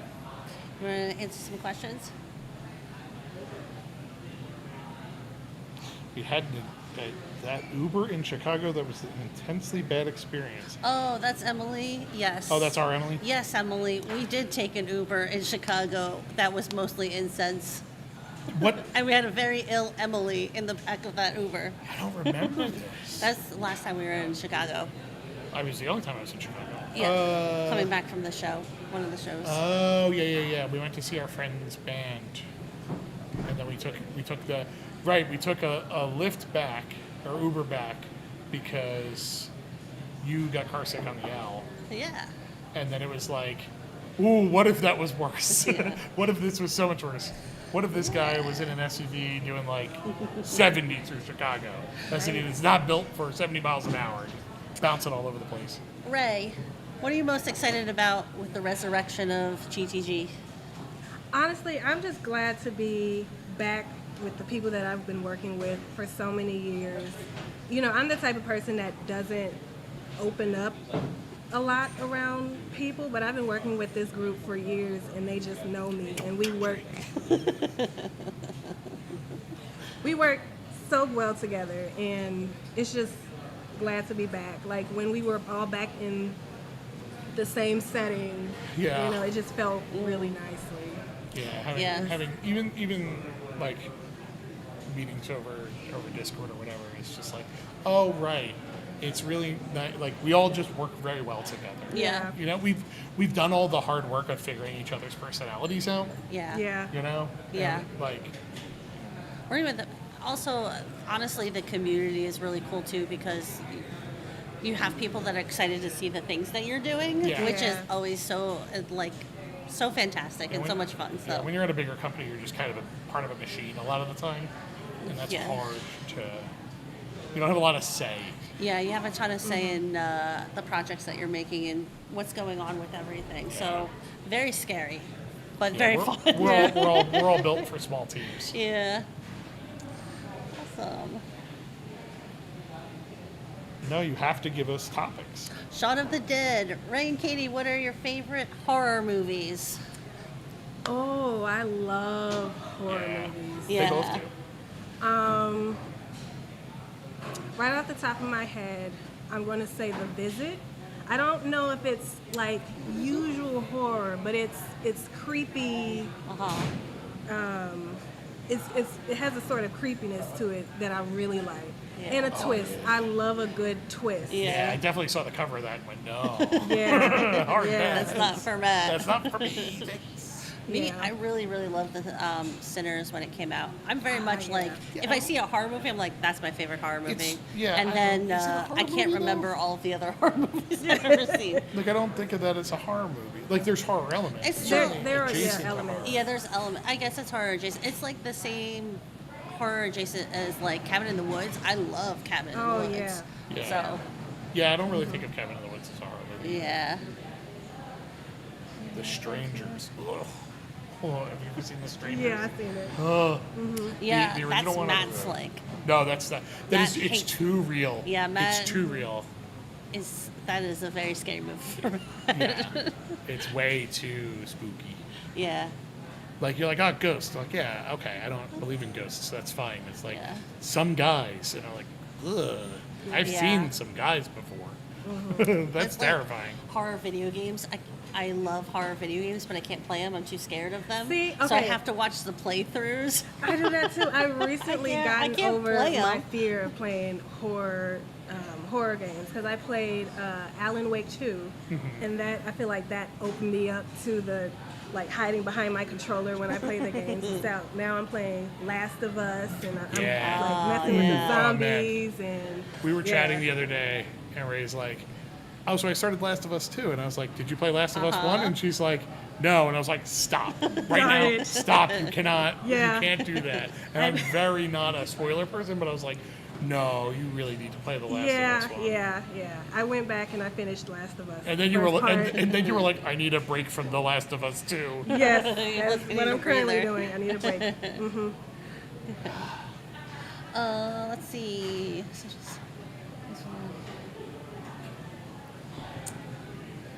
Katie, do you have the files, or can you recreate the citizens' Gen Con passports? So, for those that don't know, our demo team had passports. They were just like little books that were like mini itineraries and price lists and things like that for them to carry around at Gen Con when we had a much larger presence, so that they had a quick guide for like details of like price points and little bits about where they should be and where our locations are and rooms and schedule and things like that. Like a little bit about each game. Yeah, a little too. bit about each game. Elevator They're pitch. very cool. Absolutely, I'm going to be able to do that going forward too. That's super easy for me to recreate, so not a problem. And a great tool for our demo team. So And the catalog's not as big now. So. yeah, the catalog's a little smaller. It'll fit in there. Nice, a little easier Concise, than it yeah. has in the past. So. Yeah, Katie and I spent like an entire day manufacturing those. Yeah, because we couldn't figure out. I wanted to make them exactly like passport size, and that's just not a thing. Yeah. They're like, this is either a half-page booklet or a quarter-page booklet. I'm like, okay. So we sat there and cut out a bunch of pages and stapled them. Yeah, and but we've got like an industrial There was- paper there was a cutter, lot saddle of- stapler. handmade love that was Oh, yeah. several hundred Every- passports every for one our of those demo was team. pre-trimmed or hand trimmed and all that. It was very. Yeah. It's a lot of work because how many we made like 150 of those, 200 of those. 150 or 200, I don't remember. We had a lot of people that We had a year. lot of people, yeah. And a lot of staff because there Yeah. was a lot of FRG staff and, Yeah. and us. Ace Wanderers Minecraft says It Follows is a good movie. That is a really That good is good. movie. Oh, yeah. I really don't like the thought of like something following and like chasing Yeah, you no, down, no, even at that slow pace. Oh no, that gets to me. Yeah, you just have to get on a football field so you can time it. You know exactly how fast it's going. Yeah. And then you just relocate Yeah. at an exacting rate, and it's completely It's safe. totally fine. It's Everything's a fine. very Don't worry about it. manageable. Yeah. Same thing with video games. I don't like that aspect, like that mechanic in a video game either. So I'm like, ugh. Yeah. Assassin's Creed got you with that. Yeah, Assassin's Creed got me with that. It's like, this guy's hunting you. I'm like, nope, that's enough of this. You know what? Actually, I'll play it different. No, actually, Assassin's never Creed mind. Odyssey, wasn't it? Right? Yeah. Oh, that's my favorite one. Oh yeah? Yeah. I couldn't handle, like, everything was fun except for the thing that are like, this guy's just trying to find you now. I'm like, no, he's Oh, not. yeah. No, he's not. Yeah, we're playing. Chuck and I are playing Grounded 2 Yeah. now with our friend Tommy. But we're at the stage where every once in a while it's just like, and now this character is gonna come throw a bunch of evil bugs at you. Have you ever played the Grounded games? I don't know if you would like. Do you like survival games at all? What's Like- what? Like where you have to like manage your food and It's water. like and Honey, all I that. Shrunk the Kids. So it's Honey, I Shrunk the Kids. Yeah, you're in like where you're a playing the backyard. kids. Grounded 2, you're in a park. But it's Okay. like, no, you get like an ant to ride. And like you're crafting stuff out of like leather, but it's like blueberry leather, you know? Okay. So there is a through story on it. It's very good. But in this one, there's a character that is sending like evil bugs at you, mind-controlled bugs at you. So like you'll just be like going about your day building like a cool fort or whatever out of grass, and then it's like dun dun, a thing is now fight a thing, and you're like, huh. Yeah. Oh, okay. The sound effects are very loud and gross because they're bugs. Adrian says Katie is afraid of persistence hunters. Noted. Yes. Let's not do that at Gen Con. You know my weakness Yeah, now. No persistence hunters. Persistence hunters are everyone's weakness. I run real fast. Persistence hunter. I run real slow. Persistence hunter. That is the counter to every tactic. Yeah. Greg asked, how will GTG be different not having their own warehouse? That is a great question. So We'll see. currently me and Paul are working on finding partners for fulfillment, web store, crowdfunding, distribution in for our like hobby stores fulfillment. There's a lot of partners that specifically do that for smaller publishers. And we have some great companies that we're looking at right now that we really want to partner with. So we're not anticipating seeing much of a difference between what our day-to-day looked like when we did our own warehousing and what it's going to look like now. So, But also at its peak, there were way more employees in the warehouse than there were at the studio. yes, of Great that Games. is true. It was a completely separate business that consumed a lot of people's time on the studio side. Yeah, Like even pre, consolidation, Consolidation. GG ops. Yeah, right? Like it was a lot of task, and it was, it's good work. Yeah. We were good at it, but it was infinite work. And also when GTG operations or GTG ops went away, a lot of other companies stepped in to fill that gap. So there's also a Yeah. lot more competition in that space now. Anyway. Yeah, So- yeah. Well, it And affects logistics are harder our now. day-to-day somewhat, but for fans and customers of the games and stuff, you should still be able to find Yeah. everything pretty simply. You shouldn't And- see any changes on that end. Or changes for the better. Yeah, or changes for the better. Because Definitely. right, like things should be more available. They should be more. Yeah. They should ship faster. They should. Yeah, whatever, because we're like, working with people who are dedicated to making that happen instead of it's trying to their- do it on top of their Yeah. other tasks. It's their Yeah. only job to do that and to do it well, and we've got a lot of good leads for that. Yeah. Ray, what is the favorite thing you've worked on? Favorite thing I've worked on? Well, recently working on Digital Detox was really fun because it's one of our smaller games, and I reached out and found the artist for that. And so working with that artist to, make sure she's following the theme. And then that artist was so amazing that in her portfolio, we just fell in love with her work, and it fit so perfectly for the game. Yeah. So that has been my favorite part so far. Over the years, I really like doing the graphic design, doing the art and the visuals, and working on the different components. It's just my thing. I feel like that's what I'm passionate about. Yeah. Yeah. Yeah, I really love the art for Digital Detox. I think Yeah. it's so fun. So I'm excited to. It just works really well with that Right. game. So Yeah. awesome. Matt, what's your favorite piece of warehouse tech or favorite playtest memory? Warehouse tech, pallet wrapper, all day. Wrapping pallets is the worst thing Pretty in the entire fun. world. I will move pallets with a pallet jack. Forklifts are great, but moving things with the pallet jack is not that bad. Wrapping pallets is awful, awful, awful to do by hand. Yeah. And a pallet, it's so easy to hurt your back doing it. It's so easy to knock things over. And having a mechanical pallet wrapper, an automatic pallet wrapper is the best thing. Yeah. Christopher's off camera pshawing me.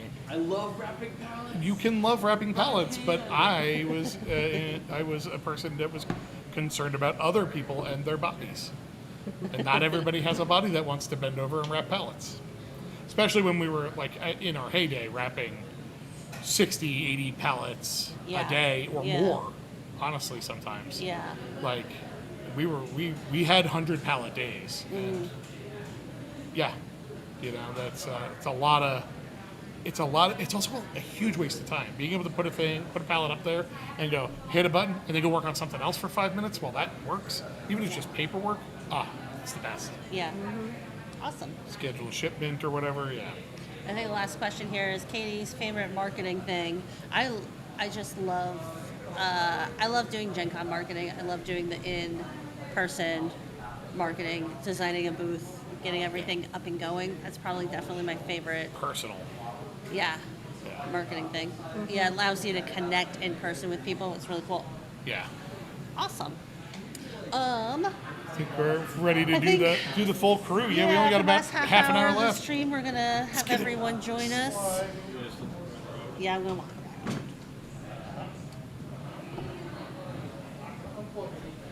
Well, hey everybody. I hope that you had a good time hanging out with Matt and Katie and Ray. Yes, Did you have a nice time? I did. You did have a nice time? Yeah. That's so good. So good. So good. We're in the same universe. It's all ours now, baby. So you guys are gonna need to scoop in a little bit because we're gonna have to pull Matt and Katie in, and so cool. whoa, I get way more. It looks dope. Probably too sweet for me, but it looks dope. Yep. All right. All right. Whoa, whoa. Yes. I'm passing an empty glass. Empty glass. What did No, what do you got there, Ray? After school snack. It After has a bomb pop. Oh, Yeah. It's got a decided to bomb stay pop down there. stick. Yeah. It was a mom pop. Can I see your screen, Matt?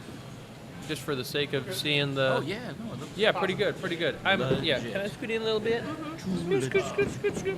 We're good. We're good. We're good. We're good. Greetings, everybody. Everybody back.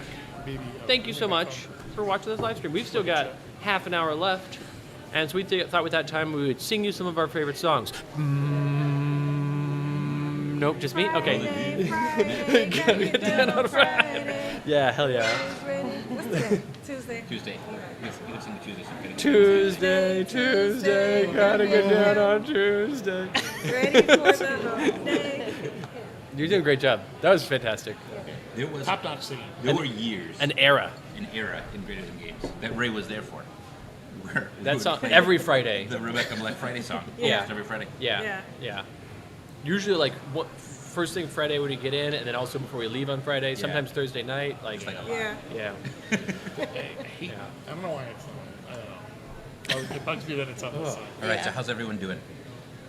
Pretty good.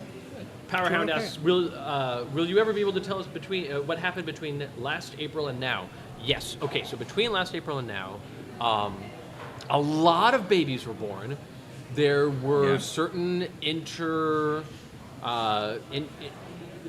international political things that occurred. A lot of international crises. Yeah, a lot of crises. There was Yeah. weather, a lot of weather. Very few podcast episodes, though. Asking Christopher a question There was is a like big tornado. getting a wish from a genie. Yeah. Like you have to be extremely literal and I control your am bases. a genie. Yeah. But I There don't was grant a huge wishes. tornado in St. Louis. There was a huge tornado in There St. was. Louis. Yeah. And there was also a couple of attempted tornadoes in St. Louis, but there was a huge one, yeah. and it did some stuff. Yeah.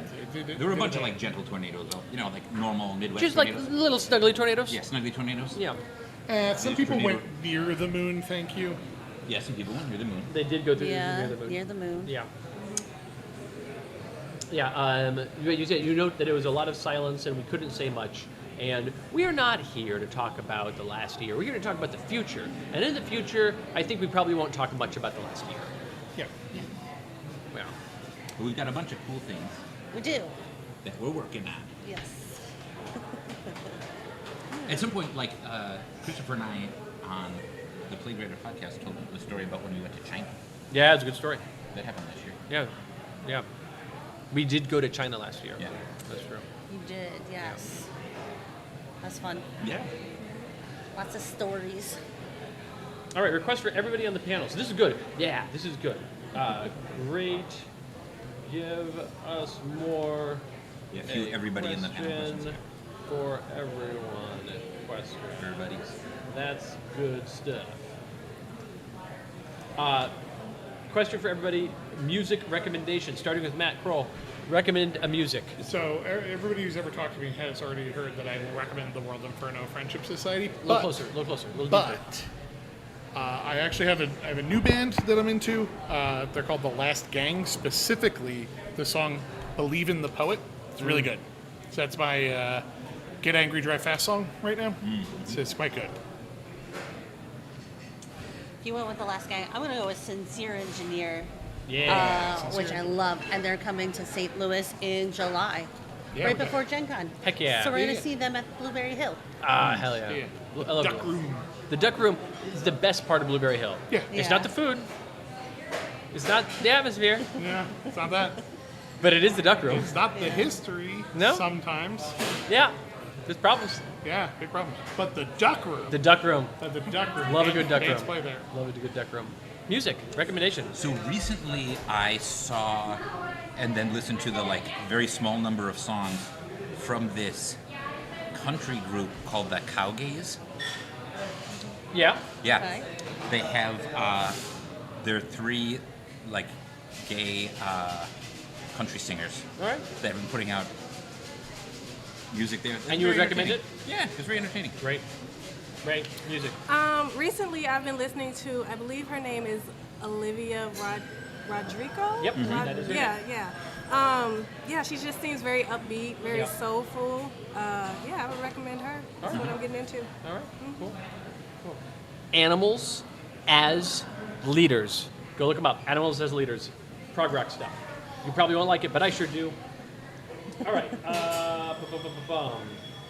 Are you guys working on any new expansions for Sentinels the Multiverse? Matt, are you working on any new expansions for Sentinels the Multiverse? Not yet. Okay. Katie? Not yet. Paul? No. Ray? Currently, no. I was really hoping when some of these people would say yes. That'd be so awesome. I'll say yes, but it'd be cool if all these people said yes, because then it'd make my life easier. Favorite pizza toppings? Matt? Meatballs when they're good, sausage as a staple.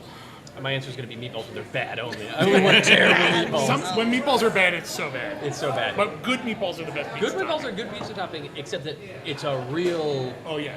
High risk, high reward. yeah, high risk, Yeah, okay. High risk, reward. reward. I like fresh tomatoes on my pizza. Nice sliced beefsteak tomatoes. Classy. Yeah.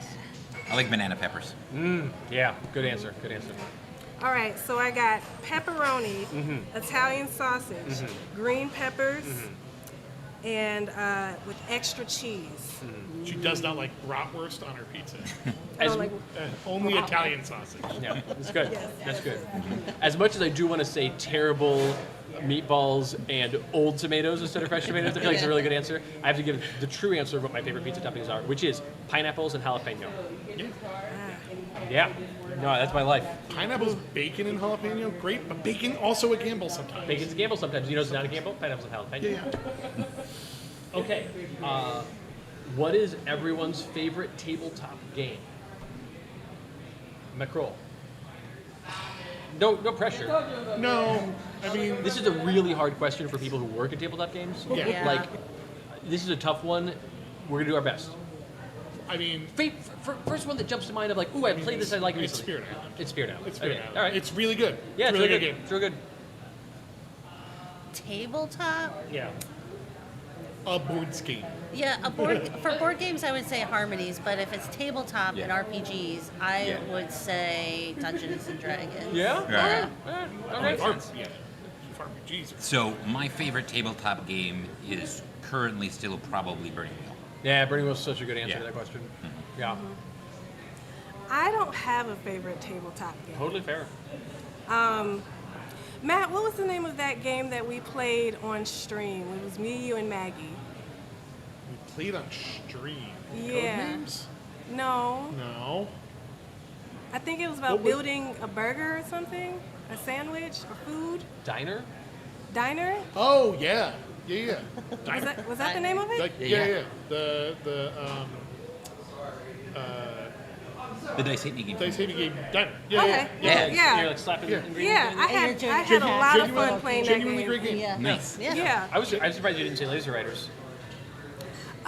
The thing with Diner is that it was fast paced, and Yeah. I got really competitive in playing, Right. and it was Yeah. so much fun. Rage It Destroys was wins nearly a Laser decade Ride. ago, Ray. You can't. That thing we played on stream. What? What? Yeah, it was a few It years was ago. forever Yeah. ago. My answer is Sentinels the Multiverse.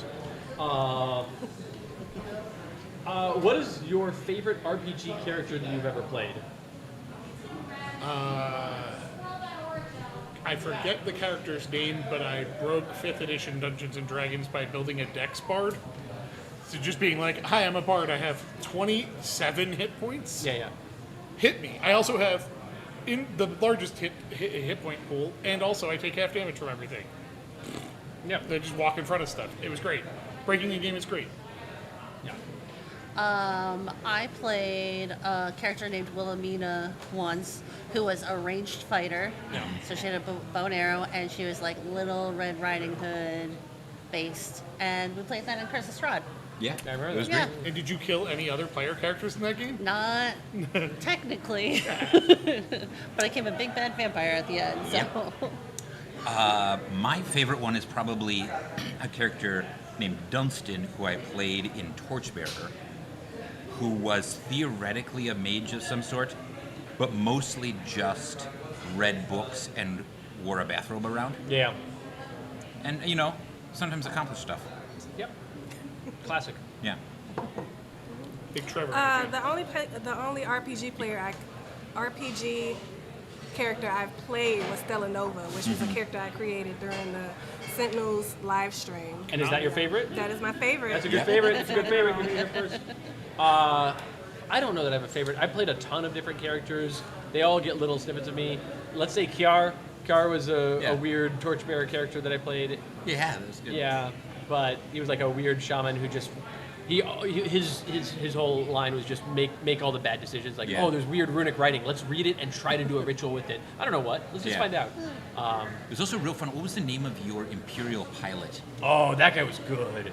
Yeah. Yeah, the bomber pilot. Yeah. I don't remember the name of him, but Yeah. that was a good character. Yeah. Yep. Okay. What else do we have? Questions? RPG characters. That's it. It seems like we're out of questions. Fantastic. That ate up a whole 10 of our 30 minutes. We got 20 more minutes.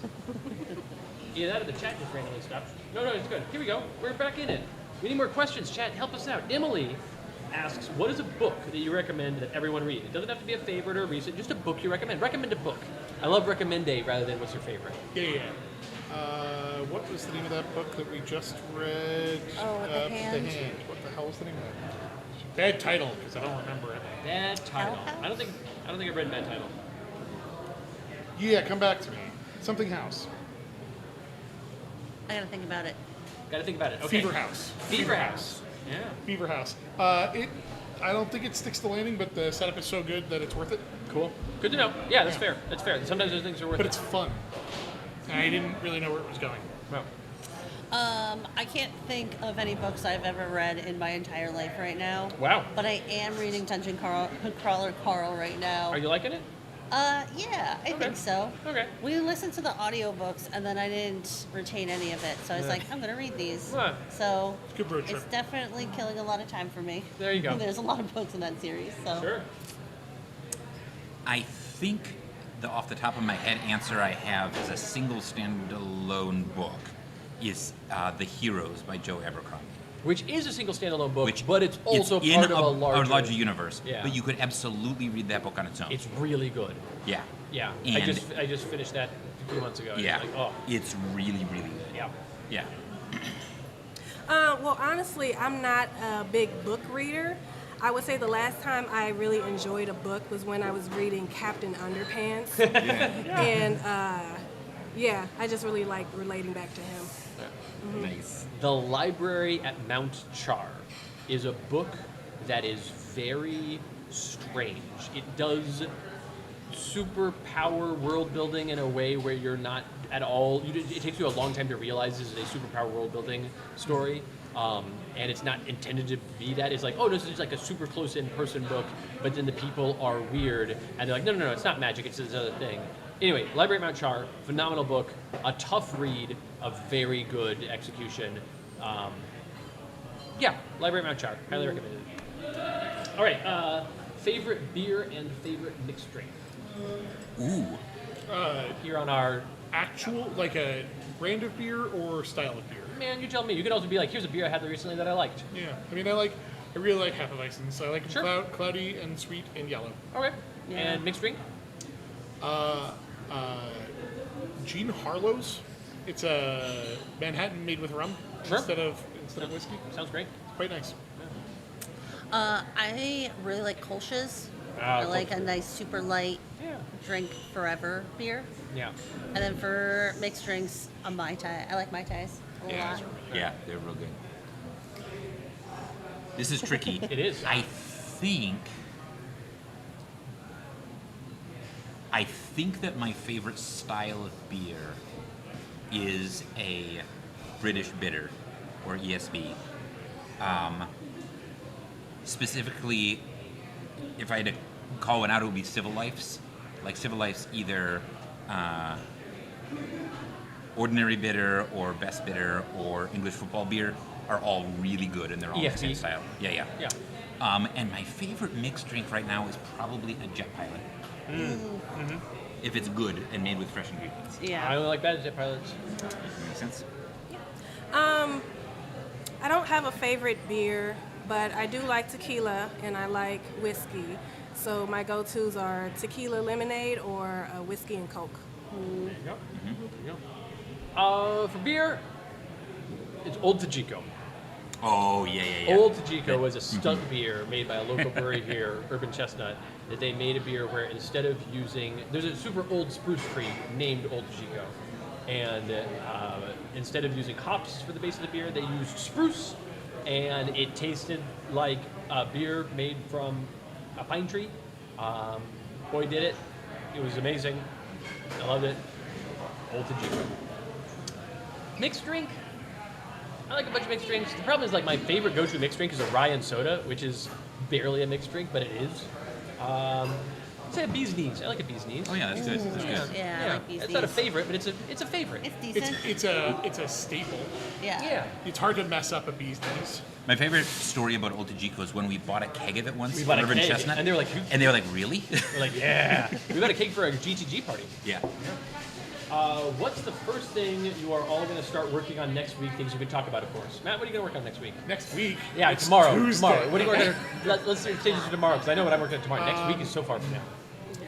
Tomorrow, I need to reach out to a designer for a game that we just signed and go over some preliminary changes so that we can start spinning wheels on that. Yeah. Not spinning, On Project Gold. turning, Project Gold. Yeah. Yeah, that's tomorrow's task. Yeah. Legit. Is that.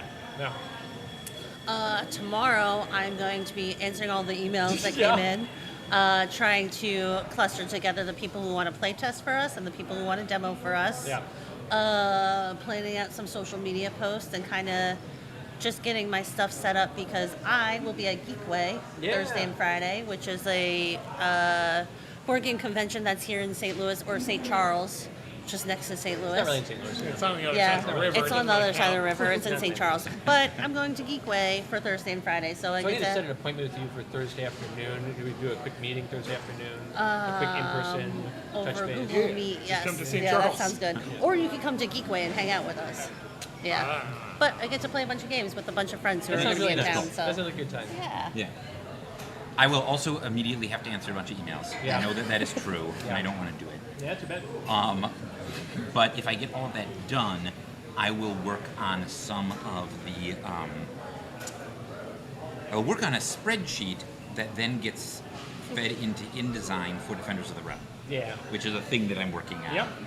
And so, yeah. Maggie's here. Oh, Everybody stare at Maggie. Everybody stare at Maggie. Everybody stare at Maggie. Yeah, there's a lot of people coming into town. For Hey, Maggie. Geekway. Do you want to be on a live stream? Maggie, of course, Maggie's like, yeah. So many people who we know would be like, oh, God, no, I don't want to. And Maggie's like, I knew yes. she would. Yes, I do. Ray, what are you doing tomorrow? I have a present for you. It's a birthday present.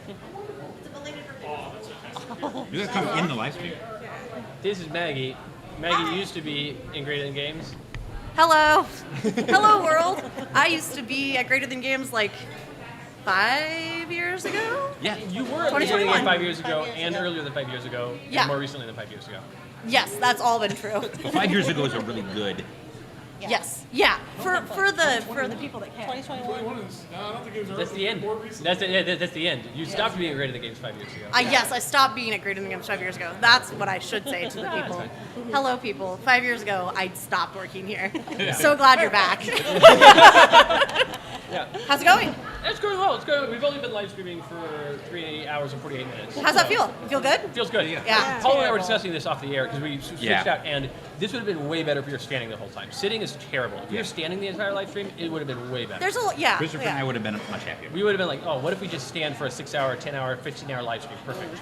You're crazy, but I support you. And What if we got a live stream with the treadmill? You and I do an 8-hour treadmill live stream? Yeah. Yeah. Yeah. Don't support them. They want to be unsupported. That's the thing. Too much Yeah. support. shoes are good though. Yay. When it comes to support. I already Yeah. support it. Yeah, art support. We're the St. Louis, yeah. Show them your shirt. I'm going to. Oh. You're the edge of it. This is the live stream. Oh, okay. You're I'm sorry. on live right now. Oh, okay. I brought Matt a birthday present But because what it's about me? You birthday. didn't bring me a birthday. It's not your birthday. Also, you don't like birthday presents. Wow, called out twice. So accurate. You would rather I would never acknowledge your birthday, but still hang out. Accurate. If anything, Ray is the one that should be like, "Where's my birthday present?" February. Yeah, I said that to Matt the other day. Like, you guys are so quiet about your birthdays. I feel like I'm loud and like, today's Yeah. my birthday. I knew it was your birthday. Yeah. When it was your birthday, so I didn't get you a present because I'm a bad It's okay. person. It's okay. It's all I'm right. gonna text my mom tomorrow's birthday. I'll text your mom. I don't have your mom's phone number, but I'll text yet. your mom. Figure it out. I met her for the first time. And? I think she likes me. Okay. She told me about Matt as a baby. He was big. What? But premature. I'm- He was a 10-pound baby, 1 week but he premature. was premature and had to go in the 1 week NICU still, premature. which is kind of crazy to me. 10-pound baby. 10-pound baby in the NICU. I didn't know that would happen. I was. NICU's big enough for me. They had to put you in two NICUs. Nix you. Put it next to each other. But no, it went well. She was a very nice lady. It was a very good visit. That's great. Yeah. People on the live stream got to briefly talk to my mom. She was in the chat. Your mom was in the She was in the chat. chat. Very briefly. My mom wouldn't even know how to figure out Yeah, I how was to proud get of her. to the Yeah. like I pulled up the YouTube feed and was like, how do I get to the chat? And then was like, you know what, I'm just gonna go there. It's when fine. Matt and I first started the live I'll stream, just be here. we also did the same thing and then realized, oh, the chat's off, and then we had to turn the chat on. It was fine. I think that's exactly when I tuned in because you were. Incorrect, because it was an hour before the live stream Oh, started. when your sound cut out, you both. That was different. That was exactly when I tuned in because Amazing. you were like, we looked at each other. There was a lot of chat that time. All right. Awesome. Thanks for having me. Yeah, I will thank you. be down there Yeah. if anyone needs anything Yeah, or yeah. whatever. Well, we'll So, come hang out with you. come hang out with me later. Momentarily. Thanks, the internet. Have fun, guys. Anyway, Ray, what are you doing tomorrow?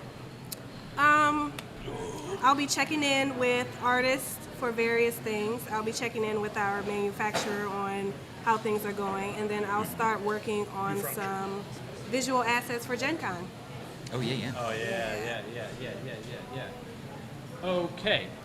Tomorrow I have to answer a lot of emails. But there's been a lot of emails today, guys. Turns out a lot of people are A lot of talking to us emails. today. Yeah. What the heck? My whole thing's blown up bad. But then I got to get everything in order for the Playgrader podcast that comes out Thursday morning.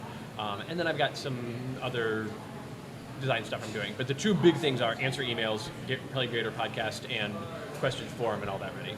So, yeah. Okay, there was other questions. Yeah, Maggie showed up and everybody Yeah. started talking about Maggie. Oh, Matt, what's your shirt? Oh, that's a good shirt. It's very good. That's Frog good. Wizard shirt. Frog Wizard shirt. That's nice. What's a movie that you wish you could rewatch for the first time, or a book that you wish you could reread for the first time? So it feels like it wants to be something that's got like a good twist or something like that. Yeah. But like, I know that a lot of people will disagree with this. It's a movie that came out kind of recently called The Bike Riders. It made me very sad and sentimental about my dad, Yes. who was a biker in the 60s and 70s. So it's like, oh, that's what how my dad grew up. Yeah. You know? So yeah, that. Yeah, that was very good. Book or movie you'd want to rewatch or reread for the first time? I don't know. Things. I rewatch and reread things constantly, so I don't know if there's anything that would. But what do you want to see for the first time? Yeah, I don't know. I'm not That's okay. sure. Okay. That's okay. I'm not sure. No, that's right. Paul, got an answer? Yeah, that's a good question. So for movies, I would say the movie Inside Man, which I really like. It's a really good heist movie, and I've seen it a number of times. And that one is a good one to want to rewatch again for the first time. For books, it's really interesting because my favorite time to read a book is the second time. Yeah. So doing it for the first time. Yeah. Yeah. So that's an interesting question. Like, I've got a set of books that I'm excited to read for the second time. Yeah. Like, I'm really excited to read, actually, Dress in the Emerald Sea. Yeah. For the second That's time, a beautiful book. which I Very well really done. liked. Yeah. Well done. Very whimsical. Yeah. Great. Yeah, I don't know either if It's there's tough. if there's a movie, yeah, I don't know either. All right, for both categories, I'm going to cheat. For books, I'm going to say the trade paperback of the first 6 issues of Absolute Martian Manhunter. Let me explain. Absolute is a line of comics that DC put out that reimagines their main staple characters in a really different way. So there's Absolute Batman, Absolute Superman, Absolute Wonder Woman, and they're all fine. They're good. They're good. They're interesting. They're well done. They do cool things with the characters. We're like, okay, starting writing Batman for the first time in 2025, how would we do this? What's really a different approach we could take? They do some interesting things. Absolute Martian Manhunter is art. It's like, it does not try to be staple writing for a regular comic book audience. It does weird art things on the page. It does weird things with like light in the book, like not a light in the book, but like, because the comic book page you can see through, right? Yeah. You hold it up to it, and it does things with that. It does really cool things, and I am a person like Paul who really loves reading a thing for the second time to see what things we missed. But reading that for the first time, which I did recently, I read that earlier this year for the first time, and I approached it, I had a sense of wonder that I've not experienced in reading comics in decades. Like, I quite like comic books. I don't read them as much as maybe I should, but reading Martian Manhunter, I'm like, oh, you're doing something completely different with the medium, and that's cool. Yeah. And so reading that for the first time would be nice, and also it would be a very long read, so that's good, because I want to get to the repeated reads. Yeah. For movies, I'm also cheating, and it's a TV show, because I'm also not much of a rewatcher, but I wouldn't mind rewatching for the first time The Good Place. Oh, yeah, that's a good one. Good. Yeah. Because that one is one in which the twist, knowing the twist doesn't hurt it, but not knowing the twist Is awesome. My parents watched like the first 3 episodes of The Good Place around when it came out, like a year after it came out. And then I was talking to them on the phone. They're like, "Oh yeah, we started watching this show," and they were describing it to me, and I'm like, and they're like, "Yeah, we watched a few episodes. We probably stopped." I'm like, "Okay, so just keep watching it. Just keep watching it. If by the end of the season you decide it's not for you, that's fine. But they're like, it just feels like there's more, and they're not talking about it. Yep, just." Keep going. They will. They will. Turns out they have 12 episodes to fill. Yeah. Migrant P says, are you all going to play a board game after? Matt, are you going to play a board game after? Probably not. Yeah. Katie, are you going to play a board game after? No, probably not. Paul, are you going to play a board game after? What do you mean by after? After the stream. After the stream? After. Right. I mean, yeah, at some point. Okay. Probably in the next week or 2. Okay. No, never again. Yeah. Ray, you going to play a board game after? No.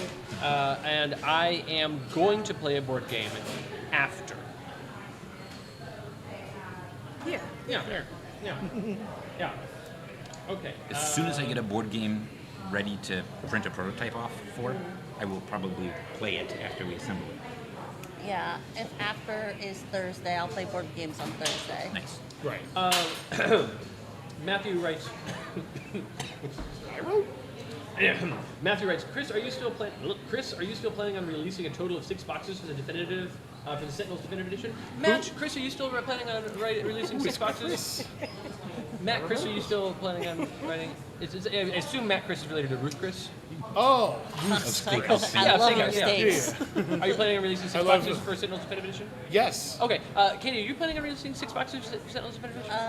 Yeah, sure. Yeah, Paul, are you planning on releasing 6 boxes for No. No? Okay. And are you planning on releasing 6 boxes for Sentinels Definitive Edition? No. Yeah, I am not planning on releasing 6 boxes for Sentinels Definitive Edition.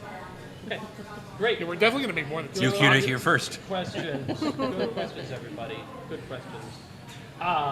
This is about it. We got just a couple minutes left of the stream.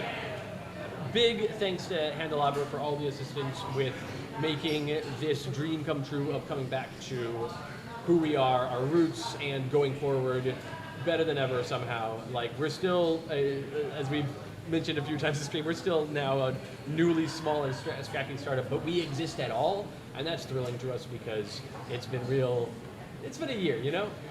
Last year, we didn't think this would ever happen. That's true.